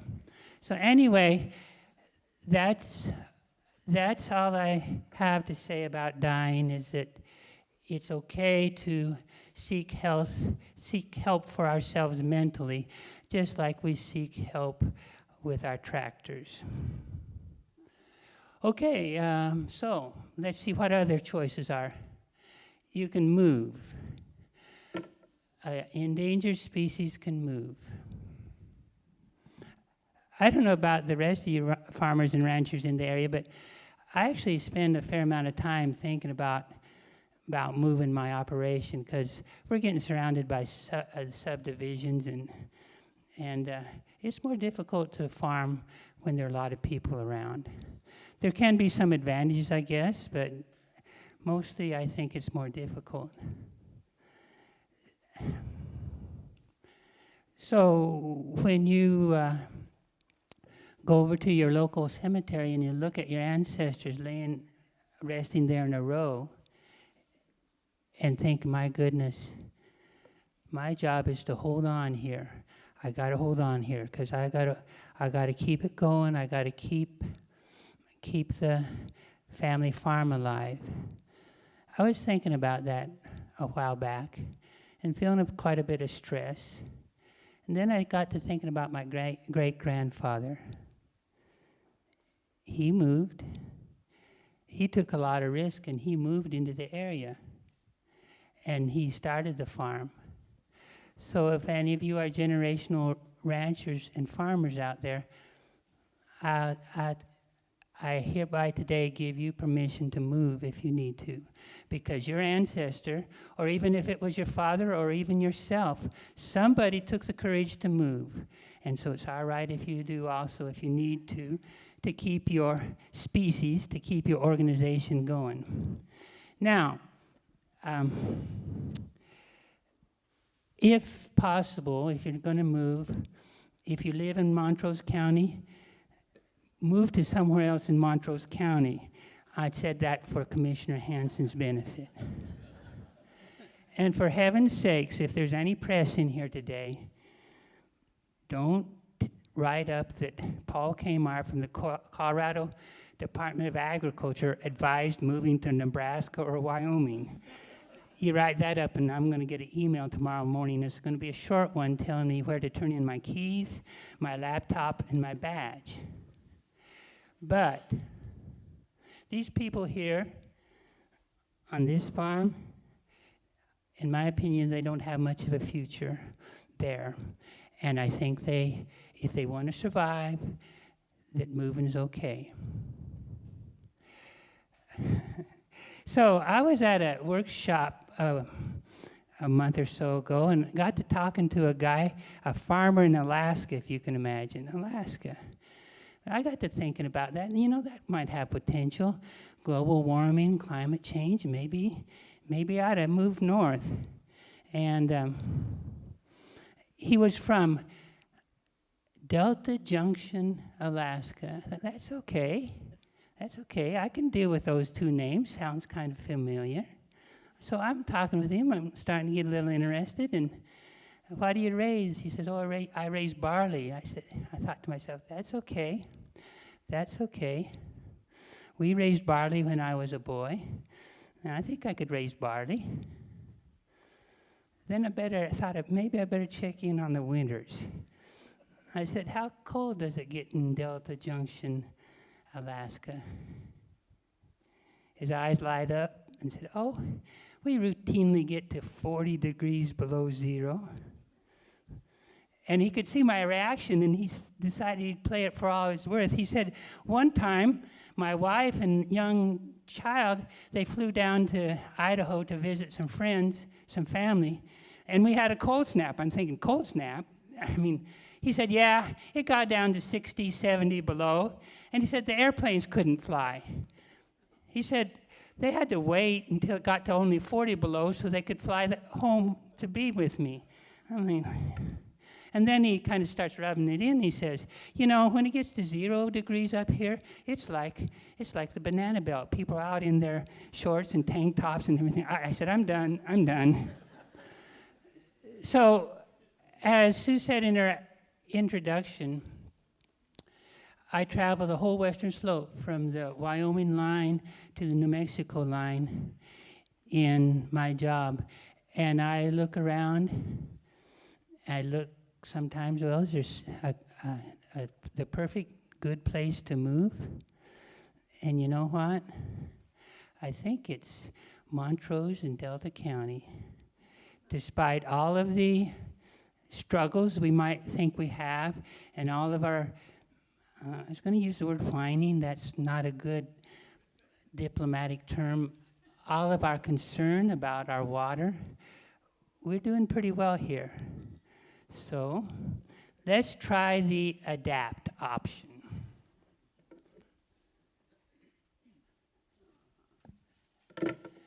I want to be the coyote of the farmer species. There are coyotes in almost every city, maybe every city in the country. This is a picture of a coyote on a wall in downtown Albuquerque, New Mexico.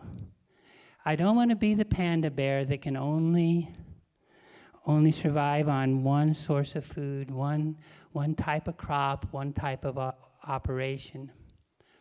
Now, I want to give a shout out to the farmers and ranchers in the Uncompahgre Valley, Delta County, Mesa County. We are a very adaptable group of people. We try everything. We try anything. You know, if we stood up here and listed all the crops that farmers and ranchers have tried in this area, it would be a long list. There were a few years that people were raising iceberg lettuce in the Gunnison Valley right outside of Delta. They were getting 2 crops per year. I see some heads nodding. I think that didn't last too long, but good for them for trying it.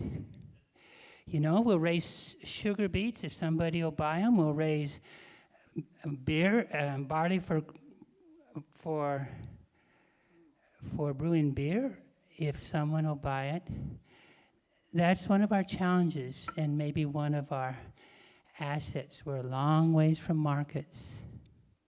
You can maybe ship a steer out of here at the cost of transport, but it's a lot harder to ship soybeans to the Midwest.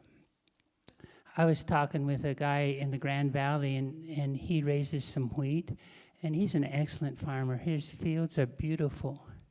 And he was telling me this summer that he ships his wheat to Denver, and he about breaks even on his wheat. That's about all he does. And so we as agriculture in Western Colorado, we need to understand what our strengths and our challenges, and we do. So what does the future look like in our area?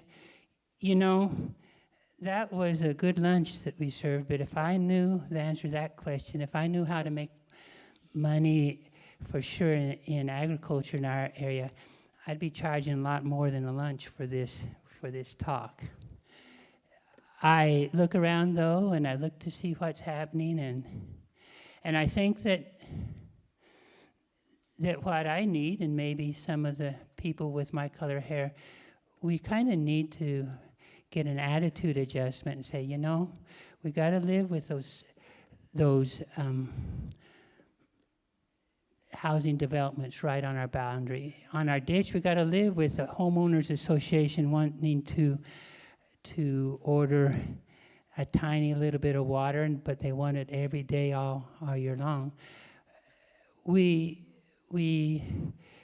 Let's see what the younger people are doing. They're doing things like farm to table. They're doing petting zoos. They're doing a lot of social media presence. And so in trying to keep up with that, I have for you today the first ever music video at the Western Colorado Water Summit. So if you'll hit it, Drew, maybe this is how we can make a lot of money being social media influencers.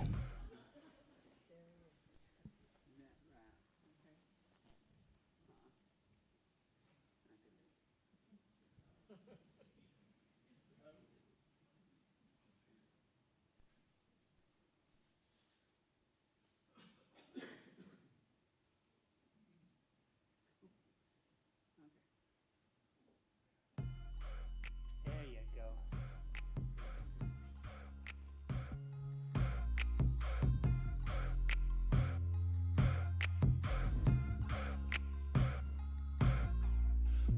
now green, the time is here. Old man winter has disappeared. Watered with some springtime showers, up it grows, purple flowers. We cut the plant, swath it in rows, smile as the odor goes in our nose. Admire our work, but we're not done. Gotta break a bed, but we need the sun. Quick, check the weather, rain at 2. Storm is coming, dark clouds brew. Of course it rains, always happens. You wanna cry, but you end up laughing. Nothing you can do about it. Oh well, how long will we stop? Time will tell. Hay just sits there soaking wet, but hey, at least there's a nice sunset. It's the net wrap. Hey. It's the net wrap. Hey. It's the net wrap. Hey. It's the net wrap. Hey. It's the net wrap. Hey. It's the net wrap. Hey. It's the net wrap. Hey. It's the net wrap. Hey. Wind is blowing, sun is shining, air is warm, hay is drying. Brake on the tractor, looking fly. Windrows merge as it goes by. This airs it out, helps it breathe. Check the moisture, feel the leaves. Turn to my bro, about time in it. Yep, he says, hashtag send me. We bail the rows up off the ground. Watch the dust and listen to the sound. Monitor beeps and says it's done. Starts to rap, I'm having fun. Net wrap keeps the hay together, protects it from all the weather. The better the wrap, the better the bale. Keeps the hay from going stale. It's the net wrap. Hey. It's the net wrap. Hey. It's the net wrap. Hey. It's the net wrap. Hey. It's the net wrap. Hey. It's the net wrap. Hey. It's the net wrap. Hey. It's the net wrap. Hey. Round bale country in our field. The more the bales, the more the yield. Picking up bales, stacking them high. Put them on the trailer like a boss, no lie. We'll take them home to feed our cattle. Putting up hay is always a battle. Thankful that the job's done, but already looking forward to the next one. Not all net wraps are the same. Some are great, some are lame. We like the ones that do the job, hold the bales together, no problem. When it comes to making hay, quality is the only way. Make sure what you use is right, or problems you will have to fight. That's a wrap.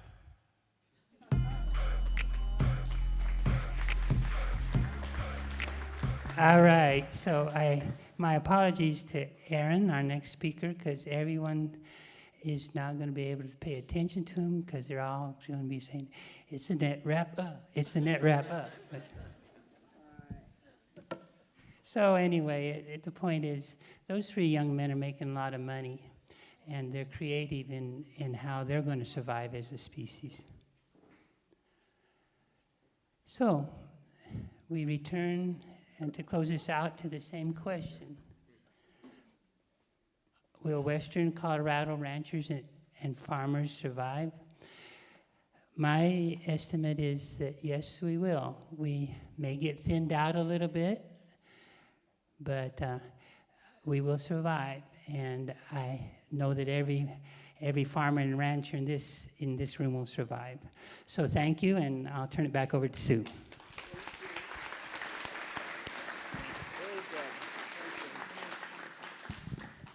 Well, that was not expected. But I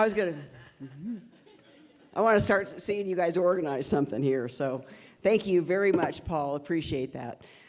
So thank you for hanging in there. Really appreciate you sticking with us. And it was nice to have a little levity, even though I'd asked Robert Sipkata to do a presentation on the next endangered species farmers. And I love that angle on it because I think we can survive, but we certainly do deal with the neighborhoods, people that don't like pesticides anymore. I mean, the farmers have one challenge after another besides the never-ending regulations. So I didn't add that to be a downer. I'm still thinking rap music.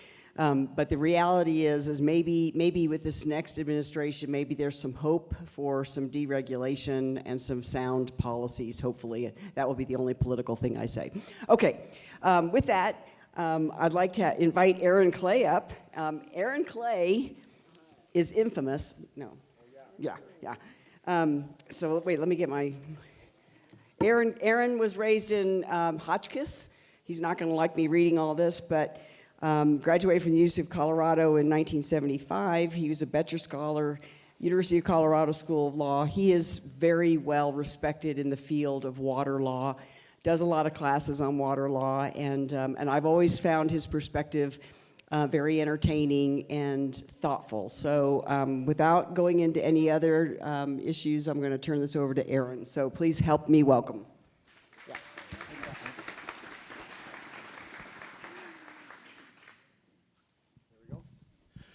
Good afternoon. Sue emailed me about 2 months ago and asked me if I would do a presentation. And when she emailed me, she said, would you do a presentation about something you know something about? And I said, I don't think I can talk about. So she said, how about if you do a presentation on something you know nothing about? And I said, that I can do. And she settled on peering into the future of water. So I can give you a presentation that I'm calling Forecasting the Future, because that lets me off the hook. If you're a weather forecaster, your batting average can be less than a poor second baseman on the Rockies and still have your job. And so my forecast can be really off the mark, and nobody's going to fire me. I was listening to a weather, as I was preparing this talk, I was listening to a weather from Channel 9 in Denver, and one of the things he said was, whatever I say today will change tomorrow. So that's what I'm about. Whatever I tell you today will change tomorrow, or today, I don't know. So here's my first prognostication. The M&D Canal will never again go on call. How about that? Steve, are you still in here? Steve Pope talked about the M&D Canal, the Montrose and Delta Canal. It is the calling right on the Uncompahgre River. And when it goes on call, which historically it has done about every other year for the last 50 years, what happens is that the upstream juniors from the M&D, which is a 1903, I think, water right, and so those folks upstream in Ouray County get shut off.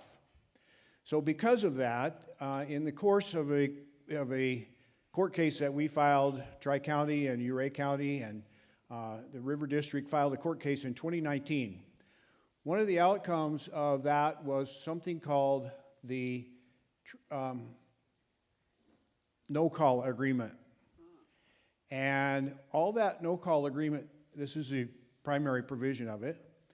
What it says is that if we can provide 3,000 acre-feet more water in Ridgeway Reservoir than the water users is already entitled to. And they buy some water, and they get, as Steve explained, they get some water credited through an exchange through the Gunnison Tunnel.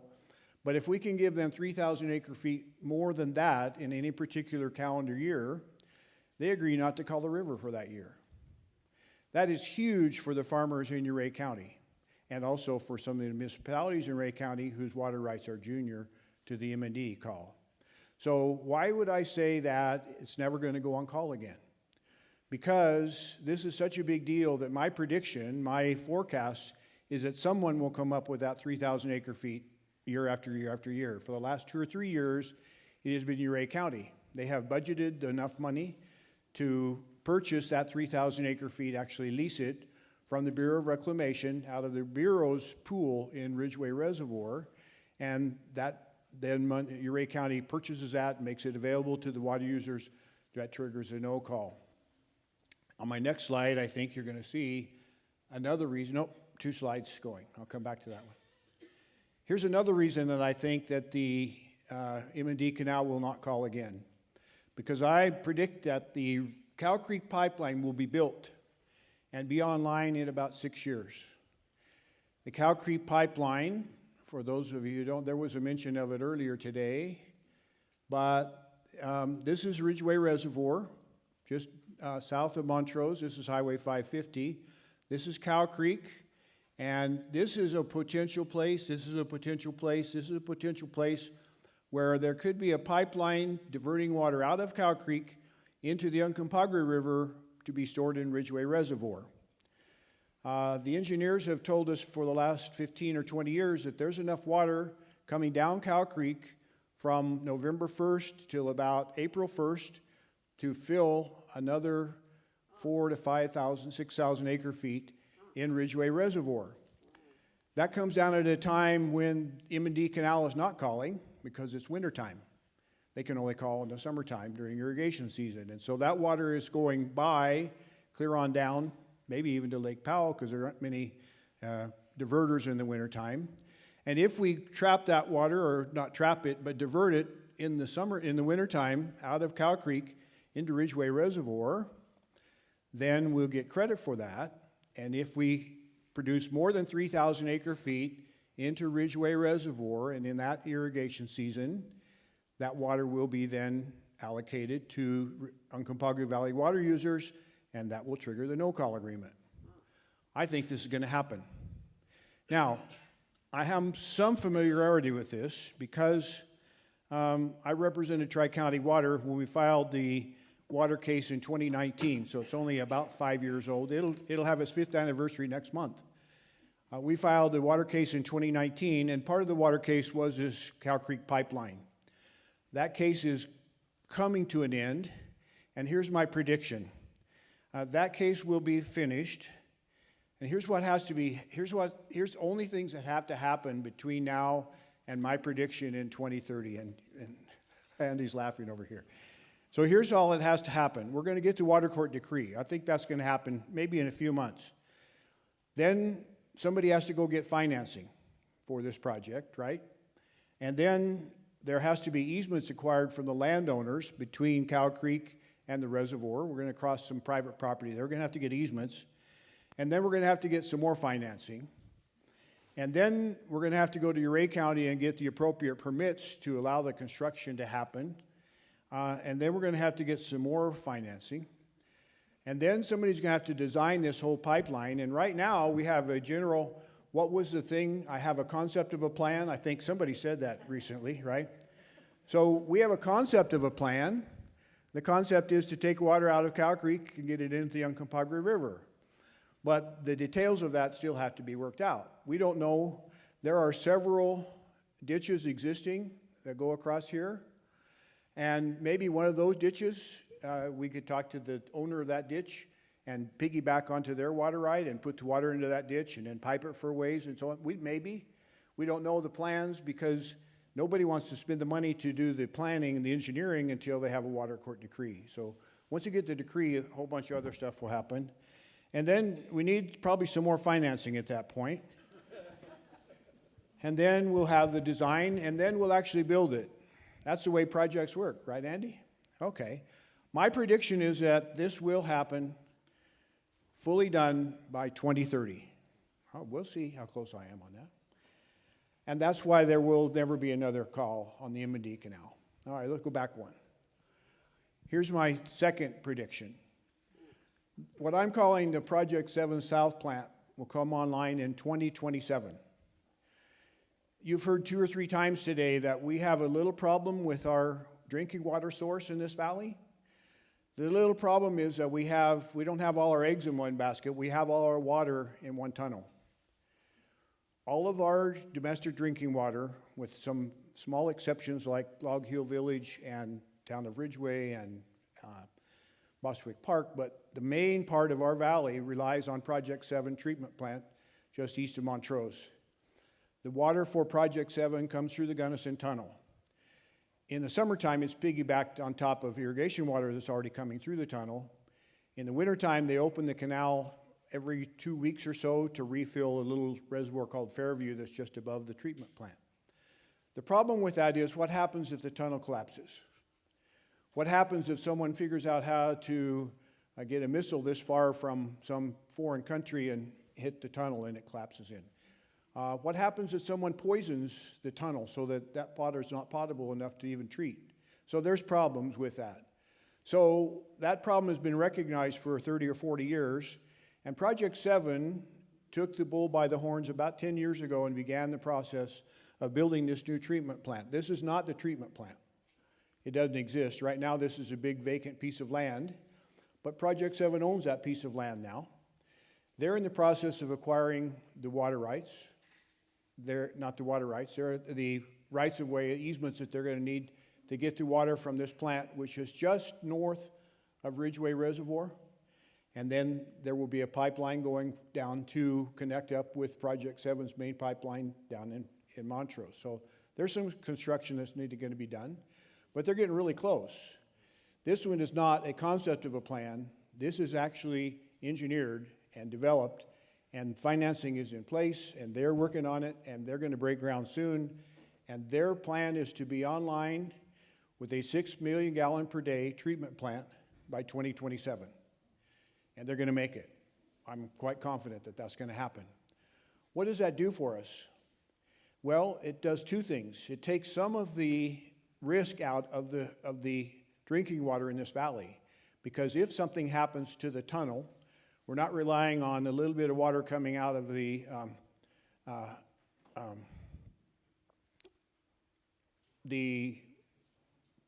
canal, Cimarron Canal. We could divert Cimarron Canal water into Fairway Reservoir. And so we have a different source, which is Ridgeway Reservoir, which Ridgeway Reservoir is a really, really good source of water. The only problem with it is that the quality of water in Ridgeway is different from the quality of water that you get out of the Gunnison River. You notice I didn't say it's worse. It's not worse, it's just different. And what that means is it has to be treated differently. So the treatment plant that this design has is a different kind of treatment plant. It's state-of-the-art. It's not if you go down to the Project 7 treatment plant east of Montrose, you'll see a bunch of stuff that goes around, big tanks that are going around to settle it out, and they've put stuff in it. This is a membrane plant where they force the water through a membrane and they squeeze all the bad stuff out of it. And then they add chlorine and things. So the other advantage to that plant is that it started to be a 6 million gallon per day, but it's going to be modular. So if the valley grows, in a minute we're going to talk about that, they can simply add more plates to it and make it eventually up to a 10 or 15 million gallon per day plant. So that's my second prediction. I think you're going to see that plant online. Third prediction. This one I'm pretty confident of. Traffic on Townsend will be worse. Now, some of you who live in Montrose say it can't get any worse. But I have driven in Los Angeles, so I know we're a long ways from the worst. This valley's going to grow. I have no doubt about that. Why? Because people from outside of this valley come here and they see the same thing that we live here for. They see the climate, they see the people, they see the opportunities, and so people are going to continue to move here. Right now, Project 7 roughly treats about 5 million gallons per day in the wintertime. So that's in-house use. That's what you use to clean and cook with. And then 15 million gallons per day in summertime. So about 10 million gallons per day of treated water goes on your lawns and your golf courses and wherever else you're using irrigation. And they serve about 50,000 people in this valley. We're probably going to hit twice that one of these days. So 2023, they diverted 9,000 acre feet to treat to get that 5 million gallons, or the 5 million gallons and 15 gallons per minute. That's 2.9 billion gallons of water they treated. If we have 100,000 people in this valley someday, then they will have to treat 18,000 acre feet. At that point, they'll need both treatment plants. They'll probably have to upgrade the south plant to maybe 10 million gallons per day, but they'll have plenty of treatment capacity. So treatment of the water is not a limitation to our growth. If you want it to be a limitation to our growth, it could be. But you then have to talk to Project 7 and say, quit doing what you're doing and plan for the future, and just let the people who live here have water. And also the raw water supply is not a limitation. This rubs Sue the wrong way every time I tell her that, because she would like for us to say, there's a cap on the growth in this valley by raw water, but that's simply not true.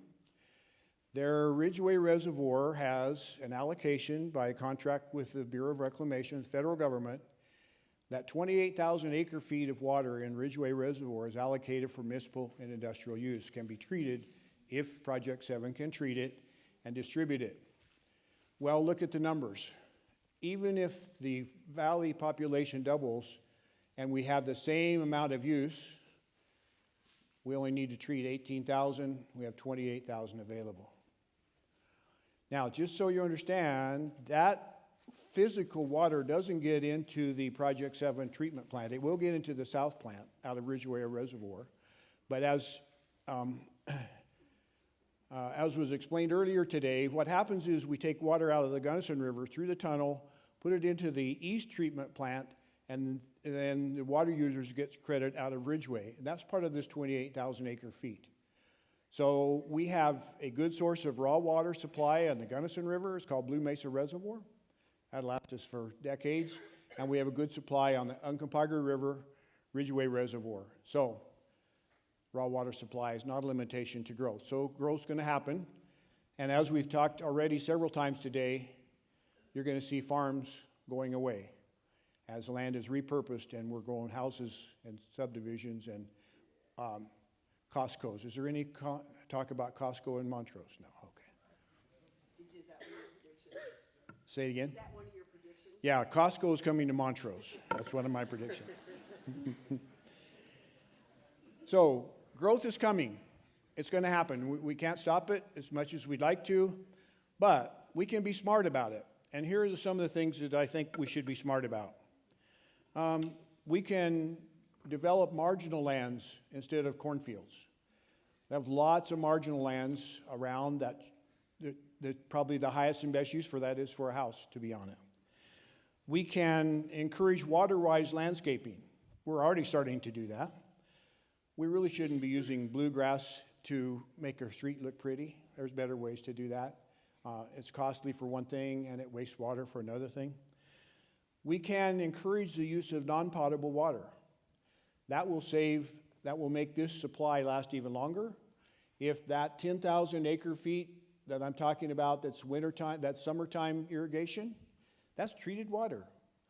We don't have to irrigate with treated water, so let's figure out a way to use our non-potable water sources instead of treated water.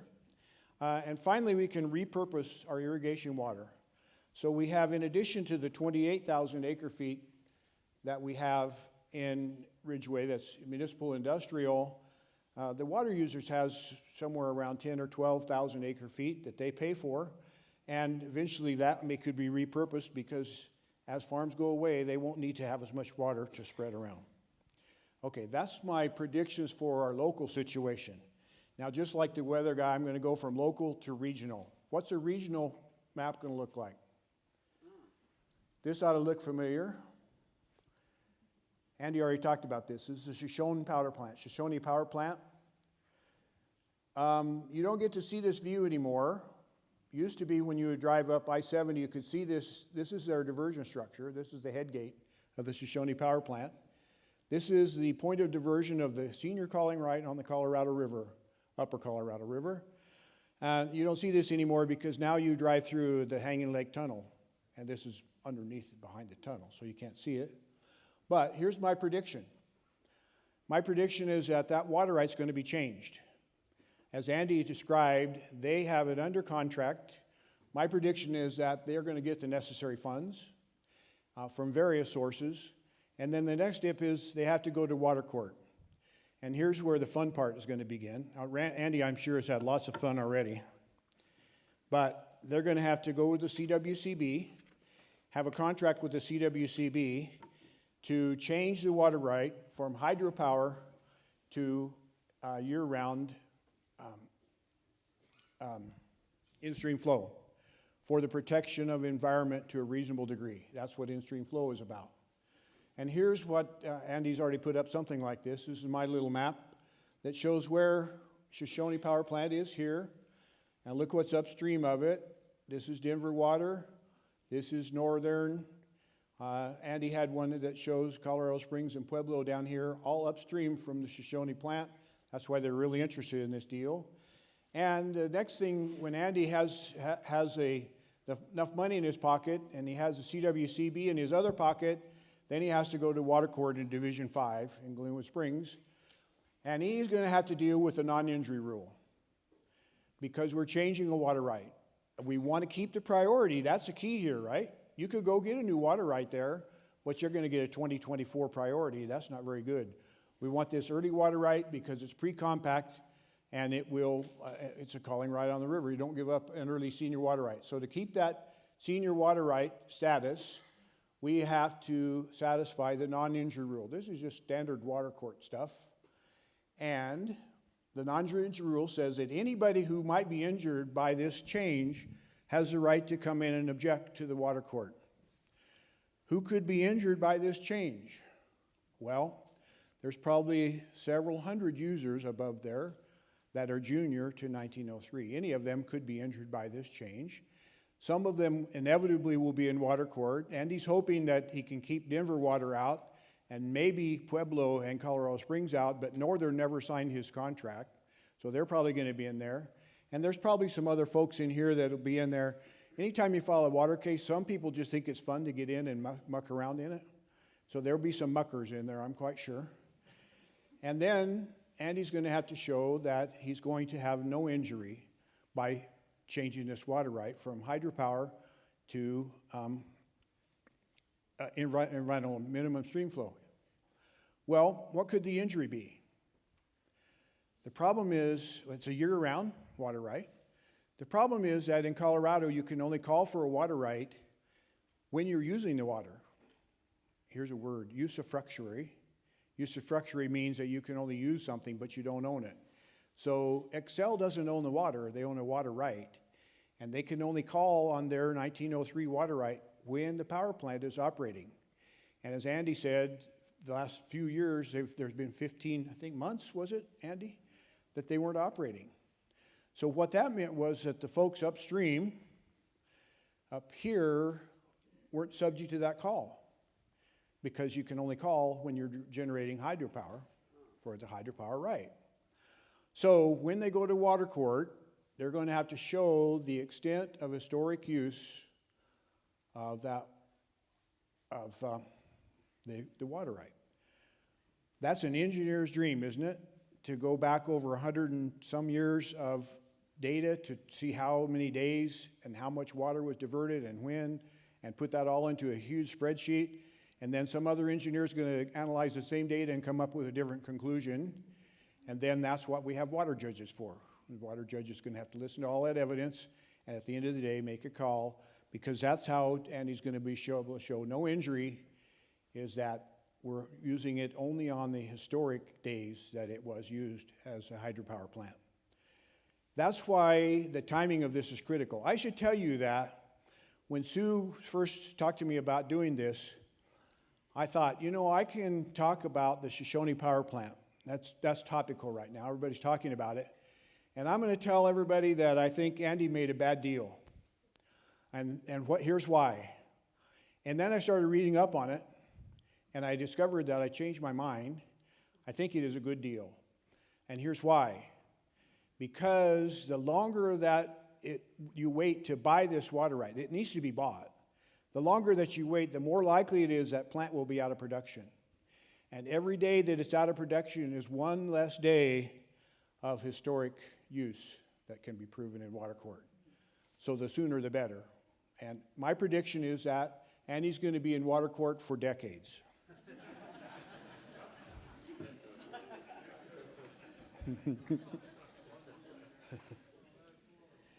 Okay, here's my next prediction. And this, and with this one, I am disagreeing with Andy a little bit, because he's really pessimistic about the compact call. And he has reason to be, because he's right in the middle of it. And there are major, as he described earlier, major issues related to the law of the river on the Colorado River. And the beginning of that is the compact call 1922. And as he said, there are investors, that he said about 50% of the shareholders in the Grand Valley Irrigation Company. Is that which one? It's actually the largest shareholders in the Grand Valley Water Users Association. The Grand Valley Water Users Association is the sister entity to the Uncompahgre Valley Water Users Association. Set up at the same time, same purpose. They operate the Highline Canal, which is the big canal in the Grand Valley, goes all the way down to Loma. And so some Wall Street investors finally figured out that there was money to be made in water, and they started investing there. We also have a company that's invested some near where Paul lives in Dry Creek in Delta County for the same purpose. And they are gambling that there's going to be a compact call, and so their water rights that they bought at farm values, irrigation values, are going to go up a lot in value. And then they're going to sell them to somebody who needs to get protection from the compact call. And Andy says, Andy's got these charts that show that by next year we might be in violation, and certainly in 5 or 6 years we're going to be in violation, and I disagree with that. And see, since I'm just forecasting, I can say whatever I want, right? But here's why I disagree with it. I think that Andy and everybody else that's working on this is going to come up with a solution. there's going to be a negotiated solution to this problem. The stakes are simply too high for this to go and not be negotiated. I'm not saying the negotiation is going to be easy. There's going to be a lot of gnashing of teeth and a lot of angry words and a lot of arm twisting and posturing and all those things that go into a negotiation. But at the end of the day, my forecast is that there's going to be a negotiated solution to the Colorado River problem. I don't think we're going to get into litigation. That would take decades. That doesn't solve anything for anybody. And I don't think there's going to be a call. One of the beauties of the Colorado River Compact in 1922, Dolph Carpenter negotiated, was that it takes more than 1 year of violation to trigger the call. It's, and you described it, it's 75 million acre feet on a rolling 10-year basis. So if we have a time where we only get, say, 6 million acre feet to go past Lee Ferry, if you can get 9 million acre feet the next year, you're even. And you have not even begun to violate the compact. So that 10 years gives us some time to work this out. And there will be some scrambling if we have that first year, but I don't ever see a call happening. When I teach my water class, I talk to them about that and I try to scare the devil out of them so they'll pay attention. But I'm not scared about it personally. So here's why Wall Street investors will be sad. Their water rights will still have value, but they're not going to be the $10,000 an acre foot that they have forecast. They're going to be the $500 an acre foot that somebody already put up here. That's going to be the ag value water, the irrigation water value, and not the compact call water value. I hope I'm right about this one. Okay. Next one. Various Native American tribes will be rich. You heard Andy talk about this a little bit already. When there is a shortage of water, there is a system for solving that problem. It's called capitalism. And that's, by the previous slide only works because of capitalism. If you're an investor, you would only invest in a water right if you could resell it. Well, some folks own really early water rights. 25% of the water decreed to the Colorado River are owned by several Indian tribes. These happen to be the one in Arizona. And the date, this is a legal doctrine called the Reserved Rights Doctrine. Their priority date is the date of their reservation. So if there was a treaty made with an Indian tribe, the date of that treaty is the date of their water right. If there was a reservation made, the date that reservation was approved by Congress is the date of their water right. Guess what? Those are all really, really old water rights. Here's a war story. When I was a water referee decades ago, we did tours around the West and met with other water judges at that time that were doing adjudications. One time we went to Santa Fe and we had a meeting in Santa Fe, and our side trip, our fun little trip, was to the Taos Pueblo, about 20 miles north of Santa Fe on the Taos Creek. The president of the tribe came and met with us, and we started talking about water and Taos Creek. And someone said, "Have you gotten your water right adjudicated?" New Mexico was in the middle of their adjudication process at the time. And he kind of puffed up and he said, "We just received our decree for our water right." And we said, "Well, what's your priority?" And he said, "Time immemorial, not later than 1786. Some Franciscan friar from Mexico had come through and written in his diary that he'd seen the Indians irrigating out of Taos Creek in 1786. They knew that date, but they weren't willing to settle for that. And so their priority is time immemorial. Is that a fairly senior water right? I think so. Same thing with these guys. Their water right is very senior.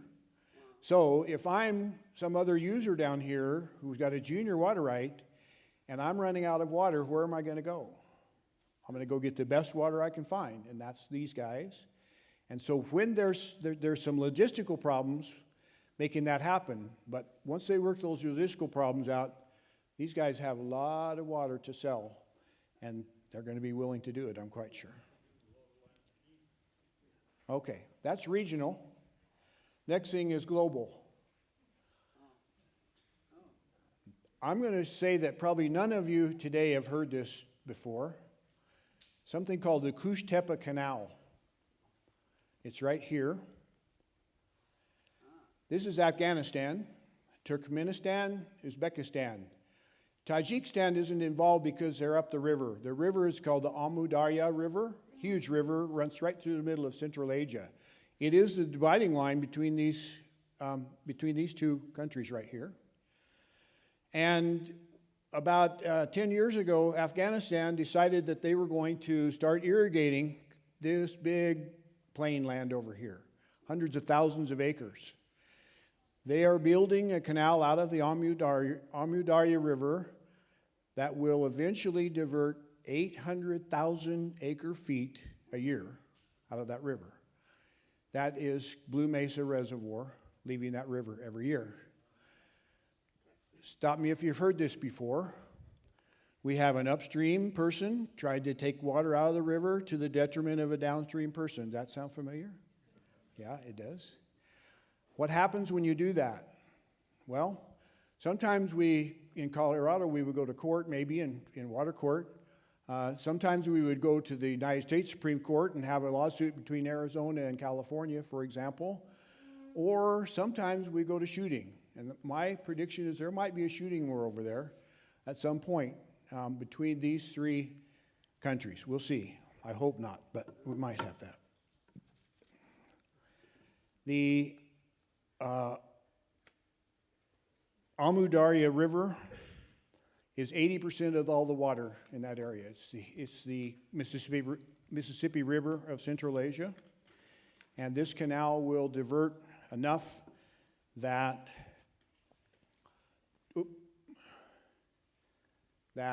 Turkmenistan and Uzbekistan right now get about 80% of the water out of the Amu Darya.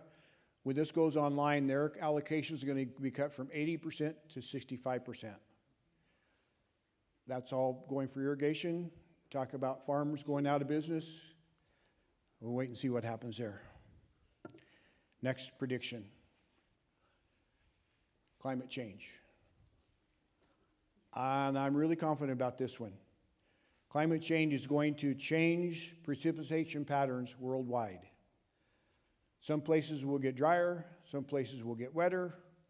I'm going to focus today on the places that have gotten wetter in the last 2 months.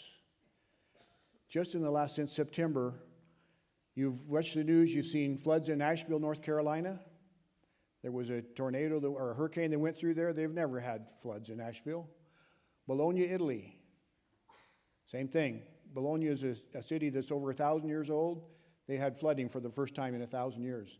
Valencia, Spain, almost cost the king his head, didn't it, when they had floods in Valencia? Tampa, Florida, right? Now, there was a Broncos game or something that got impacted by that one, I think. The Sahara Desert. We talk over here about a floodplain being a once-in-a-100-year floodplain. They had a once-in-a-100-year flood in Sahara Desert, which may happen again next year. And earlier this fall, all of these countries that I have highlighted here had major floods. And this is what it looked like.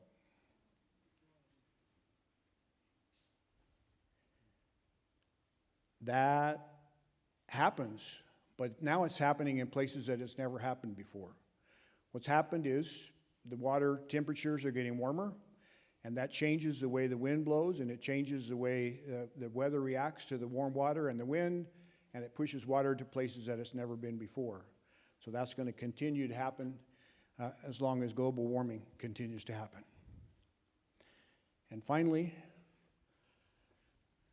La Nina and El Nino will strike again. You've probably heard of this before.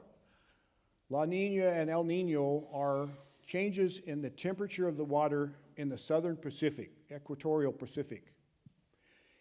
There's an average temperature that they record all the time in the equatorial Pacific. So this is north of Australia and west of South America. And if the average temperature is a little lower than the historic amount, they call that a La Nina. And depending on the amount of difference between the average and what it is, it could be a mild La Nina or a full La Nina. and that's cooler than normal. If it's warmer than normal, it's called an El Nino. Who knows how it got those names? It got those names because Jesus in Spanish is El Nino, the baby. And these warm waters hit the South American coast at Christmas time. And so a long time ago, they noticed that the water was warmer at Christmas. And that must be because of El Nino. Isn't that cool? That's why we call it El Nino. And then they just have a name for this one. But this is going to continue to happen. The pattern is about every 3 to 5 years, these swap. So we'll have a period of La Niñas. I just read that we're expecting a mild La Niña this year. And what that means for western Colorado is a little bit drier than an average year. That's not good news for us, but that's what their prediction is. That's going to happen. And then finally, I have one more. The end is near.